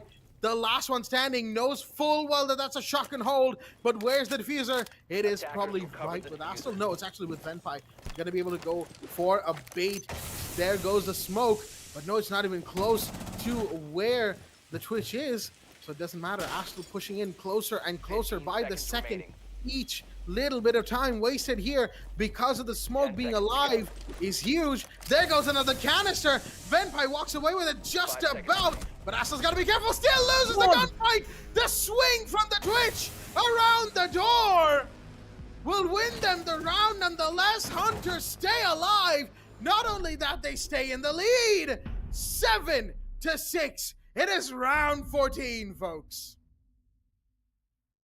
Oh boy. Oh. This. Okay. How? How did the members of Hunters LFO they survive that? Things were looking at an all-time desperate high, but still they moved on forward. They took the win. They're the ones on defense. Karaoke and D-Room. Shaheen's now on the back foot. And this is the first time Shaheen's have been in such a position over time. The last time they lost, it was a disheartening loss since, they lost out 3-7. But this is personal. This is different. They need to Defenders, try protect and your take the bombs from win being here. But defused by unfortunately for attackers. their side, they definitely do seem to be struggling. Now, can they recover? That's the question. Can they move on forward with such a play? How can they bounce back from this? All questions they'll be asking themselves. So, keeping that in mind, yeah, for now, oh boy, this is going to be, Attackers have located a really bomb. difficult for the side of Shaheen to deal with. They need to win 2 rounds now consecutively in order to move on forward, 10 seconds which left is before a big insertion. ask, but it has happened before. So I wouldn't 5 say seconds it's to go. too big of a ask. We have seen crazier things happen in Rainbow Six Siege, but definitely now is the time to step up. Now is the time to put the pedal on the metal and move on forward. Just take the win, seize the day. But can they do it? Can they? Is the question. So, Hunters LFO, all eyes on them. Shaheens, they are ready with their firearms drawn. It all comes down to this. It really does. This really is, that round for the side of Shaheen's. Just like for Hunters, how the last round was, they could not afford to lose it, because if they did, well, they would be completely done and dusted then and there. And now this round, Shaheen's cannot afford to lose, because if they do, they are done. But no, on the runaround, Rhymes with Buck caught running wherever. Doctor's there as well in the bathroom. First floor bathroom, that is. And the drone will give away the fact that there is somebody potentially going to make a play here. Doctor goes down. Sandy gets one. And now this is looking like a much worse situation for the side of the attack to be in. Are you kidding me? Oh, no. Oh, we're back. Oh, I was going to say, what a time for a drone bug. We were talking about these a while ago. But anyhow, we didn't really miss too much of the action, thankfully. We're back in the round, nice and easily, no problems whatsoever. Shots fired across the hallway. Astel sees that. The Ash trying to find a kill or two. The Zofia in tow. As we have one taken, that's going to be Spark off the board. One very close to the door. That's Jittery with the shotgun. Can't get it. It's a double for Astel. Holding on regardless. Venpai has the diffuser right here. Sandy as well. They need the diffuser first, but they're going for the side clear just to get themselves in a position where they're able to go for it easily. But that's the thing. You have to go down the mid stairs as well as black stairs, because both sides are being now watched like a hawk. Astel should know this. And a peek will come in. Shots fired, and there goes the Ash. Off with his head. And here comes Goffy down the same stairs. It is all down to these final two attackers, Caesar and Goffy. They need this round, but Goffy surrounded. Caesar jumps in, trying to find one, can't quite do it. It's a 1v3, near impossible odds right now. They down one, but they're trying to get some more. The Alibi is now low on HP. So many bullets that Caesar has in their gun that they can use right about now. They see the blood trail, will get the confirmation on one, but that's the thing, they can't find the Kaid. And it's gonna be beat to finish off the round. And the match, it has been a long time coming, but Hunters will redeem themselves for their mistakes on bank, folks. They will win this BO3 2-1, and they will take for 8-6. Said Hunters LFO are the first team to move on forward into the playoffs of the Pro Series Summer Edition. And who better than the defending champions, albeit this was not a major champion like manner in which they moved on forward. They still moved forward nonetheless. The result is what matters. I think usually after best of threes and whatnot, I usually say this: the team must be ecstatic with themselves. They'll be extremely satisfied with how it went. For these players, they will just be relieved, and to an extent, for the Shaheen's players as well, they'll be relieved that thank God it's. And right now, to relive everything that Mhm. happened, with the exception of the rehost. We're not going to be reliving those. Let's bring on forward the match highlights and let's have a look at how Skyscraper went. We had many breaks in the middle. We had pauses, we had tech issues and whatnot. But starting off, this was just so close. And the lead that Hunters had built, starting off, with a 3-0 win, all of that diminished so rapidly. And Shaheen's later on were looking so much in control. But man, these plays are just something. Gotta agree with you there. I mean, just the plays that we saw today were something else indeed, as well as were some of the rounds where, again, the mistakes were there for Hunters and for Shaheen's. Shaheen's, whenever they take an advantage, it seems like they start losing bodies as well. It's like a 5v3, 5v2. Sure, they do win most of their advantage situations, but they don't do it without losing a number of bodies before that. Sometimes even Mhm. Hunters were able to equalize against them. Think back to like round five, I believe it was, round five, round six, where so many bodies were lost so quickly. And then coming back in the second half as well, tons of times where Shaheen simply lost bodies where they did not need to. But that's not to say that Hunters are exactly, the biggest, you know, the biggest body conservers on on the block right about now, because they, have so many issues dealing with anchors on site. It's like it's a whole thing, Yeah, with yeah, them. Like going into the side, going from setup to execute, transitioning between is just very awkward for them for whatever reason. At least today, it seemed very awkward for them. They kind of just didn't really know how to go about this. And look at that, it was a 5-2.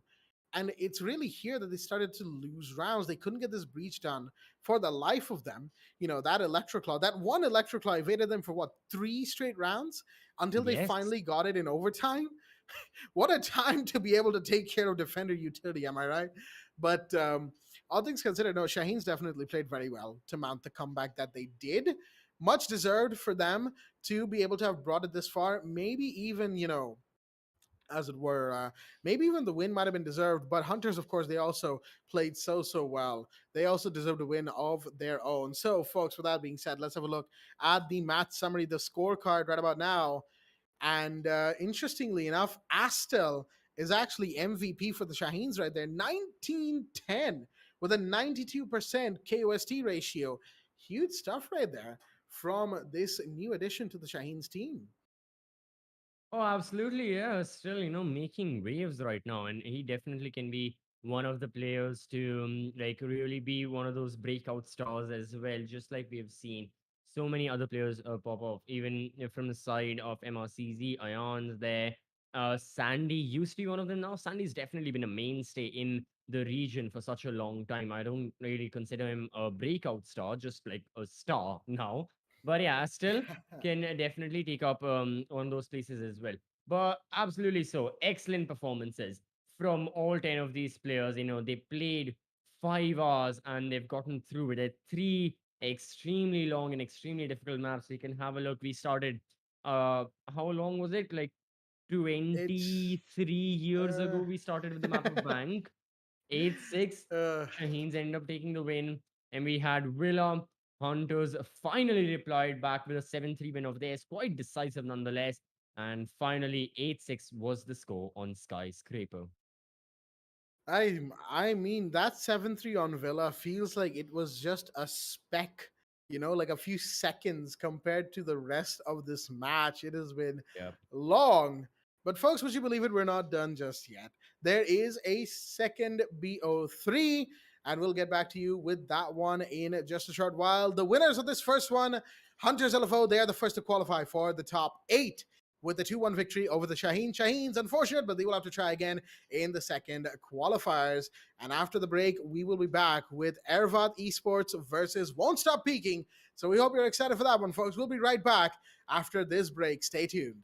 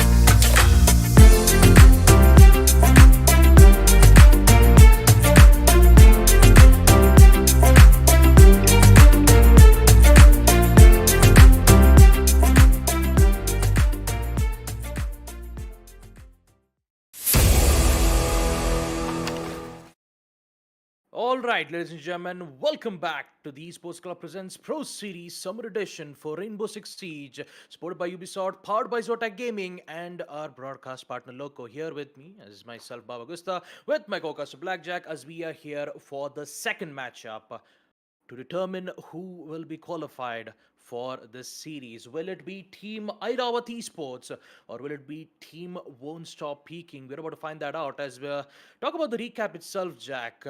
Team Shaheens versus Hunters LFO. Man, I gotta say, all the way to deciders, and in the end, we got to see Team Hunters LFO win it out, securing their first spot into the playoffs. How do you feel about that, and what do you think about the second match that's going to happen here?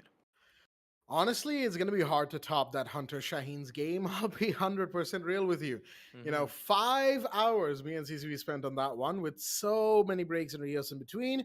And now, of course, we're going to have Airavath Esports versus Won't Stop Peaking. Pretty interested in this one. Can't really tell what's going to happen because these two teams I haven't really seen much of before. Won't Stop Peaking, of course, is like kind of like a mix of what was formerly known as Never Diamond, some of the old members from that team, and I believe Kuntal has joined this team as well, according to what CCV told me earlier. So it's an interesting team that I'm looking forward to. Earavath, however, I am completely in the dark about. I don't know what their whole team is. I don't know what their playstyles are. According to according to our producer, they are X Cohesion.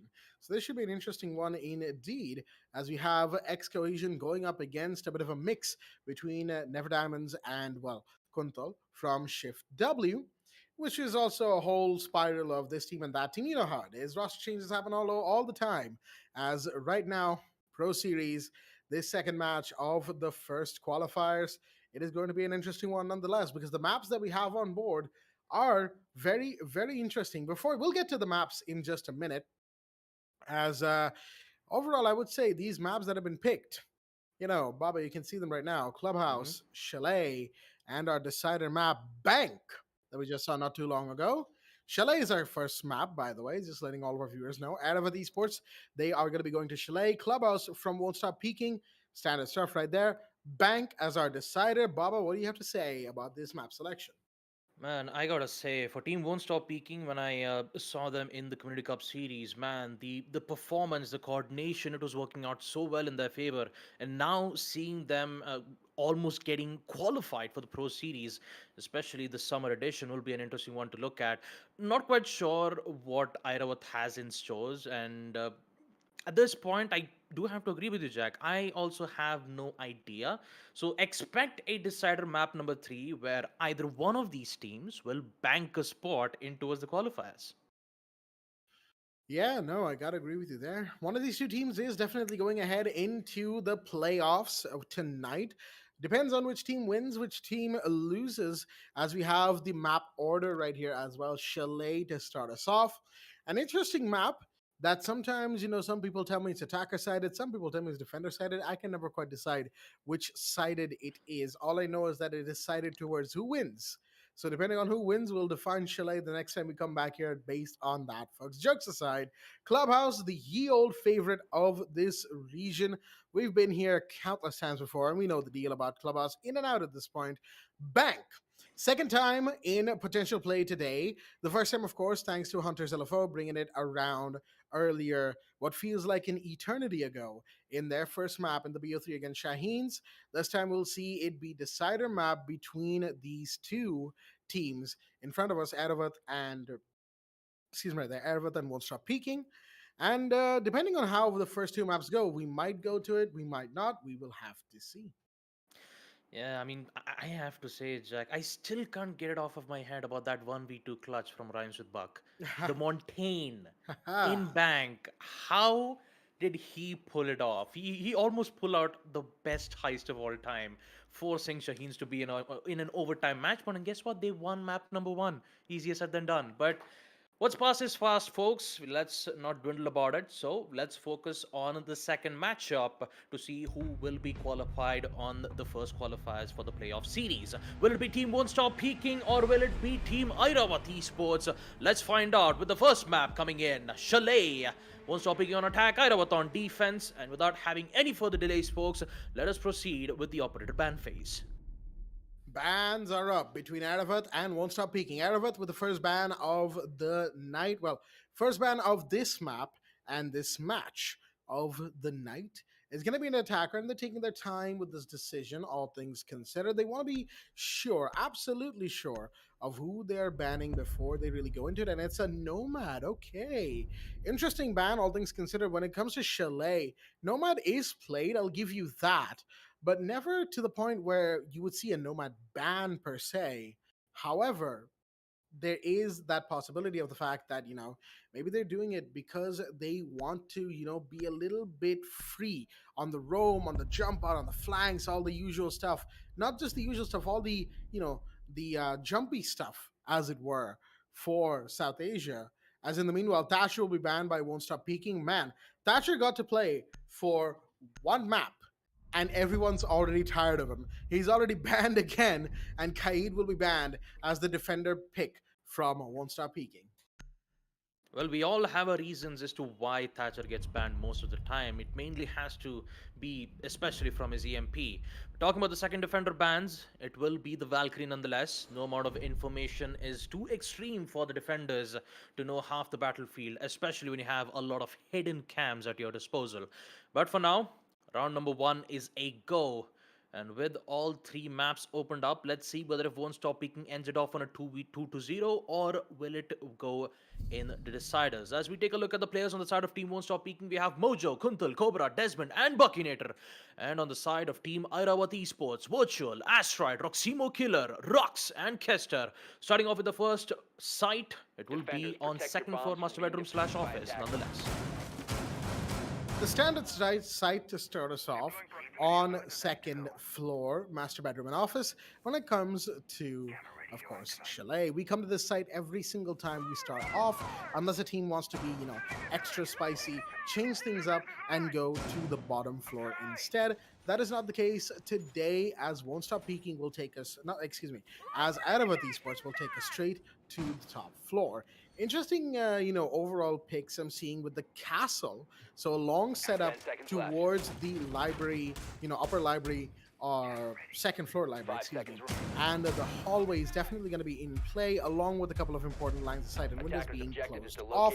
Alibi, of course, bamboozle some attackers, get some intel while you're at it. Jaeger will my denial combo, and you need to deny utility, but most importantly, intel for the attack. For the attack, speaking of which, Kunta bringing in the Finka, and we have the Zofia LMG, but actually we have a kill. Virtual has found one, and that's going to be Mojo of the board. Big drop right there, as the Jackal is the first to go down. Well, a good way to start it off on the side of Team Airavath Esports. Early peak, Mojo's been eliminated, and what's even more interesting is that on the side of Team WontStopPeeking, you have a total of 6 claymores. To be honest, it was 8 claymores in total when Jackal also had a claymore in hand. But since he got disconnected, I wouldn't say disconnected, he got eliminated. Oh, no, he did. They only did. have, The link between the player and the player character definitely got disconnected when his head got taken clean off, I'll tell you what. Oh man, that is gonna hurt, that is for sure. Especially for the attacker's side, because Jackal will no longer help the attackers to gain useful information for the defenders, so they have to do it all by themselves. Cooked nade once again from Kuntal will not succeed, but it will at least help the defenders to relocate while they try to get control on Solarium, and somehow Kuntal gets the kill. That's the second kill off, actually the first kill. Proximo goes down, but still Airavath is looking very strong, and they know exactly what kind of push is happening here. That they seem to know to a good degree. Yes, we have the push up the main Solarium stairs, as it's being watched as well. This potential flank from Virtual, the alibi from down below. In just a second here, Cobra watching from the windows. It seems like a very one-note push, and there we go. One more kill will be taken this time from the Womai. Asteroid will come back around. Keister gets another. That's Kuntal off the board. And that leaves Cobra and Buckinator, the last two standing. Asteroid goes down, taken care of by the Twitch. Buckinator finds one. Gotta be careful inside of the bathroom, as there is a smoke. Literally looking at this wall. Shot might be fired, not quite yet. Buckinator gets away unscathed, as does the Mute. More shots fired. That's a UMP from within the building, that is, excuse me. Within the site.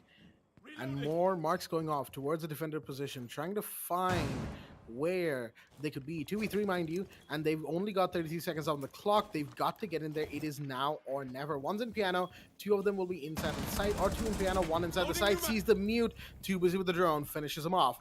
Ruth trying to find, Ruth, one more. Potentially, yes, they get that. And now it's all down to Cobra. No one's peeking the ace. They don't quite know where the plant is. They will now. It's a post plant. And there we go. Beautifully done by Virtual to win the post plant as well. And with the counter defuse, we will have Earavath Esports taking round one. Yep, and you could say Rux almost had a moment of you're playing Twitch Geo at that particular spot where Buckinator had to lose. But in the end, round number 1 will go in the favor of Team Airavath Esports. Beautiful flank being made from the Alibi, and they will ensure their first round win on second floor master bedroom / office. And talk about the way how WontStopPeeking made their aggressive push. They decided for the defenders, so they'll be fine. And mainly because of that, getting that early peak, maybe WontStopPeeking had to make a backup plan indicating that they want to have a lot of pressure being made from Solarium stairs, which almost in fact did work out well. But when it came to the last minute, rotation, and also the attackers having a lot of Claymore in their hands, maybe one of the Claymores would have been best to place it near the stairs. But in the end, it always came to the information game, and Airavath Esports gladly be able to win that round. A 2v2 post-plant situation that did succeed. And now on round number 2, we will see them defend on bar and gaming room. One of the most good sites for the defenders to contest, unless and until if you give them the library control faster for the attackers. Because that is the main important place where Rochero's taking care of all the utilities on the mezzanine area right about now, leaving Virtual with one less shield to play around. They still have their mirror window right here. They still have, Overwatch over the balcony window as well. Shots fired. Virtual taking damage now, going down the main stairs. Got to be careful while doing so, as there's more attackers more than willing and waiting to take their head clean off. End them there and then, just to make sure that there is no way that these defenders are able to win another round. That's the thing, though. Site itself being on first floor means WontStopPeeking has to get that verticality set up. They still have a minute 35 remaining, but that's the thing. Minute 35, and they're still not in the proper position for said verticality yet. They know where certain defenders are, but that's about all there is to it. Virtual now knows that there's one right behind the pillar, is waiting for a peek. That drone falling down from the top, didn't quite see them. Shots fired towards Virtual, but Asteroid is right there to save him. Desmond goes down. Yep, there goes your explosive terror drones, which could have been used to disable those deployable shields. And now, with Virtual being as the bait, it did succeed them getting a kill and ran away safely at that too. Rux once again trying to contest the player running towards the mezzanine hallway, but unfortunately he won't be able to get a kill at that moment. So they're going to play according to the denial wise. They have the C4s, they even have the smoke gas canisters, and now they'll start using it right away because the attackers, they only have 40 seconds left. They haven't cleared a single player as of now, which brings WontStopPeeking at a very big disadvantage. They don't have enough amount of time, but they have necessary utilities to clear them off one by one. Do they know that Asteroid is slowly creeping up the way towards the stairs? Yeah, no they did not. An immediate trade will come in as Mojo comes back. 3v4. Grenades will come back nonetheless to try to take out those deployable shield. Is it more than enough to clear up from the players? Not quite sure. They still have the C4s. They still have the control on man count. As Rux comes back, so does Mojo. Dropped on from the stairs. Actually, from the hatch that is. And Mojo comes back strong. Triple kill. He takes out Kester. And now it's Roximo and Watcher back in a 2v2 situation. Can we see them deny the plant? Do they know exactly where Buckinator is? Not quite sure. Buckinator has to clutch this 1v2 in order for this to happen. They don't have the proper information, but there still is a chance. Buckinator, can he succeed this? Put themselves in a post-plant situation. He doesn't know exactly where Virtual is. Can he get the first frag? Yes, he does. Can he get the second? Yes, he does! Buckinator, what a play from him! A 1v2 post-plant.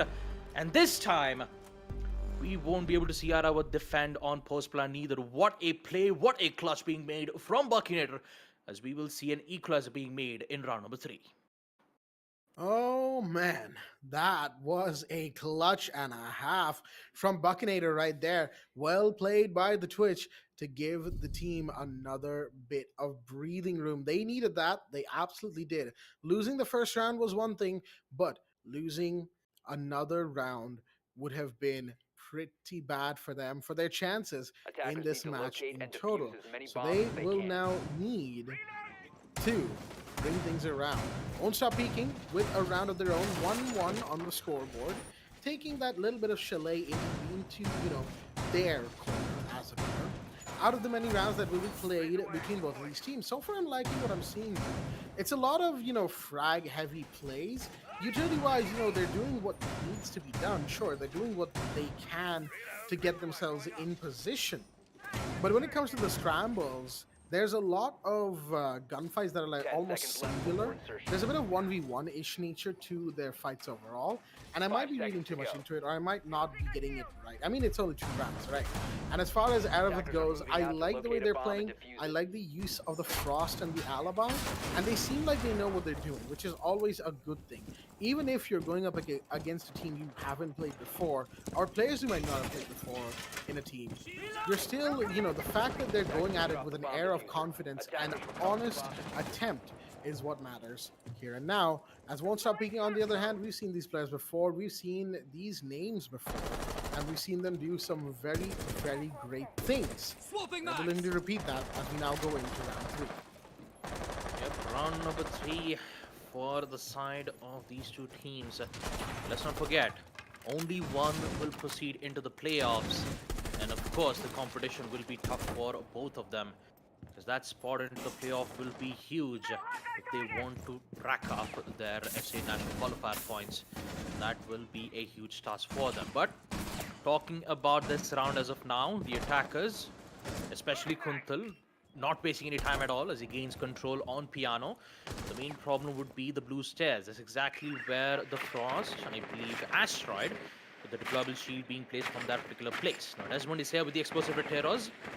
He'll just make sure that he'll be able to get some good information. Can he get the proper time to take out the deployable shield? Yes, he does. He won't be able to have any problems, which means that the defenders will start to have a lot of problems. Unless and until Virtual makes an important play that will give WontStopPeeking the major disadvantage, just like they did for the previous 2 rounds, this would look well. But hopefully, WontStopPeeking might have the advantage of making a trade count this time to ensure that many of those aggressive plays won't happen from their end. Needed control on the hallways of blue stairs just as intended, and now the pressure is on for Airavath Esports because they are mainly focusing on denials, and that denials is not working out too well. Kuntal and Cobra, both of them are here to claim their 2 victors. And now, in just 1 minute left, they have all the time they need. They just have to clear out the important sites, go for the post plant, and ensure that they'll be able to win yet another attack round. You're on mute, by the way, Jack. Talk Yeah, about a I four- kind of forgot about that. Sorry. My bad, folks. I forgot I was on mute. Anyhow, Airavath Esports, the point here is, well, at least for WontStopPeeking, the point for them is to shut down the momentum of Airavath, but that's not going to happen as Kuntal's going to go down. Virtual takes that. Mirror window has been opened. Here's Mojo with another. That's Roximo killer off the board. Now, in a 3v2 situation, the attackers have the advantage in terms of the body count, but can they get these kills? That is the question. And the mirror window actually hasn't been open now that I look at it, which is a little unfortunate. There goes one, as 2 will be found. Virtual gets that. And it's all down to Buckinator once again. 1v1 now in this fight against Virtual. They do not know where Virtual is. They don't have the diffuser. They're going straight for these kills, but can't find him in time. Virtual doing the smart thing and just running absolutely far away from the Twitch as soon as possible. And that, of course, is going to allow Airavath to win the round despite the problems posed by the attack. At this point, I could say that Airavath Esports, despite losing their early advantage, losing 2 players, especially in the mid round, somehow they make an excellent recovery in round number 3. With Virtual still being alive and still posing a threat to the side of the attackers, things will not move smoothly. And this is the 3rd time I'm seeing Buckinator left at a 1vx situation. So, talking about Team WontStopPeeking's end, the amount of pressure that Buckinator had to go through on these 1vx situations will not look good. Unless and until if they change something about it, or maybe change the way how they proceed into the site to ensure that they wouldn't lose man count maybe we could see them win this round in round number 4 itself. But their main focus would be an early pick out by removing Virtual, because Virtual has been so annoying for the attackers. No matter what kind of repositions or strategies that they try to make a push upon, Virtual is always present to try to poke or try to be aggressive in an unexpected manner that WontStopPeeking wouldn't even expect to see that happening. So hopefully, and talking about Virtual once again, he's actually looking for a vault. Oh boy, he's gonna get detected from the attacker drones and he's gonna get removed just like that in the hands of Buckner. And just like I said, at an early peak like this, WontStopPeeking might have a chance to come back if they gain control on the side without having any problems. Right now, of course, with Virtual off the board, this is going to be something that Airavath needs to sort of play around. Virtual has been really good for them in these first few rounds. Round 4, going 4-2 for the time being, not bad, Rux and Asteroid are pretty much following second closely, and Roximo Killer and Kester bringing up the back. So, all things considered, not a bad start for WontStopPeeking to get that alibi off the board early, especially given that the last time they came to this site, it was the alibi who started off absolutely shutting down. I can't exactly recall who it was. I think it was Kuntal on the Finca who got shut down early. No, it wasn't actually. Kuntal stayed alive to the end. Again, my memory isn't exactly serving me all too well right now, but we'll get back to that later. The fact is, Virtual got the first kill and got a beautiful one at that, as we have Rux taking one down, Mojo off the board. That is the sledge gone. And a big one at that as well. Grenades will no longer be available. Mojo has also been pretty upfront in terms of the attack. WontStopPeeking, leading from the front as it were, and the castle taking them down. A bomb has been located. State of the on what has otherwise been a pretty solid attack from WontStopPeeking. Well, now the pressure is on for Airavath Esports as they lost a lot of bodies and they continue to do so with Desmond confirming the kill off. And that's 2 players down. Now Kester is still alive in towards the piano side to defend as best as possible, and he has a lot of protections being made, but they don't have control on the side. Kuntal's already been. He's going in for the plant. Maybe they will succeed on a post-plant situation, and there you go. 4v3. Post-plant situation, and now we see the players on the side of Airavath Esports starts to crumble down slowly as their man count starts to dwindle a bit. They don't have a lot of time, but they're still trying to make their best efforts. Bucket is still alive to take out Asteroid, and yet another to take out Roximo Killer, and with it, WontStopPeeking will come back stronger than ever, equalizing it 2-2 by winning round number 4. Well, WontStopPeeking right about here is definitely riding on some level of momentum right about now, as once again you give them that space to work with, like we saw in the last round, right? The breach was done, the kill on Virtual was already taken care of, so that big flank operator you don't have to worry about anymore. Erevath didn't really have anyone else that could flank like that could do what Virtual does, which is both a good thing and a bad thing, because Attackers Virtual need to staying locate alive and defuse means as many that their bombs. opponents will simply not be comfortable ever in the map. However, Virtual going down, the alibi being taken care of, means that WontStopPeeking can get comfortable, that they can play a little bit more aggressively, that they can play more forward positions without worrying about being taken off one by one. That is the kind of power that alibi brings to the table, and WontStopPeeking knows this. They'll try to get Virtual out early or whenever they can, really, compared to the rest of the team, simply because of what that alibi does for the rest of the team. Asteroid, Roximo Killer, and Rooks are definitely, 5 seconds left powerhouses before of their insertion. own. However, the thing is, it also goes Attackers are for, moving out to it locate a also bomb goes and defuse double it. for Virtual sometimes, especially, Yep. again, in those first rounds that we saw. Had Buckinator not managed that clutch in round 2, then that would have very much been a round that Virtual had pretty much stolen away from the side of WontStopPeeking. Round 3 as well, just running away exactly when required. Diffuser had been dropped, and Buckinator didn't have the kind of time to go for it and get the plant off, reliably. So they decided to, try and go for the kill, and Virtual just ran. In the last round, Virtual was shut down early. This round, Virtual might get shut down early, might not, depends really on the overall condition of the map. Second floor being the side of choice once again. So many grenades being tossed all over the place. Trying to find someone on lower Astro stairs. No dice so far as the action phase, just continues on. Attackers have Yeah, and located a also it bomb. looks kind of like a repeat on round number 1 because that's the same execute that they made. But this time, it's still the same once again. Kester with an important frag taking out Desmond. Another kill from Asteroid as he takes out Buckinator. Two big players on the side of Team WontStopPeeking has been eliminated. This is not looking too good on the side of the attackers. And talk about round number 5, they're starting to lose a lot of bodies right here and there itself. Virtual comes back, he takes out Kuntal. Cook nade from Mojo, will that work out? To take out placement towards the sides of kitchen? No, it does not. He still has one more grenade left. He could cook it to ensure that he could get a kill or two. But talk about Airavath Esports, they haven't lost a single player yet. And at this mid-round, by losing players, they have to figure out a solution. Defenders, talking about the attacker side. Okay. I just kind of lost my feet right then and there itself. But yeah, looks like I'm back. A 2v4 situation.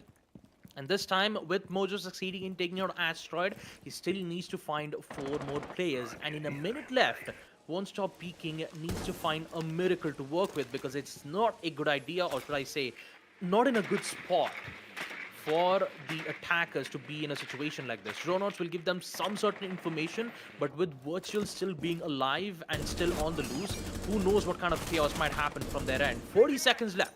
The attackers need to make a push, and this time it's back again with a split push. One from the blue stairs and the other from the window side on bathroom to ensure that the piano control would be theirs, but with the loss of Mojo, I'm not quite sure it's gonna happen because Kester comes back, finds out exactly what their plan is, and removes the last player out of the equation. In the end, we're going to see Team Airavath Esports get back in the lead by winning round number 5 defense, putting themselves a 3-2. Can we see them put themselves on a 4-2 spot in round number 6 and end it off in the first half? Let's find out with the sight being on Vine Stellar and Snowmobile Garage. Going 4-2 defense first half into the attack on Chalet is definitely huge for them.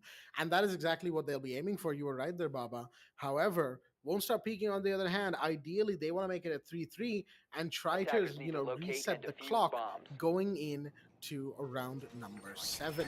3-3, slightly closer to the victory margin, sure, but it's you're still starting from effectively 0-0. Sure, the lessons you've learned from the last few rounds will apply to a degree, but, you're trying to learn how your opponent plays the opposite role compared to what they were playing too long ago. This applies to teams that haven't really played each other all that much, and I feel like, at least for some of the players in Airavath Esports, that might actually be true, 10 because seconds left. of whether or not they've played WontStopPeeking, at least this team in this configuration, 5 seconds is left still a before question that I insertion. don't think we have the answer to. We might have that later on. A little bit of Attackers a are dig moving out to into locate a Siege bomb history and of defuse it. Legion will do us some good. But let's not get too lost in that for the time being. We will be moving into round number 6. Snowmobile Garage is the site of choice. With the smoke, of course, Virtual with the Alibi, the Mute, the Jaeger, and to round things out, Asteroid with the Melusi. Yep, you've got a lot of denial operators there from Airavath Esports. A C4 from Mute, smoke gas canisters from the smoke. And talk about Team WontStopPeeking, they have some grenades at their disposal to see whether if it all works out well in their end. Mojo, not wasting any time at all to see whether if he can remove the Mute jammers. He successfully do so, removes and opens up the wall from Snowmobile Garage without having any problems being made from the defensive side. I mean, you don't have a Kaid, not a bandit to trick out those specific walls. And maybe it's for the better use because they don't want the basement wine cellars to be opened up wide. Because if that happens, then the attackers will have a lot of angles, and for the defenders, it's not a good idea to be at that very difficult at a very difficult state. Well, the breach from the Ace is going to come in just a second. They've got those Mute jammers to worry about for now, but what they've also got to worry about is Asteroid taking down Buckinator. That's the Twitch god. Sure, the Mute jammers have been dealt with, and that means the breach will go through, but they now have to worry about Smoke, who just got a free lease to throw gas canisters all over the place. However, the Hibana will be given the clear on the first bit of breaching on the long hallway wall as well. Hatch is reinforced, so Moses is confirming that. Reassures the rest of the team that, yeah, you'll be able to, swing in once we get the clear. But, oh, there goes Desmond. What a shot from Roximo Killer. That's going to disallow the plays that they want to do. Mojo taking so much damage, but there goes one more. Asteroid off the board. The Melusi goes down. 2-3, and it is a 4 versus 3. Grenades in, but it's been caught by an ADS. No, it just took a while to blow up. Kontal sending the grenade through. He's gonna find anything? No, there's an ADS there. One more grenade. Any second now. Off it goes. Will it find a pop? Yes, it does. There goes Rux.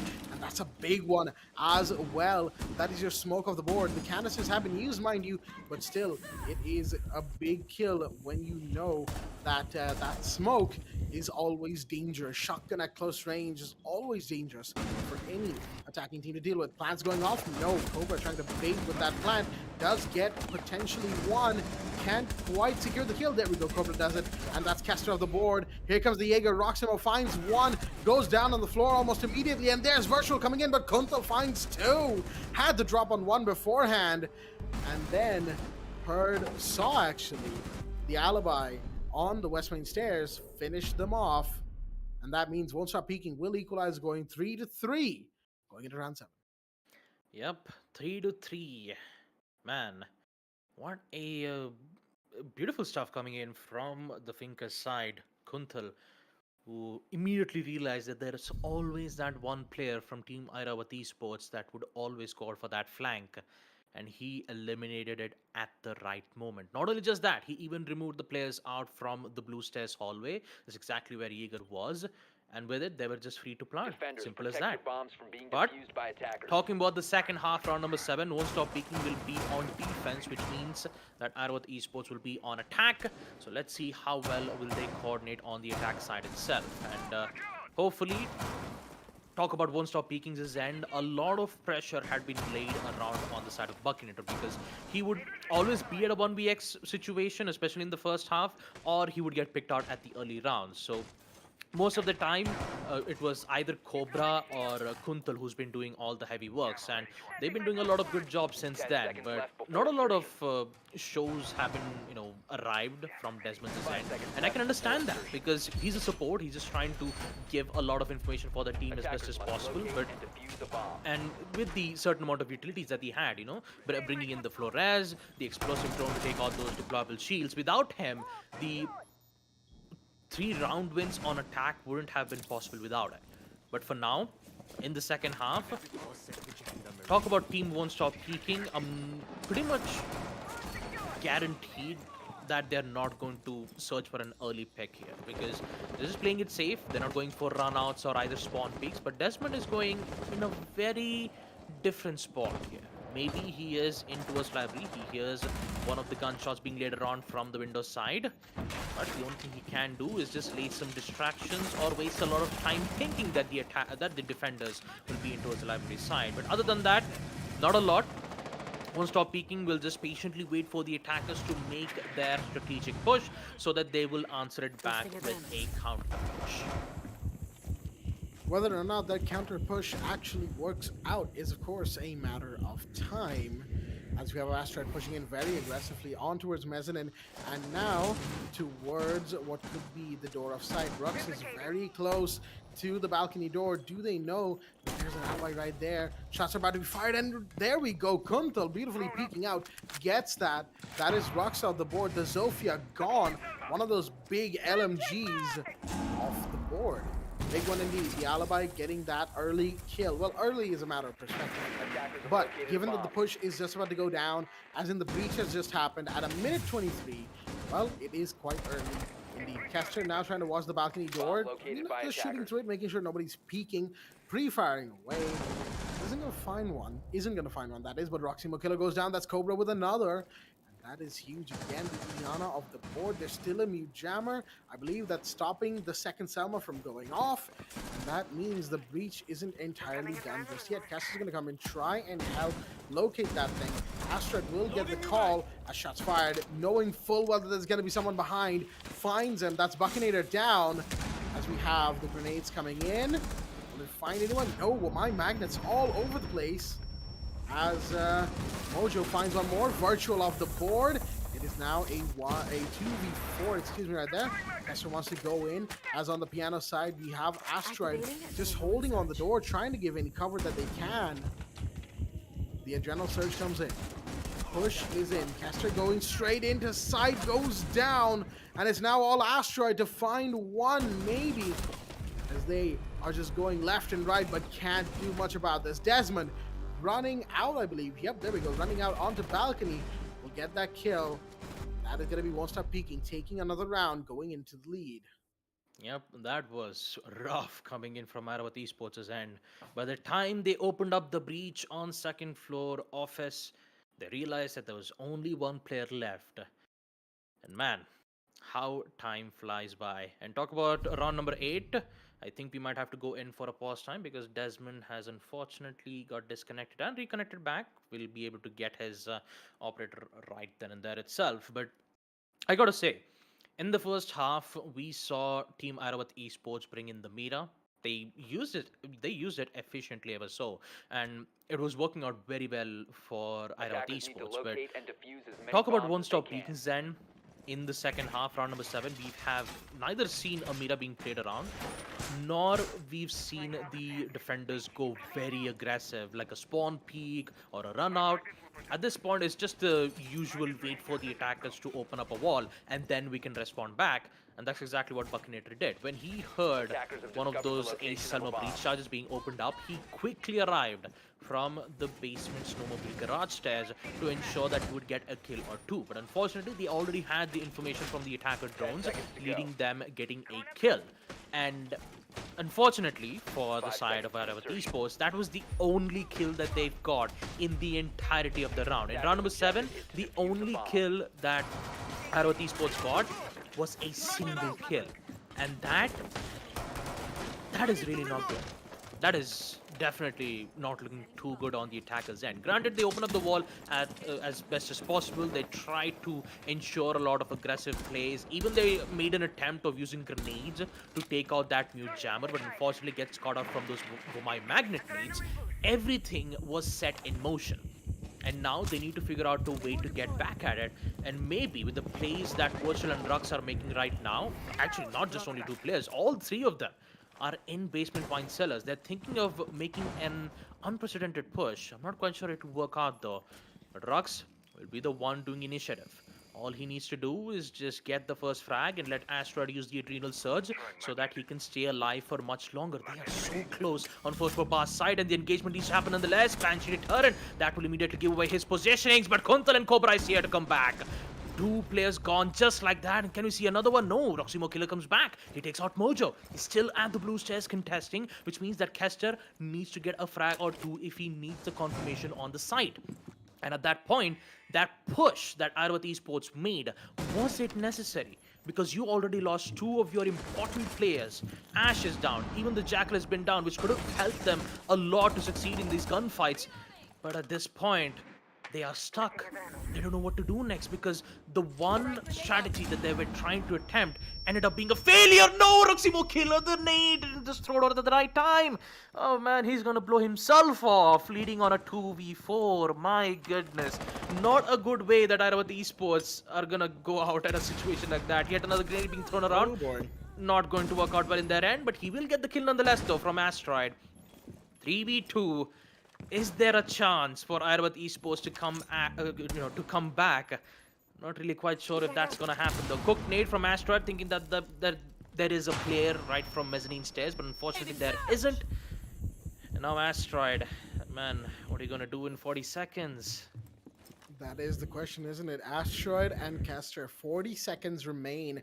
They only can do so much. Buckinator has the call on one, does push out, but can't get the kill. The LMG pushes up, misses, and Buckinator actually walks away with a kill there, leaving Kester alone. Never mind the drop down from the top, and that's going to be Desmond finishing off the Finca, not the Finca, the Ace, excuse me, making sure that the round still goes the way of WontStopPeeking, who are now clearing ahead, taking a lead.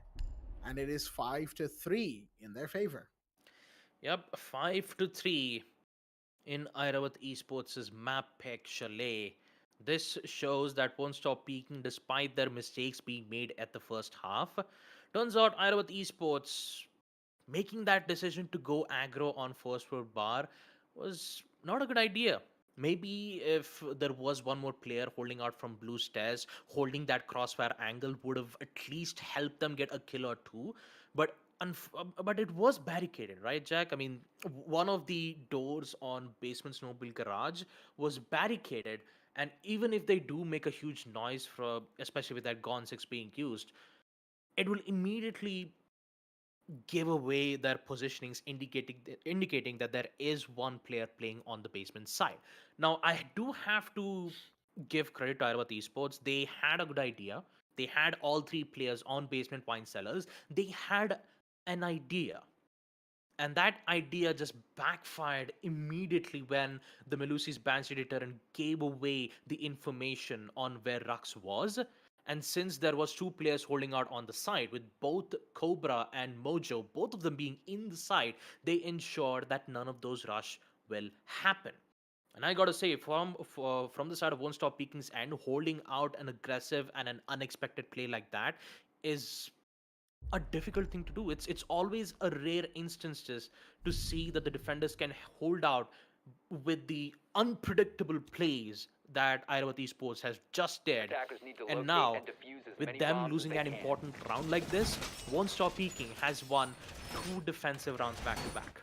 And now in round number 9, if they win this side, then that means they will be on match point at Airavath Esports' map pick. 6 to 3. Will it happen, or will you see Airavath Esports fling back to put themselves on 5 to 4? Let's find out on this side. 5-3. Won't stop peaking with a clear advantage right about now, as Airavath Esports are looking to potentially bring it back. Chalet today is definitely going with a bit of a defender-sided streak, folks, as we have round number 9 coming in on Snowmobile Garage from the side of the defense. Not going towards Bar Gaming. No, actually, they did go Bar Gaming. They won that. And now they will be going down, to the basement to try and win a round out once more, put themselves on map point, take the enemy's map, and go to Clubhouse with high morale. We've got the Maverick in play. Gone 6, I think that missed actually.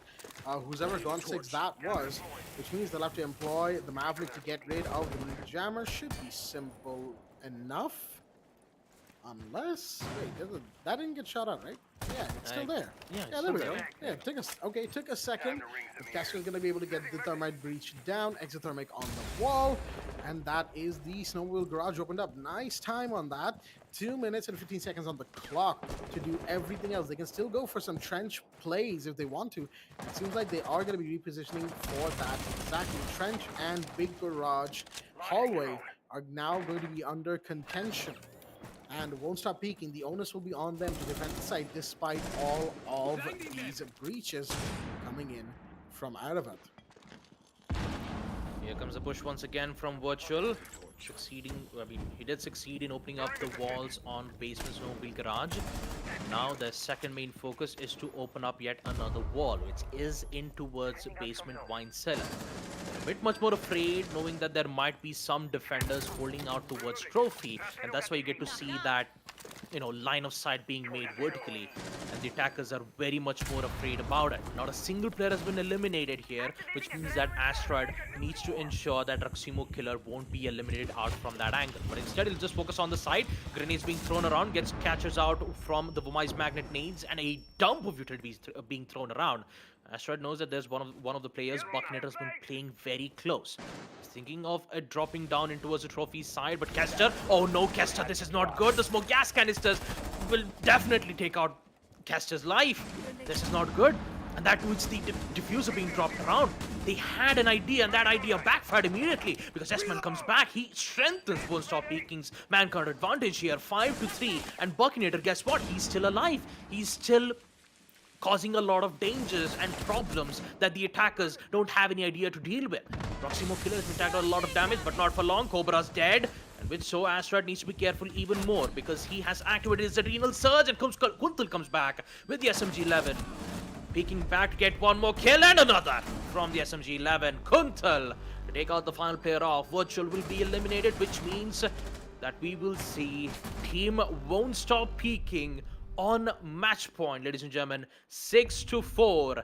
And I gotta ask, what exactly happened at that moment? Why did player starts to, get removed out immediately? Was it because of the Womice magnet needs? Was it because of those smoke gas canisters? And I gotta ask, what was Thermite?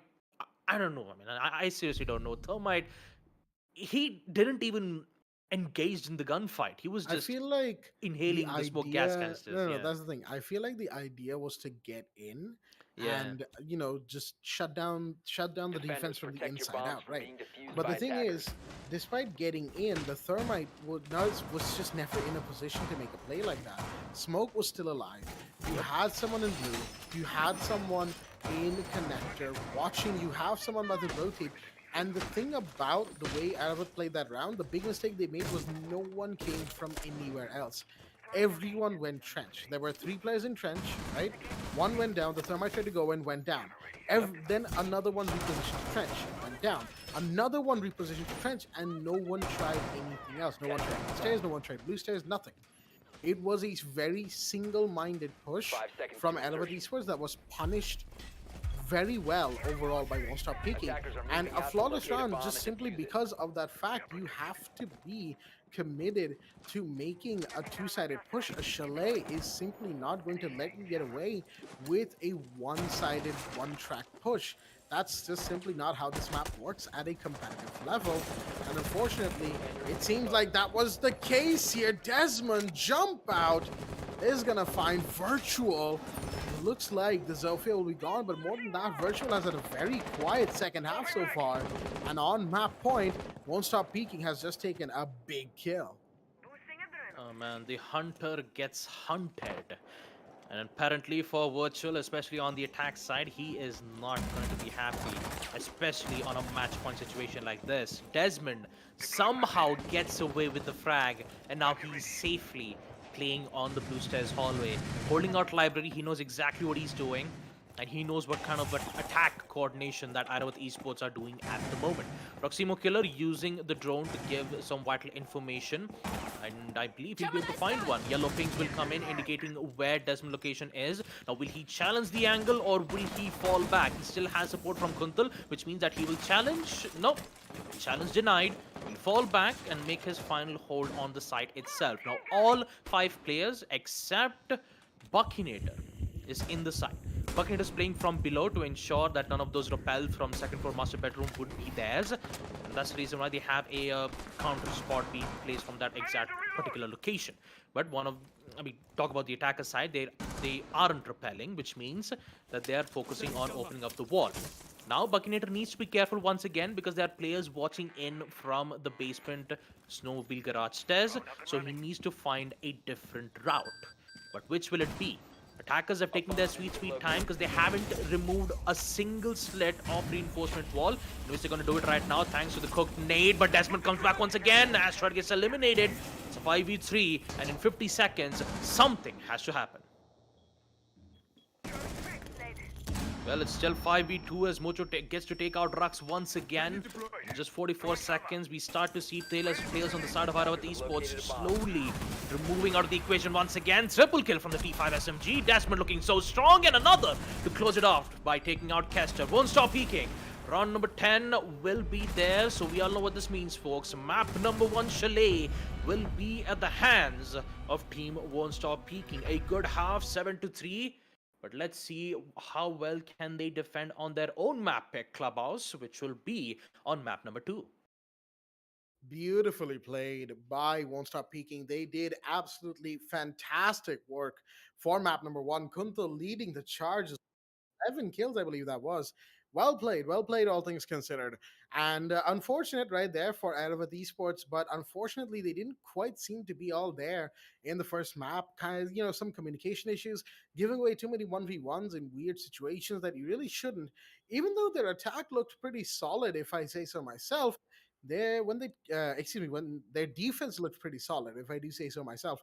But when it came to their attack, was kind of not really there. They did not win a single attack round.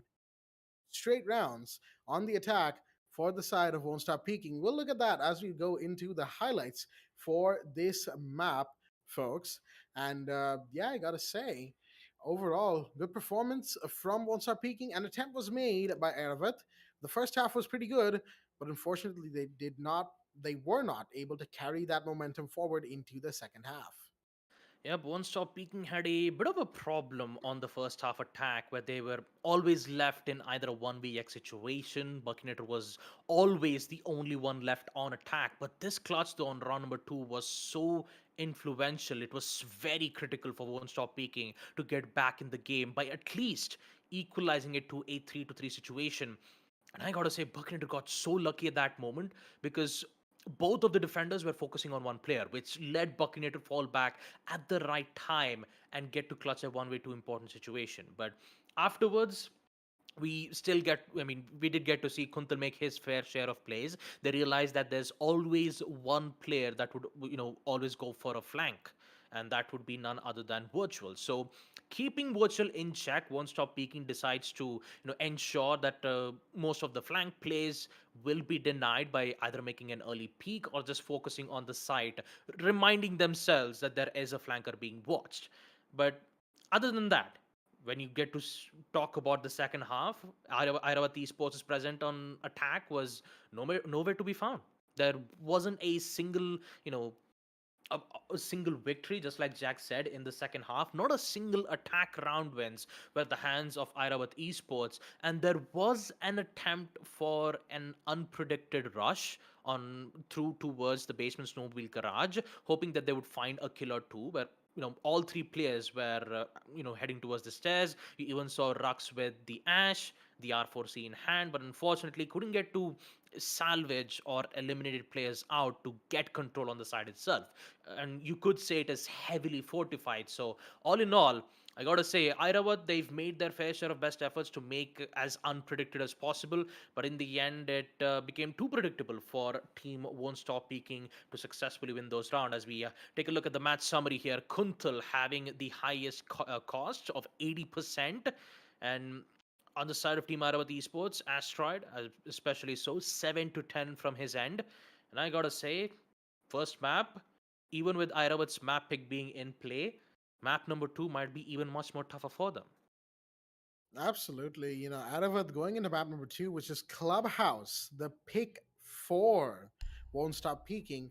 It's going to be very, very difficult for them indeed. Map number 2, I just hope they're ready because given the way that Won't Stop Peaking played in this first map, WSP is definitely looking to completely shut down any and all potential comeback from Aravath. They're not having it. I mean, it is understandable. You want to win and you want to get things done ASAP. As we have a look at the results on the timeline, 7-3 on Chalet. Clubhouse is a question mark for now. Bank, an even bigger one, because should Clubhouse actually end up being in the camp of Erevat, then we could go bank, folks. There is still that possibility. Never discount that. It is Rainbow-Six-Siege after all. But for the time being, we have a 7-3 on Chalet that Won't Stop Peaking has taken over their opponents out of Esports. Chalet was Erevat's pick, mind you, so it's a big loss for them. They'll be down on their morale, they'll be down on their mental game, and they'll have to pick themselves back up before we come back for map number 2, Clubhouse, after this short break. Stay tuned.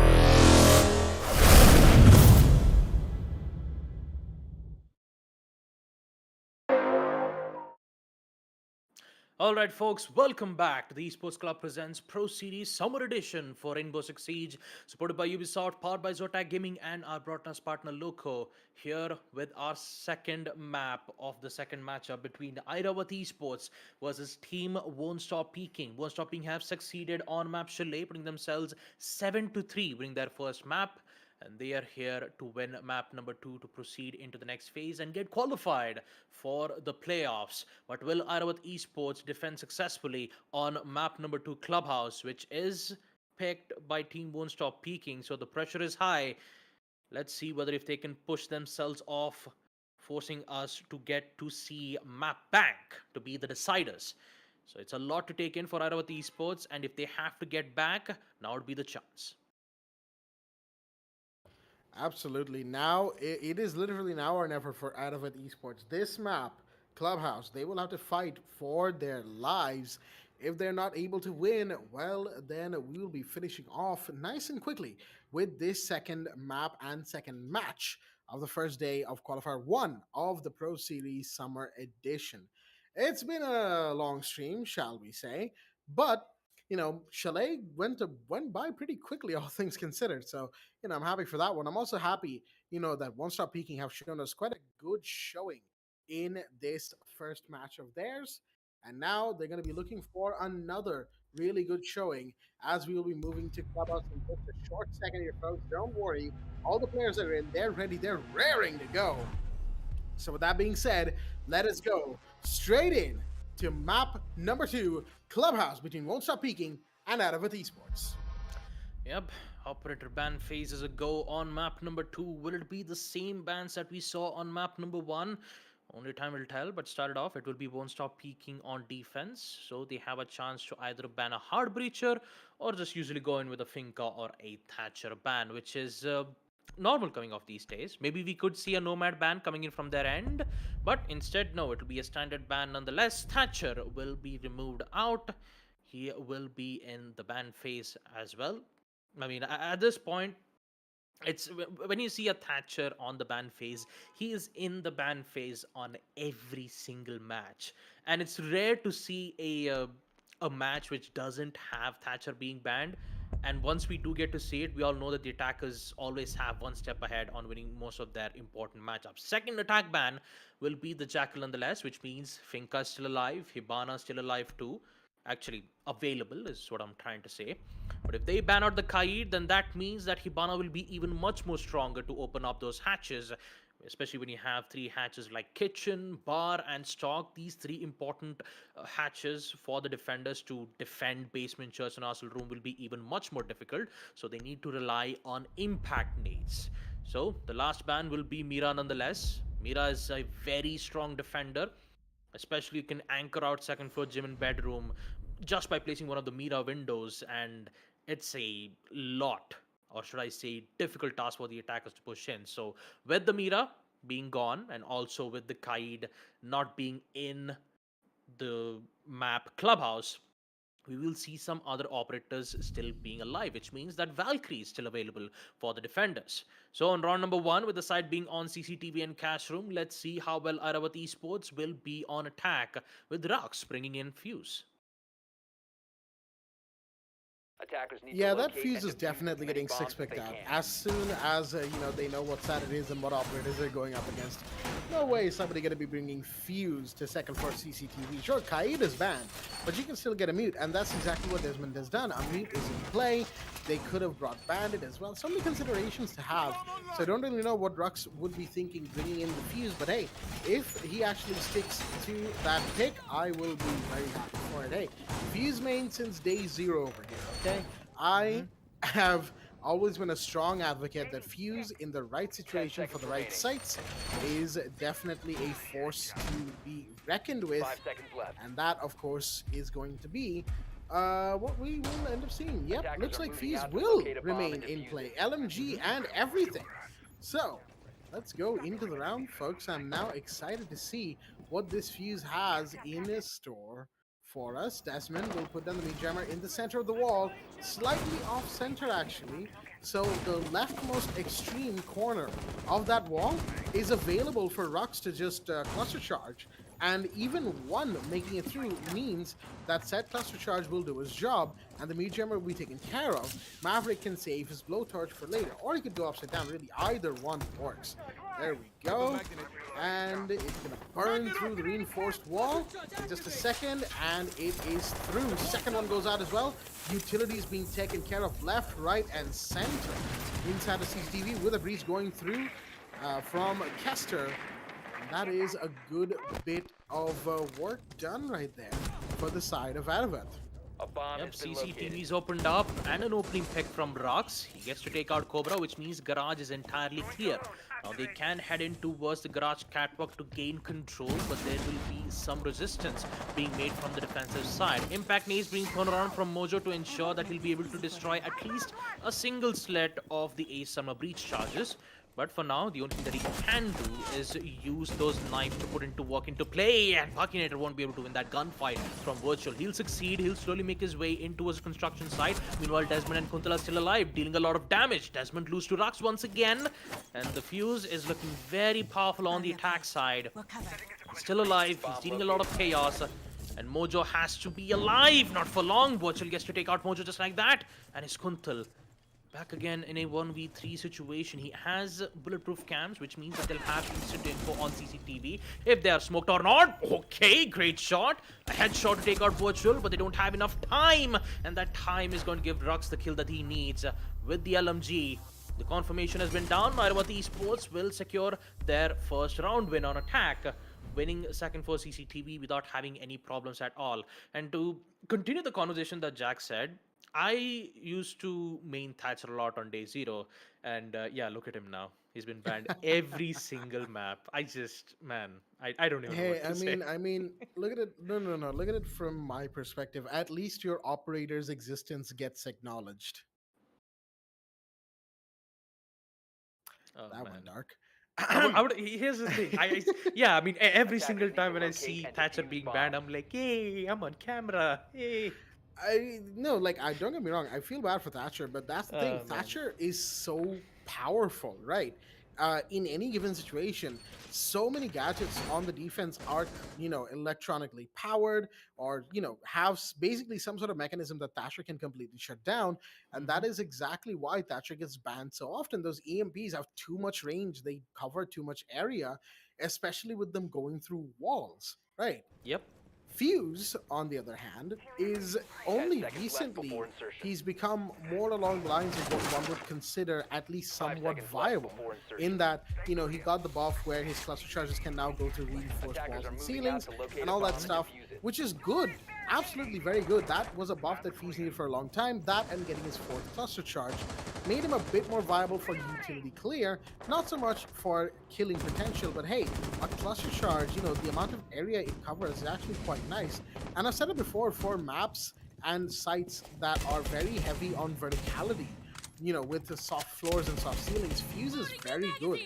And now, with his cluster charges going through even reinforced surfaces, he becomes a lot better for a lot more sites that might be a bit more on the horizontal side of things. So, I'm happy overall that Fuse is getting the treatment he deserves, but at the same time, it's just, it's always been like that for me. Like, I've been playing Fuse for so long, it's just hilarious to me that people are only now picking up on what Fuse can do, and even then, it's not at a consistent state, because Fuse simply will not be that sort of viable, right? He's a 3 armor, he's slow, lumbering, loud at that too.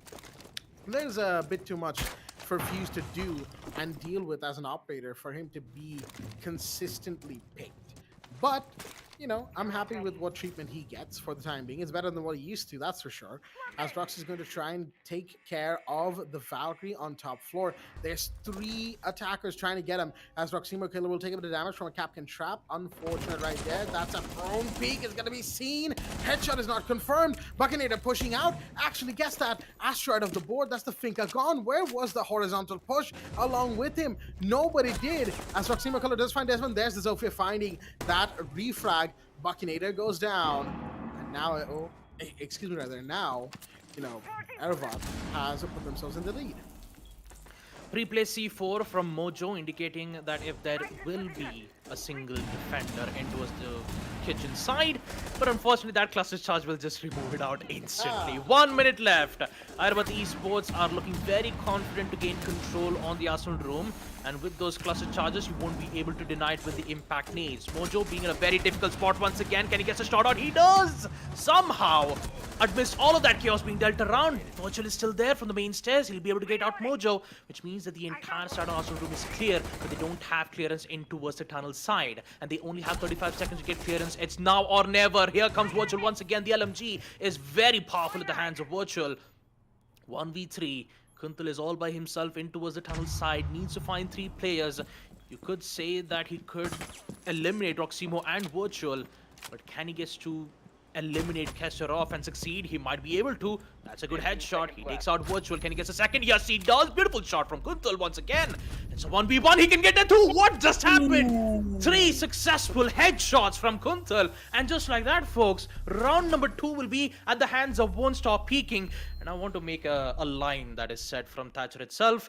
A 6-inch blade never loses reception. Pretty sure Kuntal was more than a 6-inch blade in that situation, Baba, but I gotta agree with you. The metaphor stands.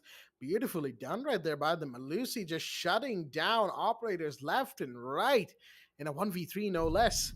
And hey, I know this man. Like, actually, IRL, I know Kuntal. He and I went to the same college. Graduated this year, by the way, just a few days ago. So, all's well that ends well, I guess. I still haven't talked to him about how much Attackers he need to got, locate but and that's a defuse conversation bombs. for later. At the I mean, we don't just Tangents. usually we don't just usually talk for marks, right? I mean, in the end, it'll Yeah. be like you passed, yeah, party when. No, he and I were like in different streams, but both streams were in like the same building. That's how we knew we went to the same college, right? And it was all right. We didn't really have much college thanks to the way the last 2 years went. But you know, whenever we did, we would meet up, we'd have a little chat, as it were. So, Kuntal, if you're watching this 10 back, seconds I'm to sorry I insertion. didn't go to the farewell, okay? But I really just didn't want to. 5 Anyhow, seconds remaining. beautiful 1v3 right there from the Malusi, no less. Going back now to second floor Attackers must CCTV, locate they and lost defuse the this bomb. to some very good plays by Airavath. And mind you, Airavath also had a pretty good grip on basement until Kuntal decided to just completely change it around on them. Turn the table, flip it on its head, and clutch the 1v3. Now, the question is, are WontStopPeeking going to be able to pull things together a little bit more? The rest of the team also has to come into play as the cluster charges, potential spots are being marked.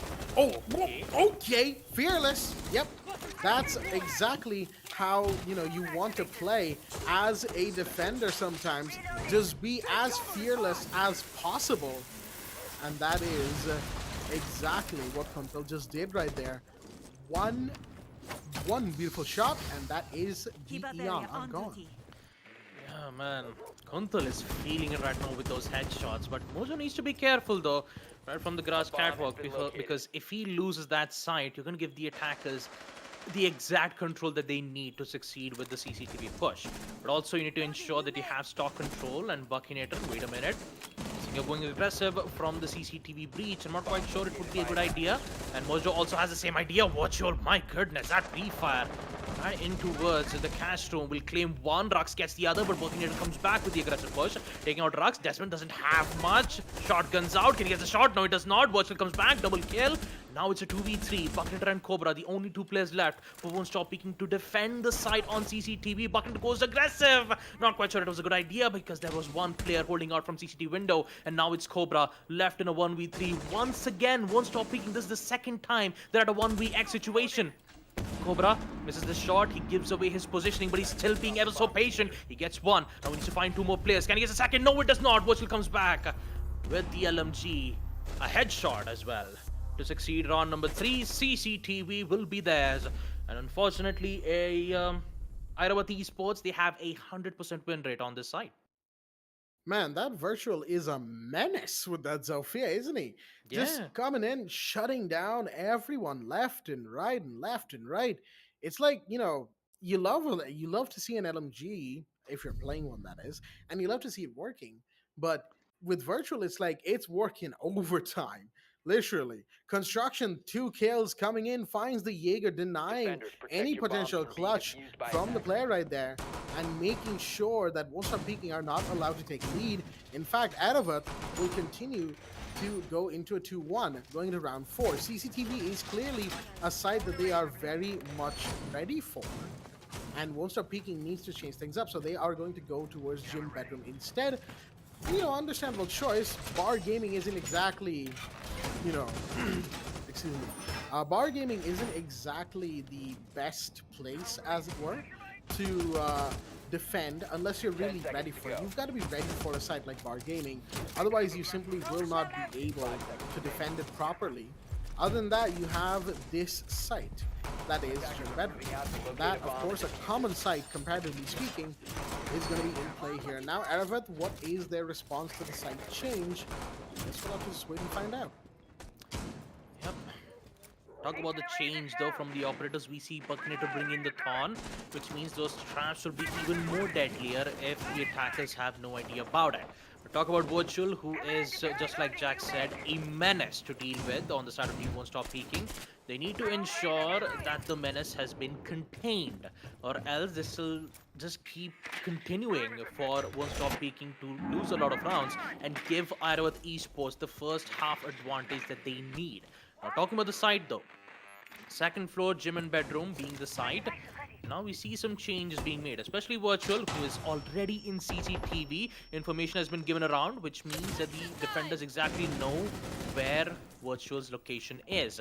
Immediate control on CCTV, which means that Cobra has a lot of work to do, including Kuntal as well. They're trying to open up the walls, see if they can get another line of sight for the attacker so that they can remove their players out one by one. Kuntal will fall back. Cobra, my goodness, not quite sure if it was a good idea. Here comes Asteroid. First frag, Cobra's been eliminated, which means CCT will be at their hands. Kuntal, this is the opportunity once again to get that headshot, which means he's all by himself. It would be wise for him to fall back on second floor Gym, but here comes Buckinator back again with a run out, that is, from Gym window. Take out Asteroid, equalize it to a 4v4, but Rux is still alive. He is dealing a lot of damage from the LMG. He takes out Mojo, which means that the bathroom is entirely clear. But Buckinator is still alive. He's still on second floor Gym. He knows exactly what's happening. Beautiful angle there to take out Rux. And now it's back again. Trade game, 3v3.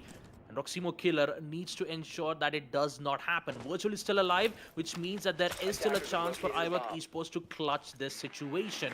But at a minute left, they're losing a lot of time. They need to make a push. And with the amount of information that they've gained from the attackers' drones, might be able to help them out a bit, because Virtual comes back ever so strongly right in towards construction. Takes out Desmond, which means that he has some supports. Flash banged from Buckinator. Kuntal playing very close. Not quite sure it was a good idea. 1v3, 0v3 as Roximo Killer gets the final frag out.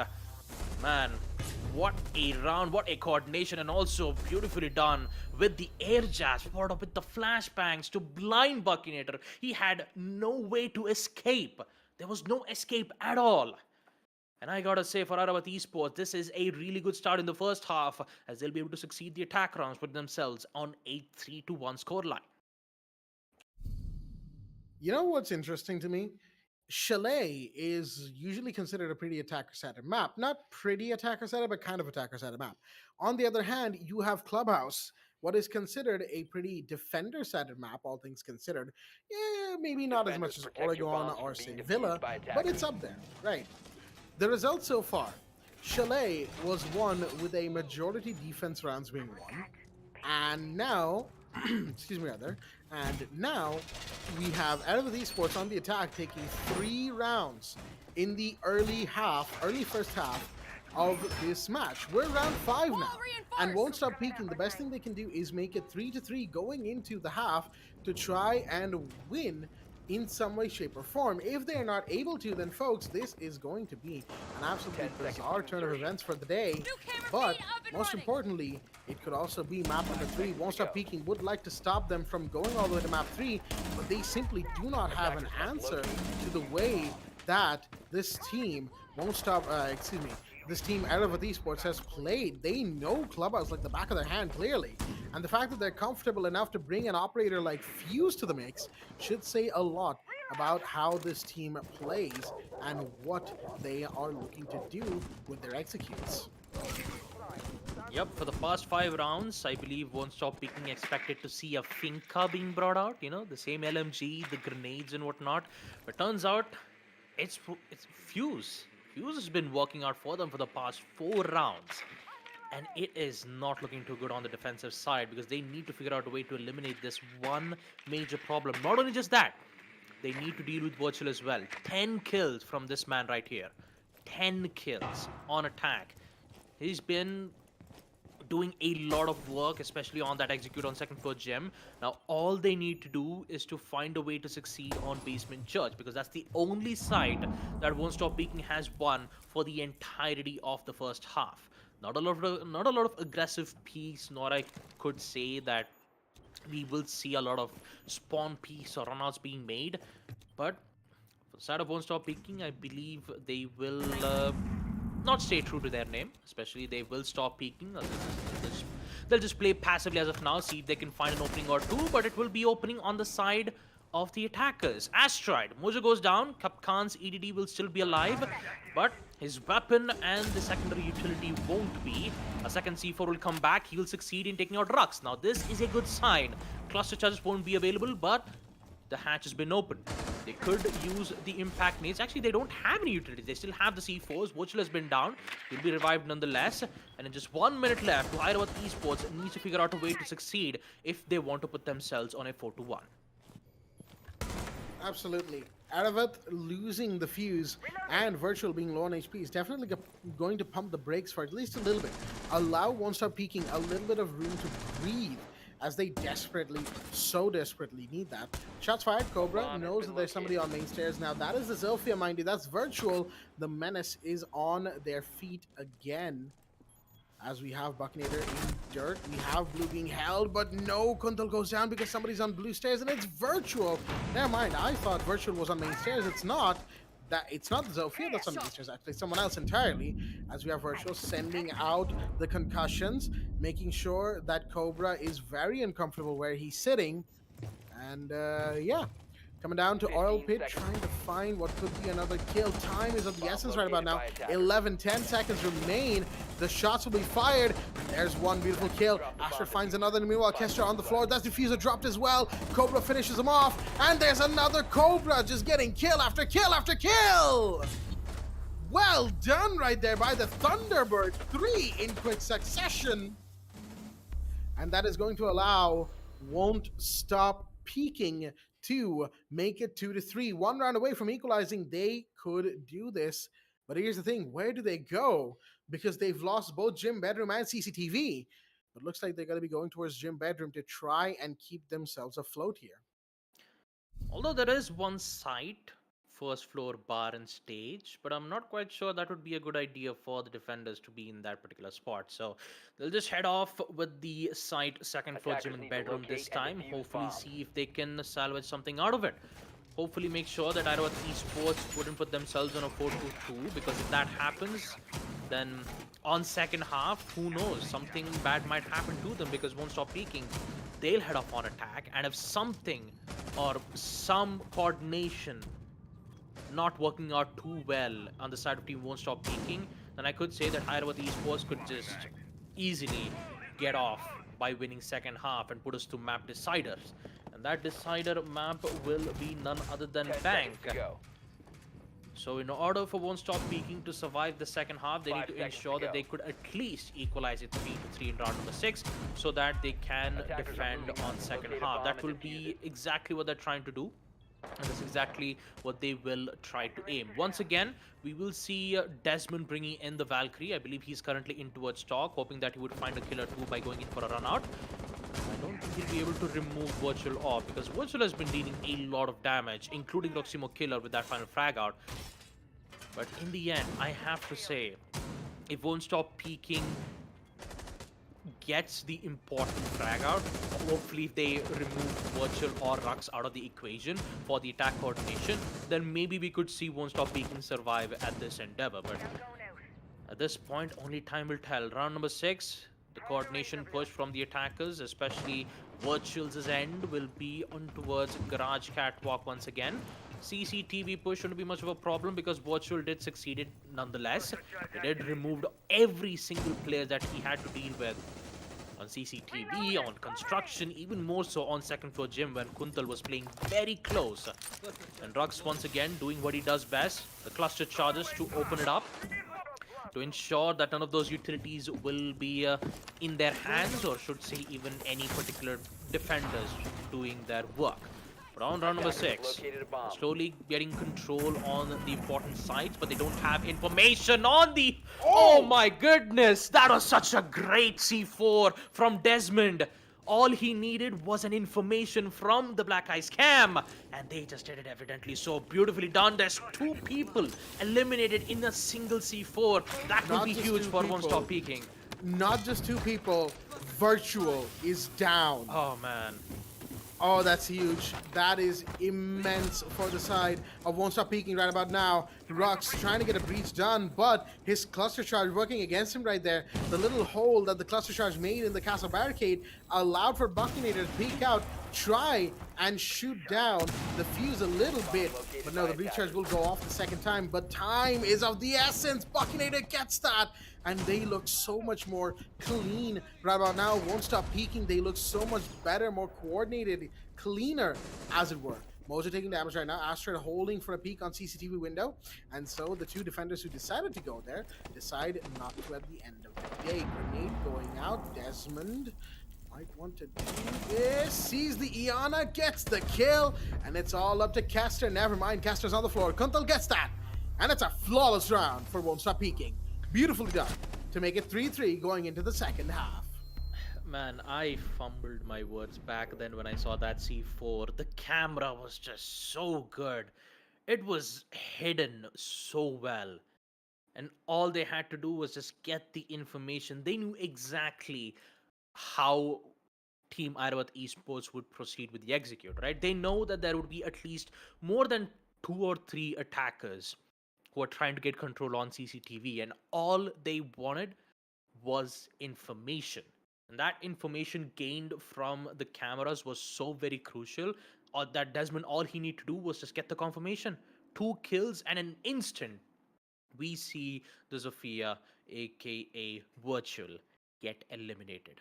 That's saying something, Jack, because on round number 6, there was a 100% chance that Airavath Esports would have ended it off on a 4-2, right, on round number 6.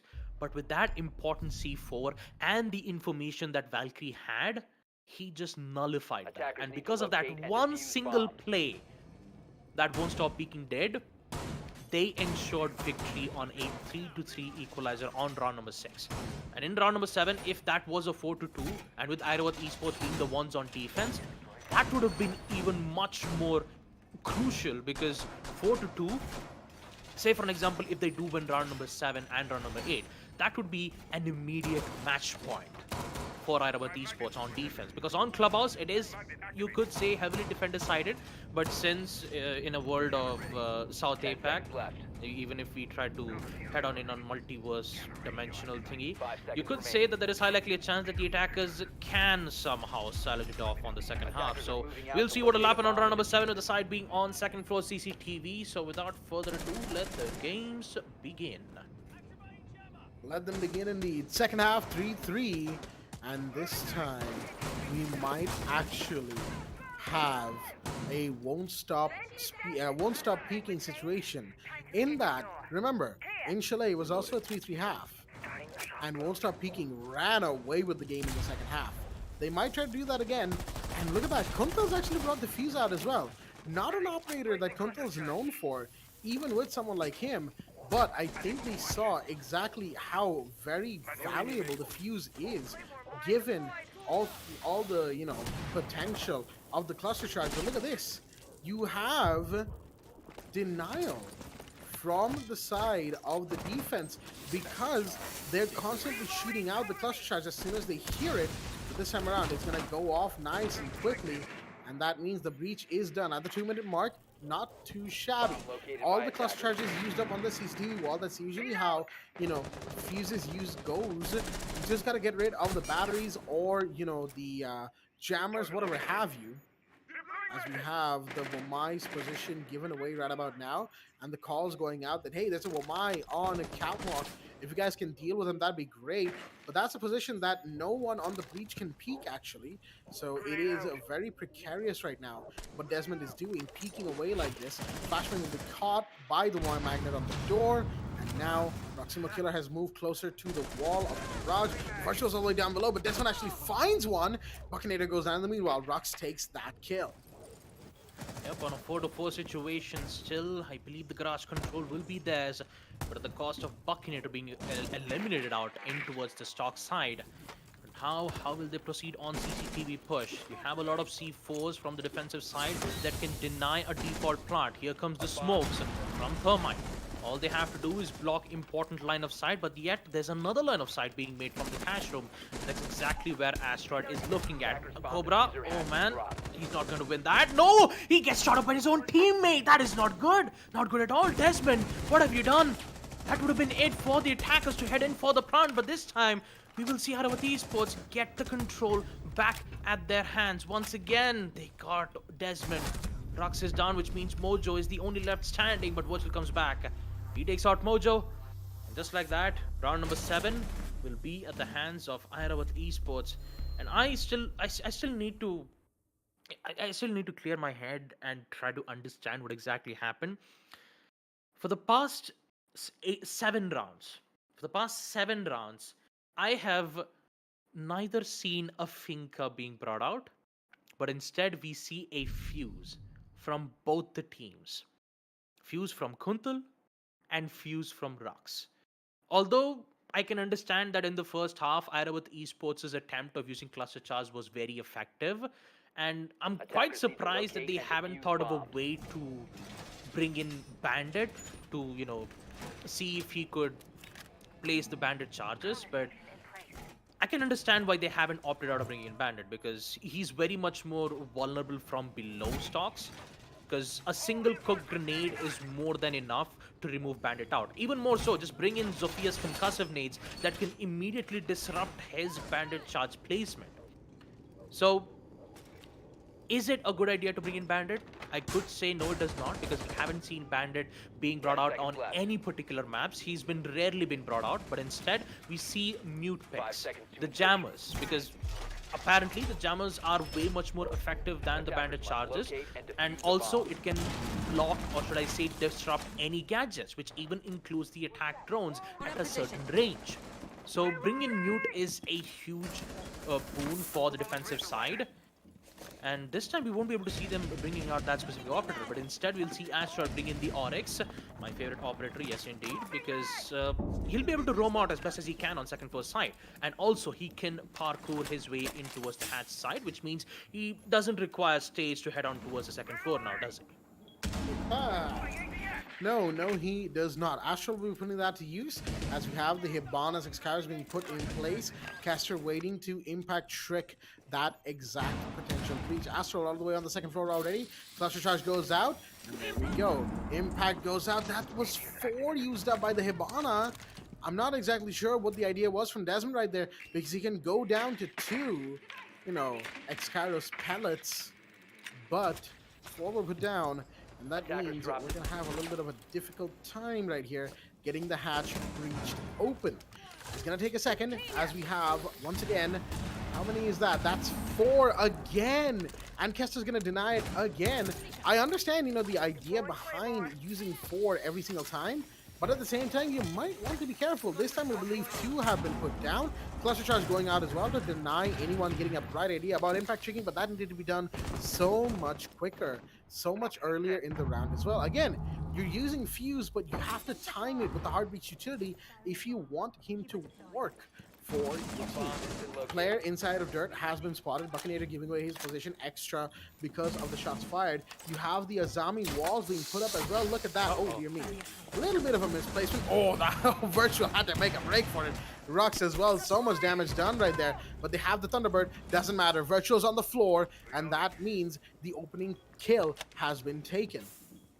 Attackers have Yeah, recovered but their with a minute defuse. left, Bomb WontStopPeeking located by needs to attackers. make progress, or else Airavath Esports will ensure Attackers a have dropped the bomb complete diffuser. lockdown to the Attackers site, recovered the and bomb that wouldn't diffuser. be too good, despite their previous round going in at the hands of the defenders. In round number 8, if they head back, this won't look good. Kuntal already in the side, going in for the plant. You have good amount of cover. The C4 would exactly happen. The C4 won't work out. It's post-plant. Even though with the loss of one of the players, Airavath Esports, they're slowly losing a lot of players. That is not good. Rux is the only man left. He needs to find this clutch out, and he needs to find 3 players. Can he able to do it with a total time of 30 seconds? Not quite sure this would happen, because for Airavath Esports, this is not looking too good. Because even with Rux being all by himself, he won't be able to find a single player, because every single attacker are holding out their important lineouts. Man, clutching that 1v3 would mean a miracle for Airavath Esports, but unfortunately it won't happen. And that means it will be back with the equalizer, 4-4, with round number 9 being on board. Being on board. Not quite sure why I said bird. Basement Church and Arsenal Room will be the site. And yet again, I have to say, Fuse still being brought out from Kuntal. Man, I just. Finka is still alive, and I gotta admit, using all 4 pellets to open up the hatch in towards the Arsenal room, was it a good idea? Because they could have opened up the hatch on Basement Church, they could have opened up the hatch on, actually, not on Basement Church, they could have opened up the hatch on Bar, they could have opened up the hatch on Stock, and plus Kuntal already had a secondary hard breach, in which one of them was already used to open up tunnel. He could have used the second one to open up yet another, hatch, in which they would have had a direct entryway in towards the moto side, but don't get to see that. But in the end, all's well that ends well. Kuntal immediately just dropped down from the hatch of 5 kitchen. seconds remaining. He went in for the plant, and somehow the C4 was supposed moving to out to take locate a out bomb and Kuntal, defuse but it. somehow I believe the range was out of its reach. And because of that, WontStopPeeking were looking so good. They had control on top, they had control on tunnels. Even more so, the entire side was at their control, as including their macro advantage. So on round number 9, again with Rux bringing in the Oryx, this time let's see whether if we can pick out an early pick, or would he get picked out in the process. That is the question, isn't it? Is Rux going to be able to get an early kill? Are any of the defenders going to be able to get the first kill? Or drop in from Mojo? Wants to find someone. Can't quite do that. Knowing full well that they're in construction, he's going to rotate around to try and watch the door of main bedroom. Shots fired again, but he's going to go down instead. That's going to be Asteroid taking that kill. Logistics has definitely not been taken control of, as we have the impacts coming out as well from down below, but the hatch has been opened and impact tricking will be denied any further because of the cluster charges. Third one being put down by Kuntal as it goes in, thunk, thunk, thunk on the floor. Utilities are gone. The problem is Mojo is on the floor this time around. The sledge is no longer there, so verticality will be much more difficult. Even if they have the can openers from the Fuse, it will be quite difficult for them to get a line of sight on the Arsenal and, of course, into other areas of the site that they so need it to be. However, interestingly enough, it seems like they're really going for, once again, a hatch drop play right here. Who's got the diffuser, though? That is my question. It's dropped outside the kitchen. So it looks like they really want to go for it. And Buckinator, once again, look at that, taking position towards dirt. Attackers have Desmond, recovered their diffuser. watching from above the hatch. They're all Attackers dropped just the diffuser. waiting for Attackers something, recovered the a clear of some sort. Desmond wants to go in right now, but it really, that box's area of Arsenal needs to be cleared out first. The fuse has been given to the Nomad. Cobra is going to look to go in any second now. Shots are fired. Kuntal knows full well that there's one by boxes. The flashbang's going in. That means that there is a potential clear coming in any second now. Barbar is being knifed. His position, he's intentionally trying to give it away so that he can enter the site. He knows there's one by the boxes, and there we go. That's going to be Roximo Killer taking that kill. Big drop right there. The Twitch tries to find one more. Buckinator on the first floor. Can't quite do that. And there you go. Well played around the shelf. Kuntal goes down. The Thunderbird takes that. However, Desmond will shut them down once more. But Desmond's the last one standing. Sees one more, but surrounded on all sides. Airavath knowing full well that, the side of WontStopPeeking were going for that same play. It was not going to work a second time. WontStopPeeking, you need to learn from your mistakes here. the same play will not work the second time over, not against Airavath Esports.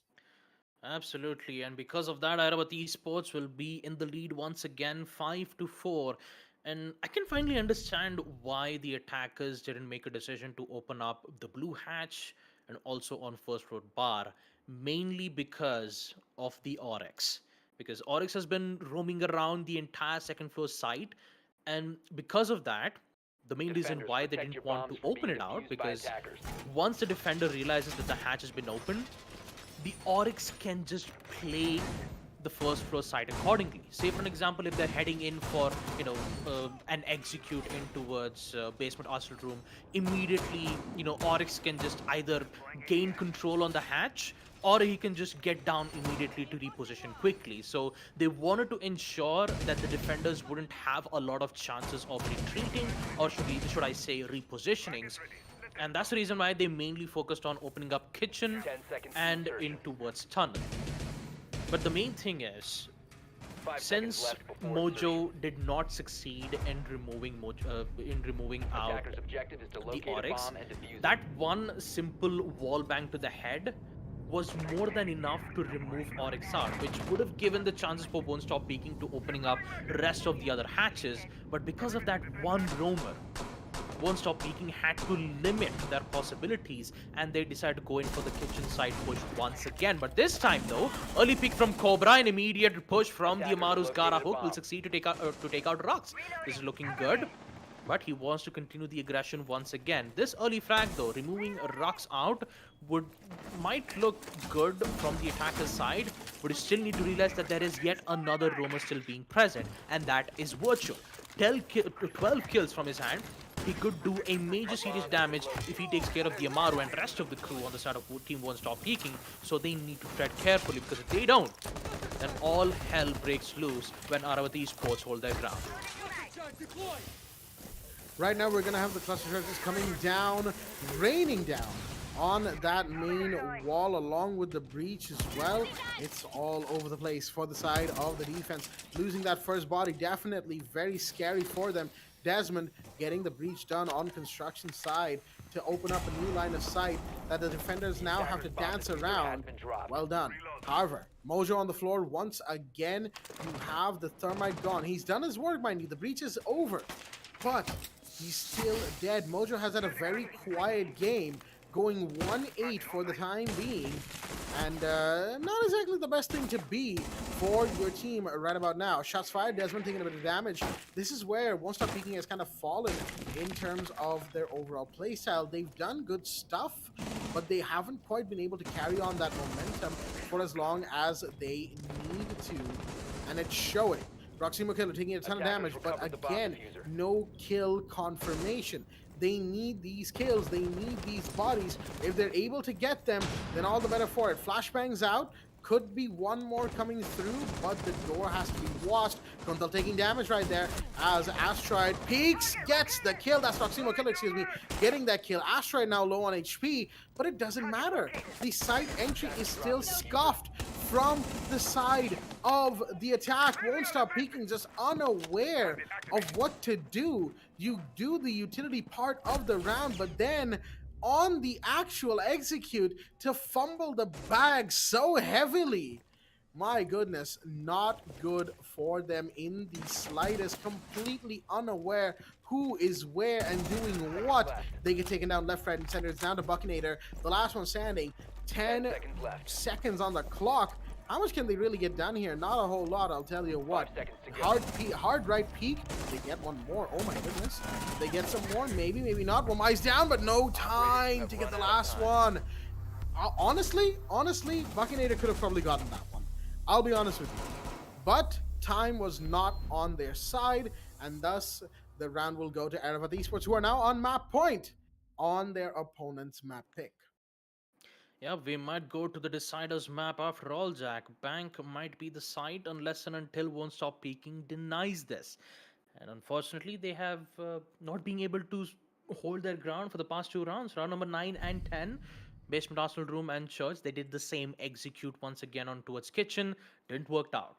Now on round number 10, CCTV and Cash Room, even with an aggressive Gara hook used by the players on side of the attackers did get Attackers the need to early locate peak, and defuse but they bombs. had no idea on how to proceed in towards the site because they were stuck. They don't know because there was a lot of angles from Red Stairs hallway. There's a lot of angles from CCTV. Even more so, they haven't removed CCTV. I just realized that. Oh, why haven't you guys opened up CCTV wall? Won't stop peeking. I'm still like, am I saying this wrong or did No, no, no. we? So Yeah. they did open the breach. The Okay. problem was they got shot through the breach. Ah, all right. Okay, okay. And I just kept 10 wondering, seconds like, remaining. was CCTV wall breached or not? Does it have to do something 5 about it? seconds to But go. no, man, this is tough. Very tough for them. And Attackers this time, objective is to Kuntal locate a bomb and defuse it. realizes that it's best for him to not bring out the fuse since it's not working out too well in their favor. So he'll just bring in the Hibana and let Desmond bring in the Finka. Looks like the fuse cluster charges is definitely not working out too well for WontStopPeeking's end. So hopefully in 4 to 6 match point on round number 11, maybe we might see some slight altercations on WontStopPeeking's end if they succeed in the early peak. For the time being, we have Buckinator on the first floor, trying to get someone through the hatch, vertical angle as it were. Maybe a sneaky play up the main stairs? Could be. Could be. We'll have to wait and see exactly what they've got in their heads right now. Buckinator definitely been doing a lot of hard work for the team. Same with Kuntal, same with Cobra, and Desmond as well. But they're just not quite strung together like they were in map number 1. It was so close for them and their team.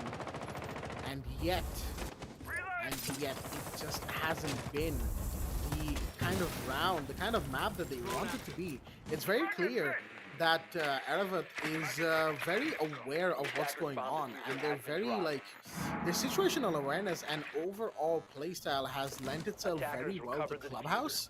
And WontStopPeeking taking them to Clubhouse might not have been the best idea in hindsight, but hey, we're here now.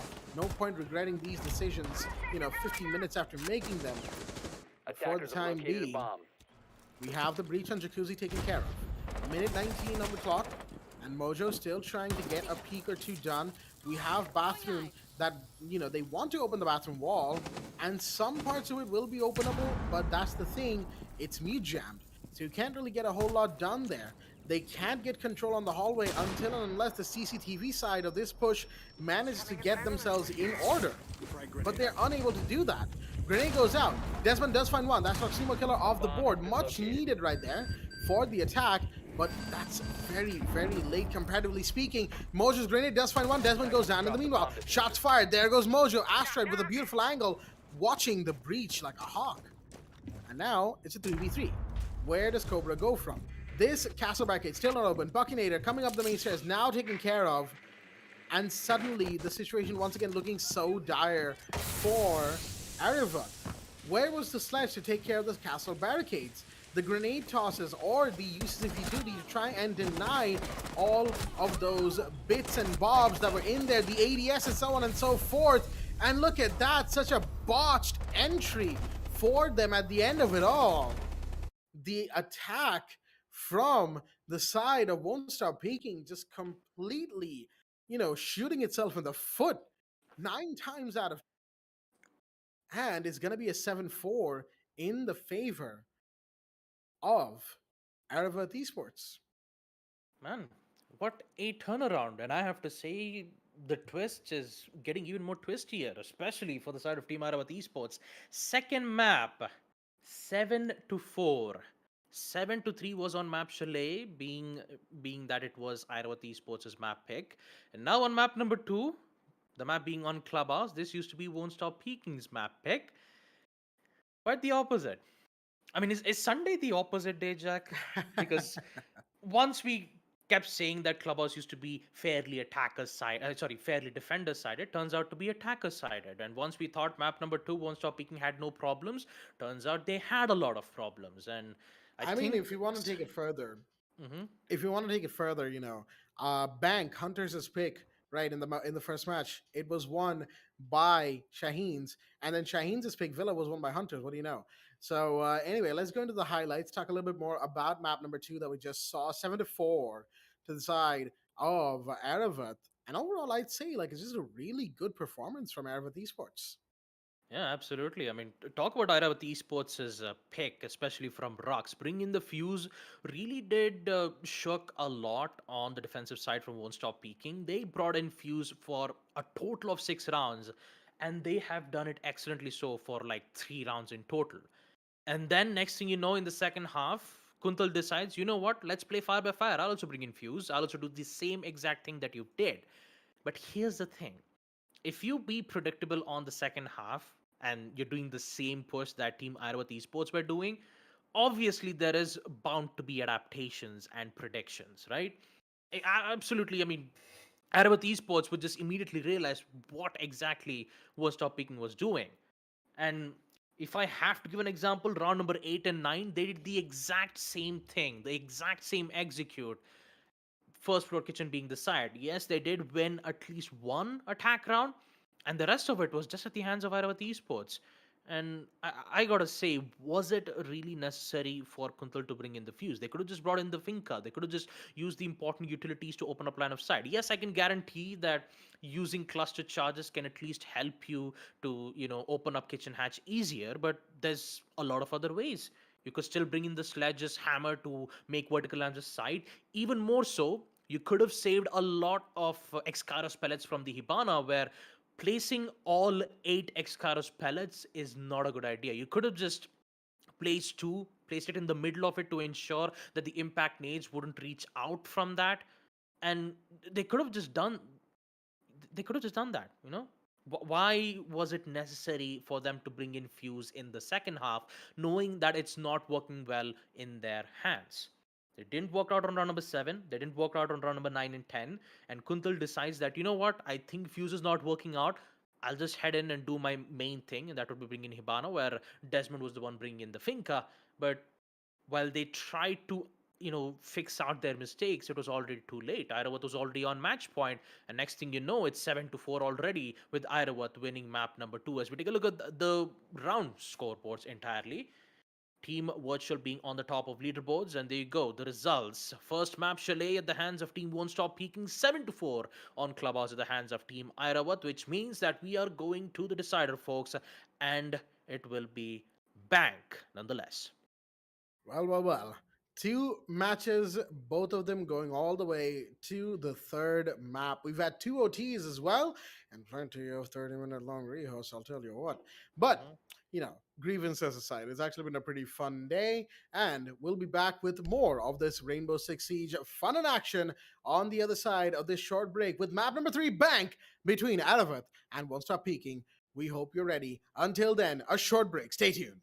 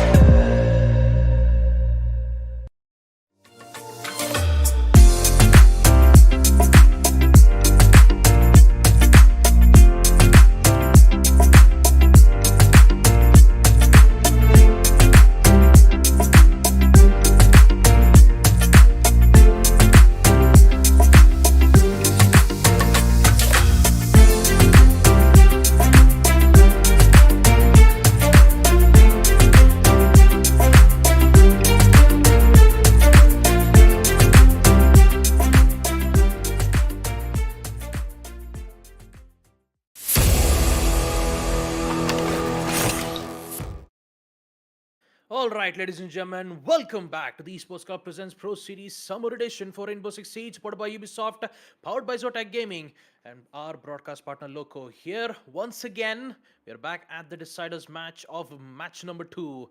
Won't stop peaking. Even though they succeeded on map Chalet, they couldn't get to succeed on map Clubhouse with Airavath winning Clubhouse 7-4, which means we're going all the way beyond to the deciders map, which will be Bank. And I gotta say, the competition will be fierce, but unfortunately, only one will proceed into the playoffs of the Pro Series Summer Edition. Who will it be? Will it be Team Won't Stop Peaking or will it be Airavath Esports? Jack, what are your predictions? Honestly, it's kind of hard to tell. Bank is one of those maps where, making a prediction in general is kind of difficult. And that's primarily because, not only is Bank not necessarily one of the maps that gets played a lot when you're playing unranked or unranked, but even in competitive, while you'll see some teams play Bank, it's not often, often enough, so to speak. And I myself haven't really gotten the opportunity to cast many Bank games. And well, I've had a couple of busy weeks, so I haven't really gotten to watch the competitive scene as well. Not as much as I would like to. So when it comes to Bank, I'm very much behind the times on how this map goes. All things considered, I kind of want to say Won't Stop Peaking might win, but that's just sort of like a gut feeling. I kind of also feel like Airavath Esports might pull ahead. Depends on how the first half goes. With that being said, let's get into the ban phase here and now. Airavath have the first ban of this map and the final set of bans for the day. And with the first attacker getting banned, they've taken the time with the decision. It is going to be Nomad. All right, looks like Nomad is a bit of a target today for these bans, isn't she? I mean, understandable. When you want to make those rotates, flanks, late game pushes, or even jump outs and runouts, if you want to. Bank doesn't really support too many of them, but there are still some available if you want to go for it. Nomad shuts them down very effectively indeed. That's why she gets banned here and now. WontStopPeeking will ban the Thatcher on the other hand. Yep, there we go. We're back to the good old folks. Mike Baker remains banned for the foreseeable future. Yep, talk about Airavath make a decision of banning Nomad. I guess they just wanted to say for Won't Stop Peaking that it's only a game. Why do you have to be mad? But hopefully we'll get to see what the bans will be on the defense. And for Won't Stop Peaking's end, it will be the Kaid. Which means that back again, Hibana will be even much more stronger. But still, you need to be careful of the impact nades. But also, since this is Bank, the main problem would be in towards the tunnel side. So banning out operators like Mira would have been the best bet. And I believe Airavath Esports might head in for a Mira ban. Will it or will it not? No, it does not.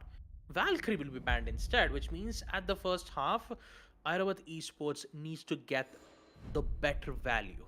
Because if they lose a lot of rounds on the defensive side, even with them bringing in the Mira in the first half, then things would not look too well in the second half because Won't Stop Peaking will be the one on defense. And if they get the upper hand, then that means things will not look out very well in their foreseeable future because this is the deciders. Already one spot has been taken out, and that is at the hands of Hunters LFO. And now, since this is the second match, only one will be qualified into the playoffs. And yes, of course, for tomorrow we still have two more matches to go, folks, and that will be Team Retrograde going up against Kira Esports, and last but not the least, Team Mercenaries, who will go up against Team Phalanx. Now, a fun fact about these teams, especially on Won't Stop Peaking and Airavath Esports, is that they don't have a single SA Nationals qualifiers points, right? The only points that they have is either from Hunters LFO, Team Kira Esports, Retrograde, Mercenaries, and Phalanx. Which means that if either of these two teams needs to be on the top of the leaderboards, then that means they need to give the best tough competition that they're going to give if they are qualified. I mean, obviously they will be qualified, but only one can have the chance. And yes, of course, you still have the second quals, which means you still have one final chance to have a spot into the qualifiers. But you need to, since you've already granted a chance in towards the decider, you shouldn't lose it now, do they? Well, it kind of all depends at the end of the day, right? How these final bits go. how they, WontStopPeeking ends up conducting themselves on the map. Same with Earth again. It's just the first round. We haven't even gotten any action just yet, but it feels like we might get some action soon, as it were, because, you know, feels, I don't know why, but something tells me both teams really, really want to get on with the rounds here. Now, you've already got the hatches being breached. You've got Buckinator coming up from the, tunnel entry, the sewer entry, as it were. And you've also got multiple attackers stationed in those important areas. We have the CC, shield spotted. Virtual sees one, and that's Cobra taking a bit of damage. Not a whole lot, mind you. That is a mute. So most likely there is a shotgun in play. You still have the Mira on bank as well. Interestingly enough, Mira being left in play, despite her sheer, overall strength when it comes to this map. Sorry, I got a little discombobulated there because of the sudden black and white filter. It's getting more and more common as the matches go on. I'll tell you what, shots fired as both Virtual and Desmond take a ton of damage. Shots fired and Virtual goes down. Cobra from the hatch will take that kill. Coming now onto blue stairs, they need to take care of the other defender that is still in blue. That seems to be Roximo killing. Yes, indeed. LMG shots fired. Can't quite find him. But any second now, something should be done. That Wamai needs to go if they are to make a play for the site. Right about now, Buckinator goes in and gets that. Roximo Killer on the floor. And now it's a big push in. Kuntal finds one more. It's now down to the 2v5 as Caster tries to find one on the stairs. Shotgun out does not matter. Kuntal simply does not care. He's playing the Finka for a reason. As we now have Asteroid now 1v5 shots fired. Cobra taking a bit of damage, interestingly enough. Not a whole lot to worry about just yet, though. Asteroid's gonna push out. Gonna get seen. There's the Finka. Ooh! Wallbang! That's gonna be Kuntal down. It's a 1v4 now. Post plant as well, as we have the diffuser on the ground. Shots about to be fired. Any second now might find a kill or two. Depends on where these attackers are going to be. They probably want to play passive now. All things considered, don't want to give away the diffuser to this lone defender. It does not matter. As the jump in happened, and the round was won. Desmond takes the final kill, and the first round goes emphatically towards the attack. Yep, a solid start for Team WontStopPeeking. They had no problems at all dealing with the players from the main stairs. Actually, from the blue stairs, that is. Most of the attackers, actually the defenders, would usually place their important utilities like the deployable shields and ADS. Man, those were the days. A deployable shield, 3 ADSs followed up with Vamai's magnet needs just to defend the entire blue stairs was a lot for the attackers to deal with. But since you don't have that specific operators, and since the ADS has been nerfed in a way, having control on blue stairs has been a bit easier for the attackers to hold out. And since WontStopPeeking had no issues gaining control on tunnel as well as an open area, and since Kite has been banned out, they can easily open up the hatches without having any problems at all. So with Mira being in play, they did make their fair share of efforts to hold their ground, but unfortunately they only did a single kill from them. 10 seconds to insertion. And I gotta say, Airavath Esports, what can you do on round number 2? Because you're at the same place once again. Basement, CCTV room, / lockers. Will we see some minor changes being made? Maybe. Asteroid is here with the Vigil, which means that will be lurking around maybe on second floor or first floor. But there is a slight fortifications being made from Rux's end. Okay. Rux? That was a nutty shot, I'm not gonna lie. Mojo's down just like that with an instant one tap from the barricade, mind you. And he just immediately shook us out of nowhere. That's Mojo down. Gridlock won't be able to place his track stingers, which means that Vigil is free to roam whenever he wants to. He would still be in a stealth state. The attackers won't even have an idea exactly where Vigil is, and this is looking very good coming in from Airavath Esports' end. Oh boy. That first kill onto Mojo definitely is not something they would like to have, but Desmond is actually going to get one. That's Rux off the board. The Jaeger goes down. And that's a good kill nonetheless for, the side of the attack.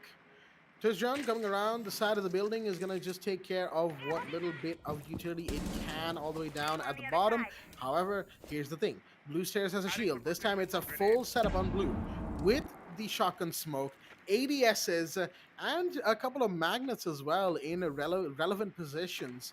It's definitely going to be very hard to get that smoke out of there. A couple of flashbangs, throwable utilities, as the mirror window inside will be denied by the twist drone. The other one will spot exactly where one of the defenders is playing. As Buccaneer now tries to push up into CCTV, they got to be careful of Virtual, though. If they're able to make enough noise in front of Virtual in the skylight area, they might actually be able to get someone on the flank. But here's the thing, Roximo Killer is right here. Kuntal's going to be taking damage. Shots fired. Buccaneer now knows exactly what's up. As impacts will not in fact be flying because Roximo Killer has the, proximity alarms. And of course his Wamai discs. There we go. Asteroid finds 2 on the flank from top skylight. Huge stuff right now. More shots fired. The Wamai will walk away with a kill. It's a 1v3. All down to the Finka. Kuntal gets 1. Needs to find a couple more. Knows where the Wamai is. Gets that. It is a Finka after all. These sorts of things are to be expected. As we now have a 1v1. Kester and Kuntal, the last 2 standing. The proximity alarms giving away positions left and right. Kuntal needs to be very careful when heading into the site. So many pre-fires give away his relative position. Wants to jump up onto the table. Not sure if that's a good idea right there. Baiting with the plant as well. And as Castro knows full well, they don't have to do anything. All they have to do is wait for Kuntal to try and go for the plant. And that is exactly what Kuntal's doing. Might even try to stick it. C4's out. That's not actually going to connect. And there we go. It's a post-plant situation now. Kuntal wants this meter removed. In this moment, grenade goes out. Was that the right idea? Doesn't matter. Peeks out and gets shot in the head. Whack-a-mole in the last second right there of the round. Oh dear me. Kuntal getting the 1v3 this time. Once again, it is that player. This time with the Finka. Last time with the Malusi. It is Kuntal, the Kuntal show throughout. 2-0. WontStopPeeking with a strong start on bank. Man, Airavath Esports, they had it under their grabs, man. Round number 2. This round was supposed to be theirs. Especially Astrad, who just got those 2 kills. Luckily enough, he didn't have to worry about Gridlock's track stingers now, would he? Because Rux already eliminated Mojo out at the early round. So he had the major advantage. He took out both the players. He almost had control. He just couldn't get to take out Kuntal in the end. They forced themselves on a 1v1, and all Finka had to do was just not plant on default. He planted near the door. He exactly knew where Mira was playing, and that was in towards the wall side. I gotta say, man, what a close round. What a close round. Kuntal succeeding that 1v1 clutch was more than enough to give WontStopPeeking the lead that they deserve. And in round number 3, having WontStopPeeking winning 2 attack rounds back to back, it's going to be even much more tougher for them to defend on second floor itself, because Mira, just like I said in the early ban rounds, at the early ban phase round itself, Mira is a very strong anchored operator, which plays really good on the basement side, and losing those 2 important important rounds that Airavath Esports could have won really puts WontStopPeeking at a very good advantage. And once again, Desmond finding an early pick this time. Roximo Killer being eliminated out, which means the Wamai will no longer use his discs to take out 1 or 2 players. And unfortunately, in the all-set, Roximo Killer had a bit of a problem with this keyboard, but somehow, it is what it is. We couldn't do anything much more about it. But this will put Airavath Esports once again on a very difficult situation. A difficult situation, but Mojo's here to make it better, even better, for WontStopPeeking. Nonetheless, that is going to be now a second player off the board. Looking very, very difficult at the minute for Airavath. You do have the Ella, going on the prowl, on the roam, trying to find someone, being as silent as possible, going on cams and the whole like. And in the meanwhile, Rux is actually going to find one. That's Mojo off board. Big drops right there from the side of the attack. But wait, Kuntal is going straight in, looking left all the way to the right, and now back to the left. Finds the Jaeger, can't get Rux though. Unfortunately, wasn't quite expecting the operator to be crouching. Position given away. Desmond on the floor, taken care of. Aggression from the side of the attack is being punished over and over again. Buccaneer sees one on the long angle. Rux is solo on HP now. Can't still take them down. That's the problem here. Shots fired, and there we go. Buccaneer does get that. Cobra comes in, finds another, and now it's all down to the Ella. The last one standing finds one on the back. It's all between Cobra and Asteroid right now. A full minute as we have the Track Stingers. Look at that. My goodness, the damage from the Track Stingers. It's now a 1v1, but the health difference is sheer between the two. But it doesn't matter on the long angle. You have got to be kidding me. Asteroid connected that Attackers shot, need to protect the diffuser. and that is Position going to be compromised. the counter defusal. There we go. Sees the diffuser, and boom, done. Well played by Asteroid. 1v2, and a response to Kuntal's 1v3 from the last round. Defenders win. Oh man. Asteroid wasn't supposed to win this. How did he pull it off? And that too with the Scorpion. With such huge recoil, he somehow manages to give Airavath Esports the clutch that they need. 1v2. He got stuck with Track Stingers. He was left with just 10 HP, but somehow he pulls it off. Somehow that single bullet of the Scorpion Evo 3 is more than enough to get a headshot. With Cobra had 100 HP. He was at 100 HP. He knew exactly where Ella was appearing. He could have just relocated at a very soft spot, but instead he gave the chance for an Ella to go in for a very large pre-fire. And somehow that worked out. Man, that's definitely going to hurt a lot for Protect your Won't Stop bombs from Peeking his being hand, because defused this by was supposed to be attackers. their round. A 2v2. Actually, yeah, it was a 2v2. It eventually led to Asteroid be in a very difficult 1v2 situation where all WontStopPeeking had to do was get control on the site, but they had no idea where Asteroid's location was.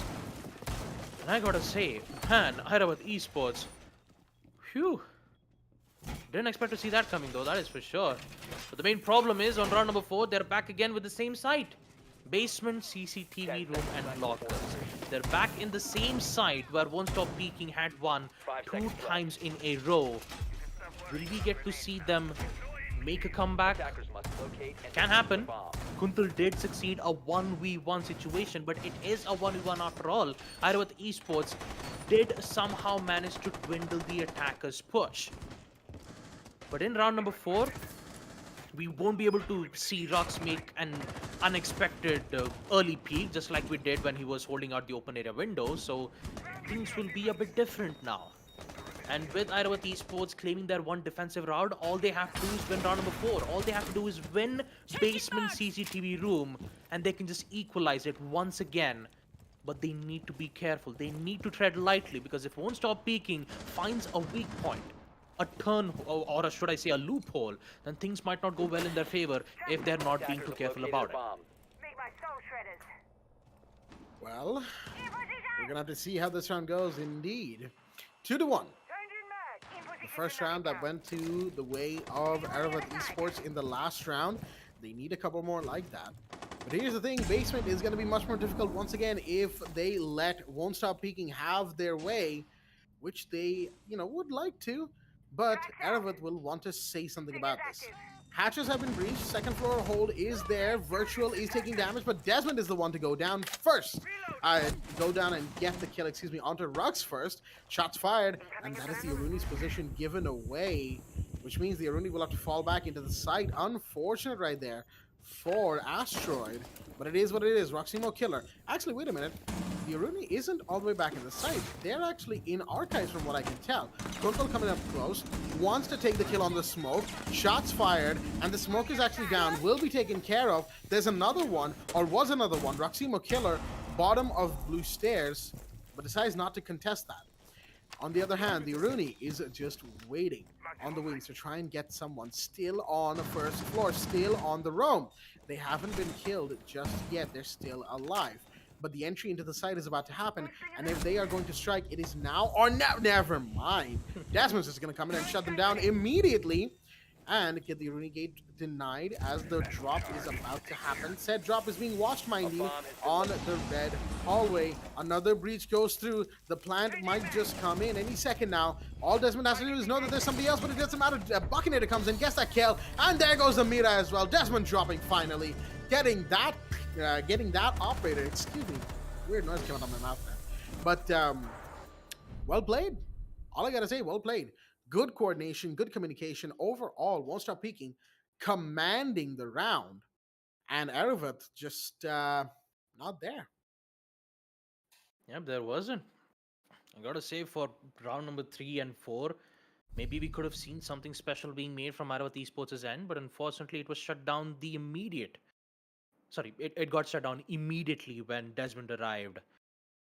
Not only getting the early Attackers need peek, to locate and getting defuse access on as open many area, bombs opening as up they the can. hatches, and ensured that none of the players would make a flank attempt, aka Astride, who had the P10 Roni in hand, one of the highest Attackers have fire rate discovered in the the game, location of a bomb. but it was toned down a bit.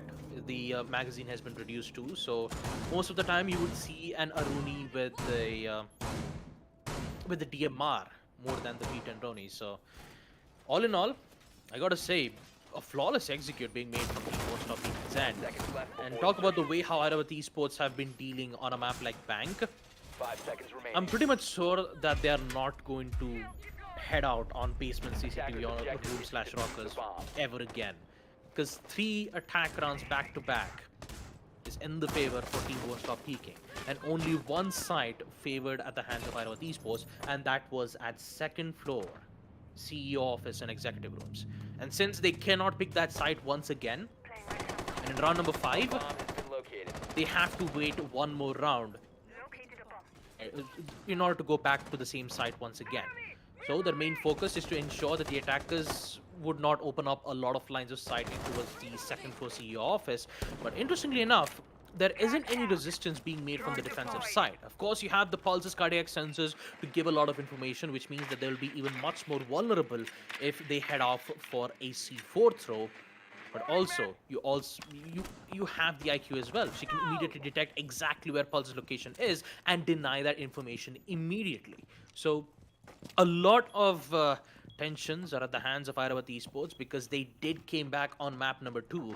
So in map number 3, out of all the chaos that they have to go through, if you let WontStopPeeking win at a flawless first half, then it might not go well in their favor. You might lose the chance to get qualified, and WontStopPeeking will easily get the seat nonetheless. For now, let's just see how the round goes. More breaches are being established right now on the top floor area, as the site itself is, of course, first floor. C4 goes out. Kuntal just barely surviving. Not on the Finca this time, on the IQ. Finding utility where they can, and, of course, breaching the floors as they go as well. It is, after all, a very vertical heavy site, this area. You know, archives and tellers. Scanning for devices and traps. They're just gonna have to wait for a second. Because despite verticality, the problem is actually getting those kills. C4 going out will not find anyone else, unfortunately, as you have more breaches coming in. This time from the reception side of things. That is the ace. That is Cobra. Selma breaches coming in, opening lines of sight. Shots fired. There goes the pulse. That's a big one. Kuntal finishing off the first kill, getting things started for the team. That's an interesting angle that Mojo has for himself as well. Might come into play later, but wait a minute, virtual. It's actually on the bottom floor. That's the castle. Coming up the back. But there's the Hibana right there.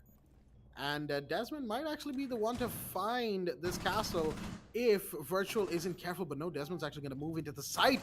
That's a big move right there. Trying to find any inside players. There are none.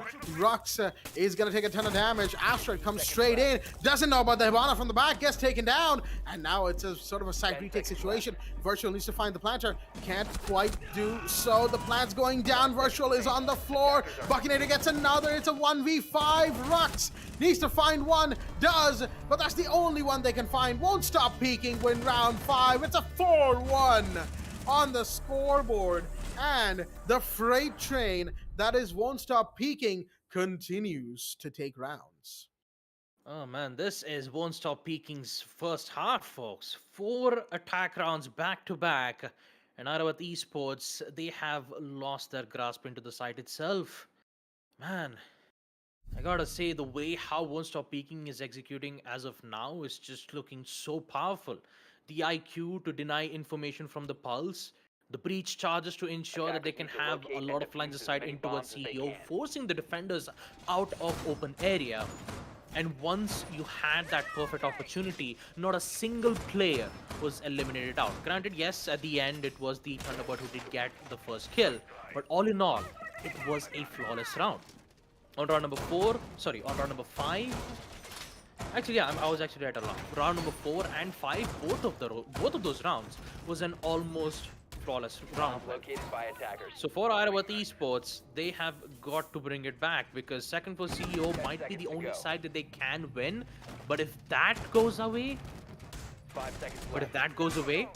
and if this ends up a 5-1, then WontStopPeeking will be unstoppable in the second half if they don't do anything about it. Mind you, it's not just one round that Airavath has to win.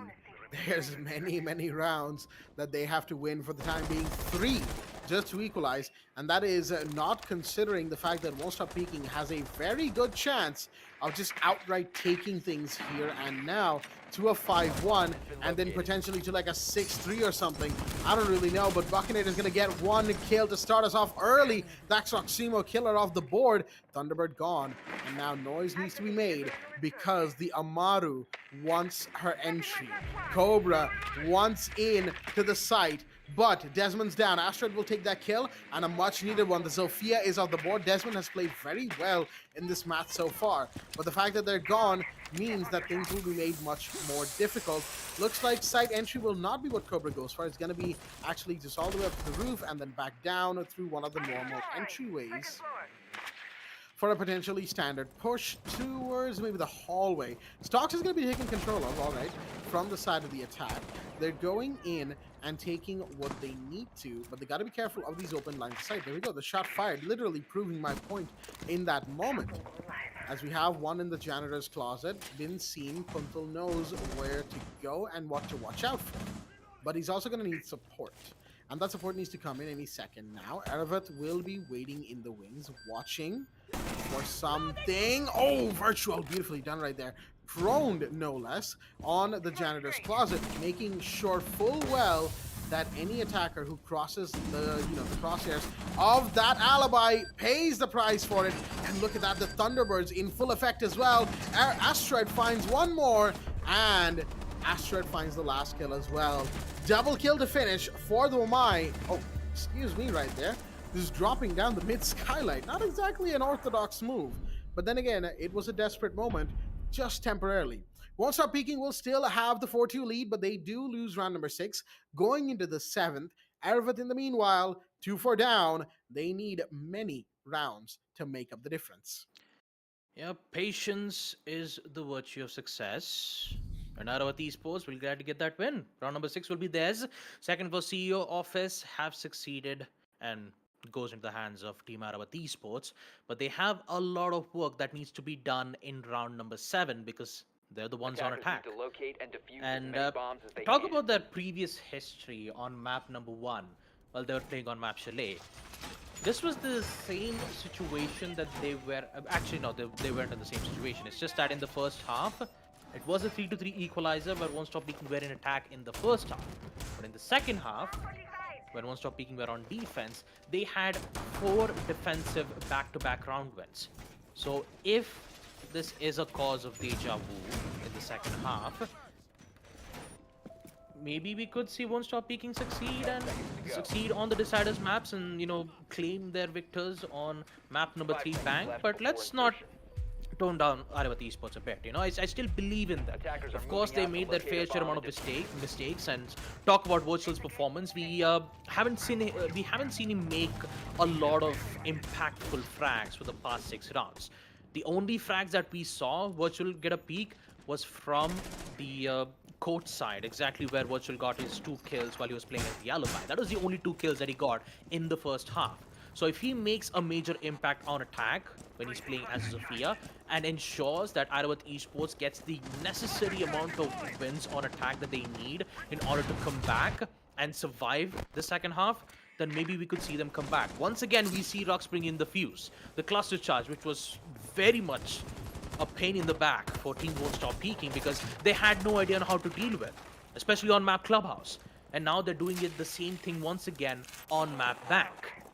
Now we have a lot of denials that can be used, but all it needs for Fuse is to ensure that he has protection, that he ensures that he has cover from his back. That's exactly why you have Virtual and Iana to ensure that they wouldn't arrive at a very unexpected positions. Or better yet, they could have just, used the cluster charges from the window. That's exactly what Rux was trying to do, and Kuntal immediately realizes that. He was all the way from main lobby, knowing that Rux would do the exact same spot.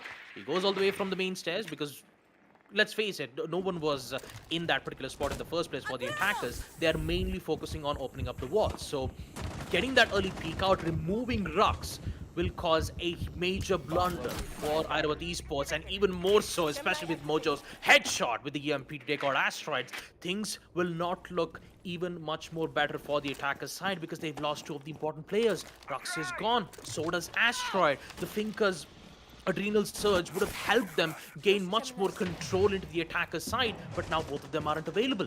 The only thing that Airavath Esports can rely on has to be on Virtue. Virtue needs to get things under control, or maybe even more so Roximo Killer, because he's playing at a very tough spot. Stock trading room. Push needs to happen, and now they're having a lot of problems. Sees one of the player, beautiful shot there from Roximo Killer, immediately realizing that there is one player playing in towards the code. Gets to take out one, but they still have a lot of players left. Buckinator still is technically flanking out right from the blue stairs, but once he get out, his positioning will be revealed immediately because of that sound cue being made on towards the bank side. 25 seconds. They have to make a push, and Buckinator clearly knows this. He sees one of the player, he just plays it patiently. Good shot right there. And now the attackers needs to worry about yet another angle, and with the Roximo Killer is left all by himself. He gets one, a 1v3 situation, but unfortunately he won't be able to get the second one because Mojo was there. He was holding the long angle and will give match point for Team WontStopPeeking. 6-2 will be the score line, and in the second half, round number 8, anything can happen. Yes, indeed. In the second half, anything can happen. That is for sure. However, 5-2 is the scoreboard. And with that last round the way it went, WontStopPeeking definitely looking for another round in their favor. They just need two more, folks. That's all. That is literally all they need. Two more rounds, and this match is a done Attackers need to deal. locate and defuse However, bombs. Airavath might have something to say about that. They definitely would like to say it. But the question is, are they going to be able to, or will WontStopPeeking completely shut them down before the message can get across, as we are going to move to basement, CCTV, and locker room from the side of the defense. We've got the meta in play. Capcan from Mojo, interestingly enough. You have the Wamai, but no Jaeger. Buckinator with the Aruni, DMR in tow, and a Malusi from Desmond. Not bad, all things considered. On the attacking side as well, we have the Fuse coming in from Rux again. Fuse main, from the looks of it, because they brought Fuse for all of Clubhouse attack, and now they're bringing Fuse on Bank attack as well. But for Bank, I feel like Fuse is probably not as useful as a map like Clubhouse, all things considered. Generally, it's kind of my feeling that, when it comes to Bank, you have the hatches on basement, sure, but even then, it's like very little area that you can actually cluster charge unless you manage to get in to, excuse me, to the server room. And even if you get into the server room, you've got to clear it out. And having a cluster charge, on tow is good for the post plant. You can actually really bait very well with it. But that's the thing. Those are some very few uses that Fuse has up here. And even on top floor. But of course, if you're going to use the LMG to find kills like this, well, Mojo going down is definitely going to be big to start us off on round number 8. That's one player down at the hands of WontStopPeeking, which means that there is 4 players still alive. Airavath Esports might look good with the early peaks, but they still need to wonder on how will they execute in the site. Will they push in with the tunnel push as usual as it would be, or would they open up the hatches from main entrance? That's exactly where Buckinator is holding. He's just ensuring that none of those plays would happen on the side of the attackers. Here comes the push. Open area control will be theirs, which means Rux can use his cluster charges to take out one, and Roxymokiller takes out one. This is beautifully done. Buckinator is down, which means that the entire first half will be at their hands, but Desmond is still alive. What just happened? Right from behind, he just sprints away from the main stairs, and Desmond gets away safely. Okay, something happened in even... I'm also confused at this point, but in the end, it's a 3v3. And Desmond somehow gets away by taking out Osa. I mean, what exactly happened? All right. The hatches will be opened nonetheless from the Ibanos Iscaros pellets, and they have 1 minute left to do so. Even with Rux being able to use his cluster charges to destroy a lot of utilities, I'm pretty much sure that he won't be able to use much more. And Desmond, he wants to go again. He wants to go again from the open area. And don't tell me he's going to get away with yet another kill or two. All the way from second floor. Okay, this is interesting. Wait, Kuntal... Alright, 2 players are from second floor and they're thinking of making a huge flank from blue. Alright, this is interesting. Desmond is also there. He wants to get control on open area, which means that they want to play post-plant. Drop down will come in. He will succeed in taking out Rux. Beautiful. That is beautifully done. We just need to worry about one more. Kuntal! My goodness. Double flank, double succeed. And now it's Kester. My goodness. Back again in a 1v3. Has a 0 kill in his name. My god. He's not going to win that gunfight. And it's so painful to watch. Kuntal comes back. He gets to take out one more player. And folks, there it is. Team WontStopPeeking will succeed the defensive round and proceed to round number 9. Match point is in. 6-2. Man, I gotta say, that double flank there from main stairs almost kept me thinking, like, what is happening? What are they trying to do? There's only one player in the site. And then when it hits, my god, the execution was flawless. The drop down from the hatch, the push from the blue stairs was just absolutely perfect. They used the hatch against them. And it worked out pretty well. WontStopPeeking. Congratulations to them. Yeah. No, overall, I gotta say, well played too. WontStopPeeking, especially to the flank right at the end. Nobody expects a flank like that, let's be real here. But it was well timed and well executed, and that is all that matters. Airavath caught unawares. Now we'll have to face the music. 6-2. They are very much down, you know, staring down the proverbial barrel. But are they going to be able to pull themselves back out of it is the question. Because, you know, a team with nothing left to lose is a team that's quite dangerous indeed. I think it stands true for anyone or any team or in any situation. You know, if you're in the lower bracket and the only thing you have left to lose is everything that you worked for, that is a very dangerous team. At the same time, if you're a team that has worked your way to the very top of the qualifiers and the only thing you have left to lose is all of this hard work that you've put in and a spot in the top 8 that you are working towards, well, let's just say that, you know, Airavath is currently going to try their level best. They need to. For themselves, for their tournament spot, this is going to be their final countdown. If they're going to be able to make this, well, it'll be a comeback for the ages. But going from a 2-6 down to a potential 6-6, it's a long road. Man, WontStopPeeking succeeding on second for CEO office. Basement CCTV. Now they just have to win open area. And even if they don't, they still have a chance once again on second for CEO office one more time. Airavath Esports, they have to do something about this. They are not looking too good. Losing a lot of important rounds, letting the defenders use the hatches against them is not a good sight for the attackers to lay out on a situation like that. They still have the flankers, you know, the counter strategy of the flankers, especially from the gridlock track stingers, which will be placed. Information gathering from Roxymokiller will be able to detect exactly where one of the Romo's locations are. And that would be the alibi. Instant information regarding exactly where his positioning is, and that is at the open area, exactly where the site is at. But Talk about the way how the attackers are proceeding with the site. They haven't lost a single players yet, and now they're not wasting any time at all with the execute, and that execute is not working out too well. Kunthal, Oh! my goodness, major damage. Already 2 players out, and Roximo Killer can't do anything about it. Triple kill for Kunthal once again, and a fourth. Okay. Virtual goes down, and with it, Kunthal comes back once again. 4 kills at his hand. And with it, folks, we all know what's gonna happen here.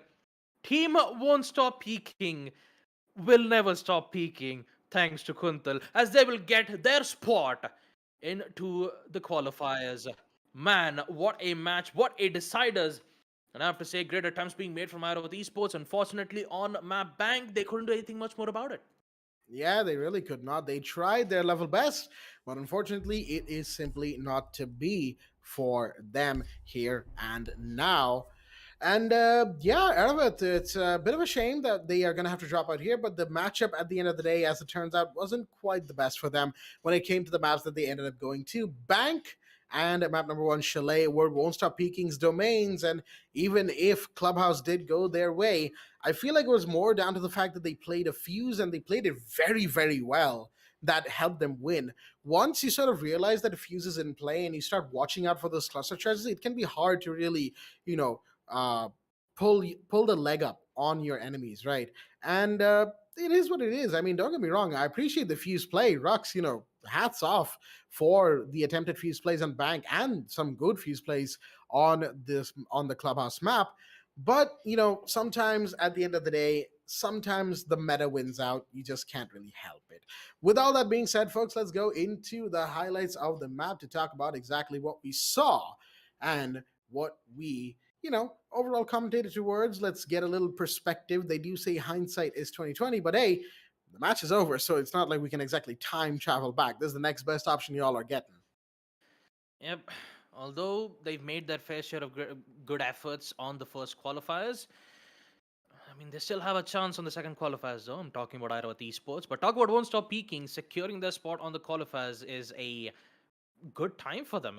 I'm really happy for them because I saw them make some impressive plays on the Community Cup series, and now seeing them qualified for the main event will be even much more tougher. I mean, talk about the first half itself. 4 wins, basement CCTV and archives. It was all theirs, except the site on second floor CEO office where Airavath Esports were so confident. And look at that shot from Asteroid, all the way down to 10 HP. He somehow survives and gets a headshot from long range. Surprisingly enough, taking out Cobra. This was like, I did not expect to see that happen, but it eventually did. But in the end, we haven't seen any much more plays coming in from Airavath Esports' end, especially Kester. He didn't had a good time in Map Bank, and neither did Virtual 2. We haven't seen Virtual make his fair share of aggressive plays and early peaks. The only round we saw him make an impactful play was at round number 6. Playing at that exact same spot, I mean, and also that's the same round that I'm talking right now with the highlights showing up on screens. They were very strong on second floor CEO, but the rest of the site and One Stop Peaking having no problems at all on defense, double flank push, leaving only one player defending both of the site. They made a huge commitment. They know that the execute would be in basement tunnels because the rest of the push, the attackers went to in present. And since they had default cams still being opened up, they can give constant information knowing that Mojo and Buck into both of them were down. All they have to do is just give info. And this drop from the hatch was so well done from Desmond. Absolutely amazing. And also, just to top it off in the end, Kuntal with that 4 kill on round number 8 was absolutely amazing to look at. Won't Stop Peaking. My God, I gotta say, amazing performance from them.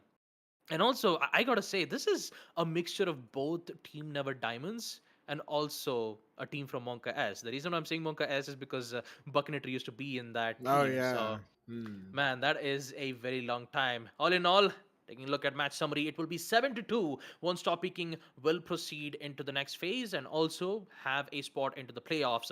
Kuntal having a total of 14 kills, whereas Desmond having 13. Astrad and Rux, they did made their fair share of attempts, 8 to 6 kills, but unfortunately it wasn't enough.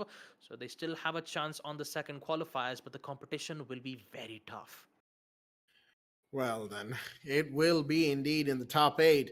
I mean, they got there, and the team that they have, Kuntal, Desmond, Buccaneer, Cobra, Mojo, very good team right there. 14 and 13 to Desmond, Kuntal and Desmond, respectively, excuse me, rather. And still 7 from Buccaneer. Cobra and Mojo just supporting from the back, having a bit of a quiet night overall, but good night nonetheless. And on the other side for Airavath, there was an attempt, but Virtual had a very quiet bank, and I feel like that ended up being a big deciding factor there. Virtual was so instrumental in map one and especially map two, but map three they just kind of went quiet. The steam ran out, and they could not continue on with the play that they wanted to make. With that being said, your winners for the second qualifying match of Pro Series Summer Edition Qualifier 1 have been decided. It is going to be WontStopPeeking who will join Hunters LFO to go into the top 8 playoffs bracket. That will start later on in the month, around about the 16th of July. And on the other side, well, as you can see, Airavath will simply have to try again in the next qualifier. Yep, and that's not all, folks. We still have two more matches to go in tomorrow. Actually, it will be in today because it's 12 a.m. already. It will be Team Retrograde versus Kira Esports, the first matchup for today's stream, which will be in 4th of July, that is. And the second match, MRCZ versus Team Phalanx. Now, if you take a look at all these four teams, they've already racked up their spot. They've already made some points, having at least 1 or 2 points. MRCZ, on the other hand, they have 8 points in total, leading with Hunters LFO being the one on the top of the leaderboard. So we have got to see whether if Retrograde will get the spot or Kira Esports. I mean, it's already chaos out here, folks. At this point, we don't even know what to predict, and especially the way how I predicted, once again thinking that it would be decided on back, turns out to be true. Yeah, no, like CCV said earlier in the night, me and him, we're washed. We can't make a prediction to save our Come on lives. now, But no, that's you, Baba, you are clearly, this man's right here, folks. You're looking at him. We give him a shout out in the chat. He is a prediction master. Me and CCV, we have to wait until the BO5 finals of this Pro Series to get our redemption arcs. This man, in the meanwhile, is going on a full anime training arc right about now. Predictions left, right, and center, and he's got it all. I still remember back last year during the Showdown series, you were all about how you weren't able to predict properly this and that, and you've done a full training arc in this last year, haven't you? Because you got well, okay, so you didn't get the prediction for the BO5 winners entirely correct. You said it was what, like a 3-1 in favor of Hunters, but it was still Hunters. They still won. You got that correct. And it was still 3 maps. It wasn't a 3-2. None like that. It was a 3-0 nonetheless. I mean, no one expected that. Let's be real here. But now tonight, you predict that we're going to go bank. Look at that. We went to bank. 8 hours of stream, folks. We've been here. Well, hello, welcome. This is the Pro Series. We do these here. But anyhow, we've had a long night, as you can tell. And we're also starting to get real tired right about now. So let's wrap things up nice and quickly. Thank you, everybody, so much for tuning in to the Esports Club Pro Series Summer Edition, supported by Ubisoft, powered by Zotac Gaming, and our broadcast partner, Loco, for Rainbow-Six-Siege. I've been your host, Blackjack, joining me with my co-hosts, the real CCV and Baba Gusta, and, of course, our producer in the back end, Assassin47, and everyone, taking care of the data and the admin work in the back end. Everybody doing a fantastic job for the first day of the Pro Series Summer Edition. We'll see you all I would like to say tomorrow because I haven't slept yet, but it's 12:38 already. So technically about 20-ish hours from today, 16. I don't really know the numbers. Some hours later, we'll be back with the second day of Pro Series Summer Edition. Until then, stay tuned and good night.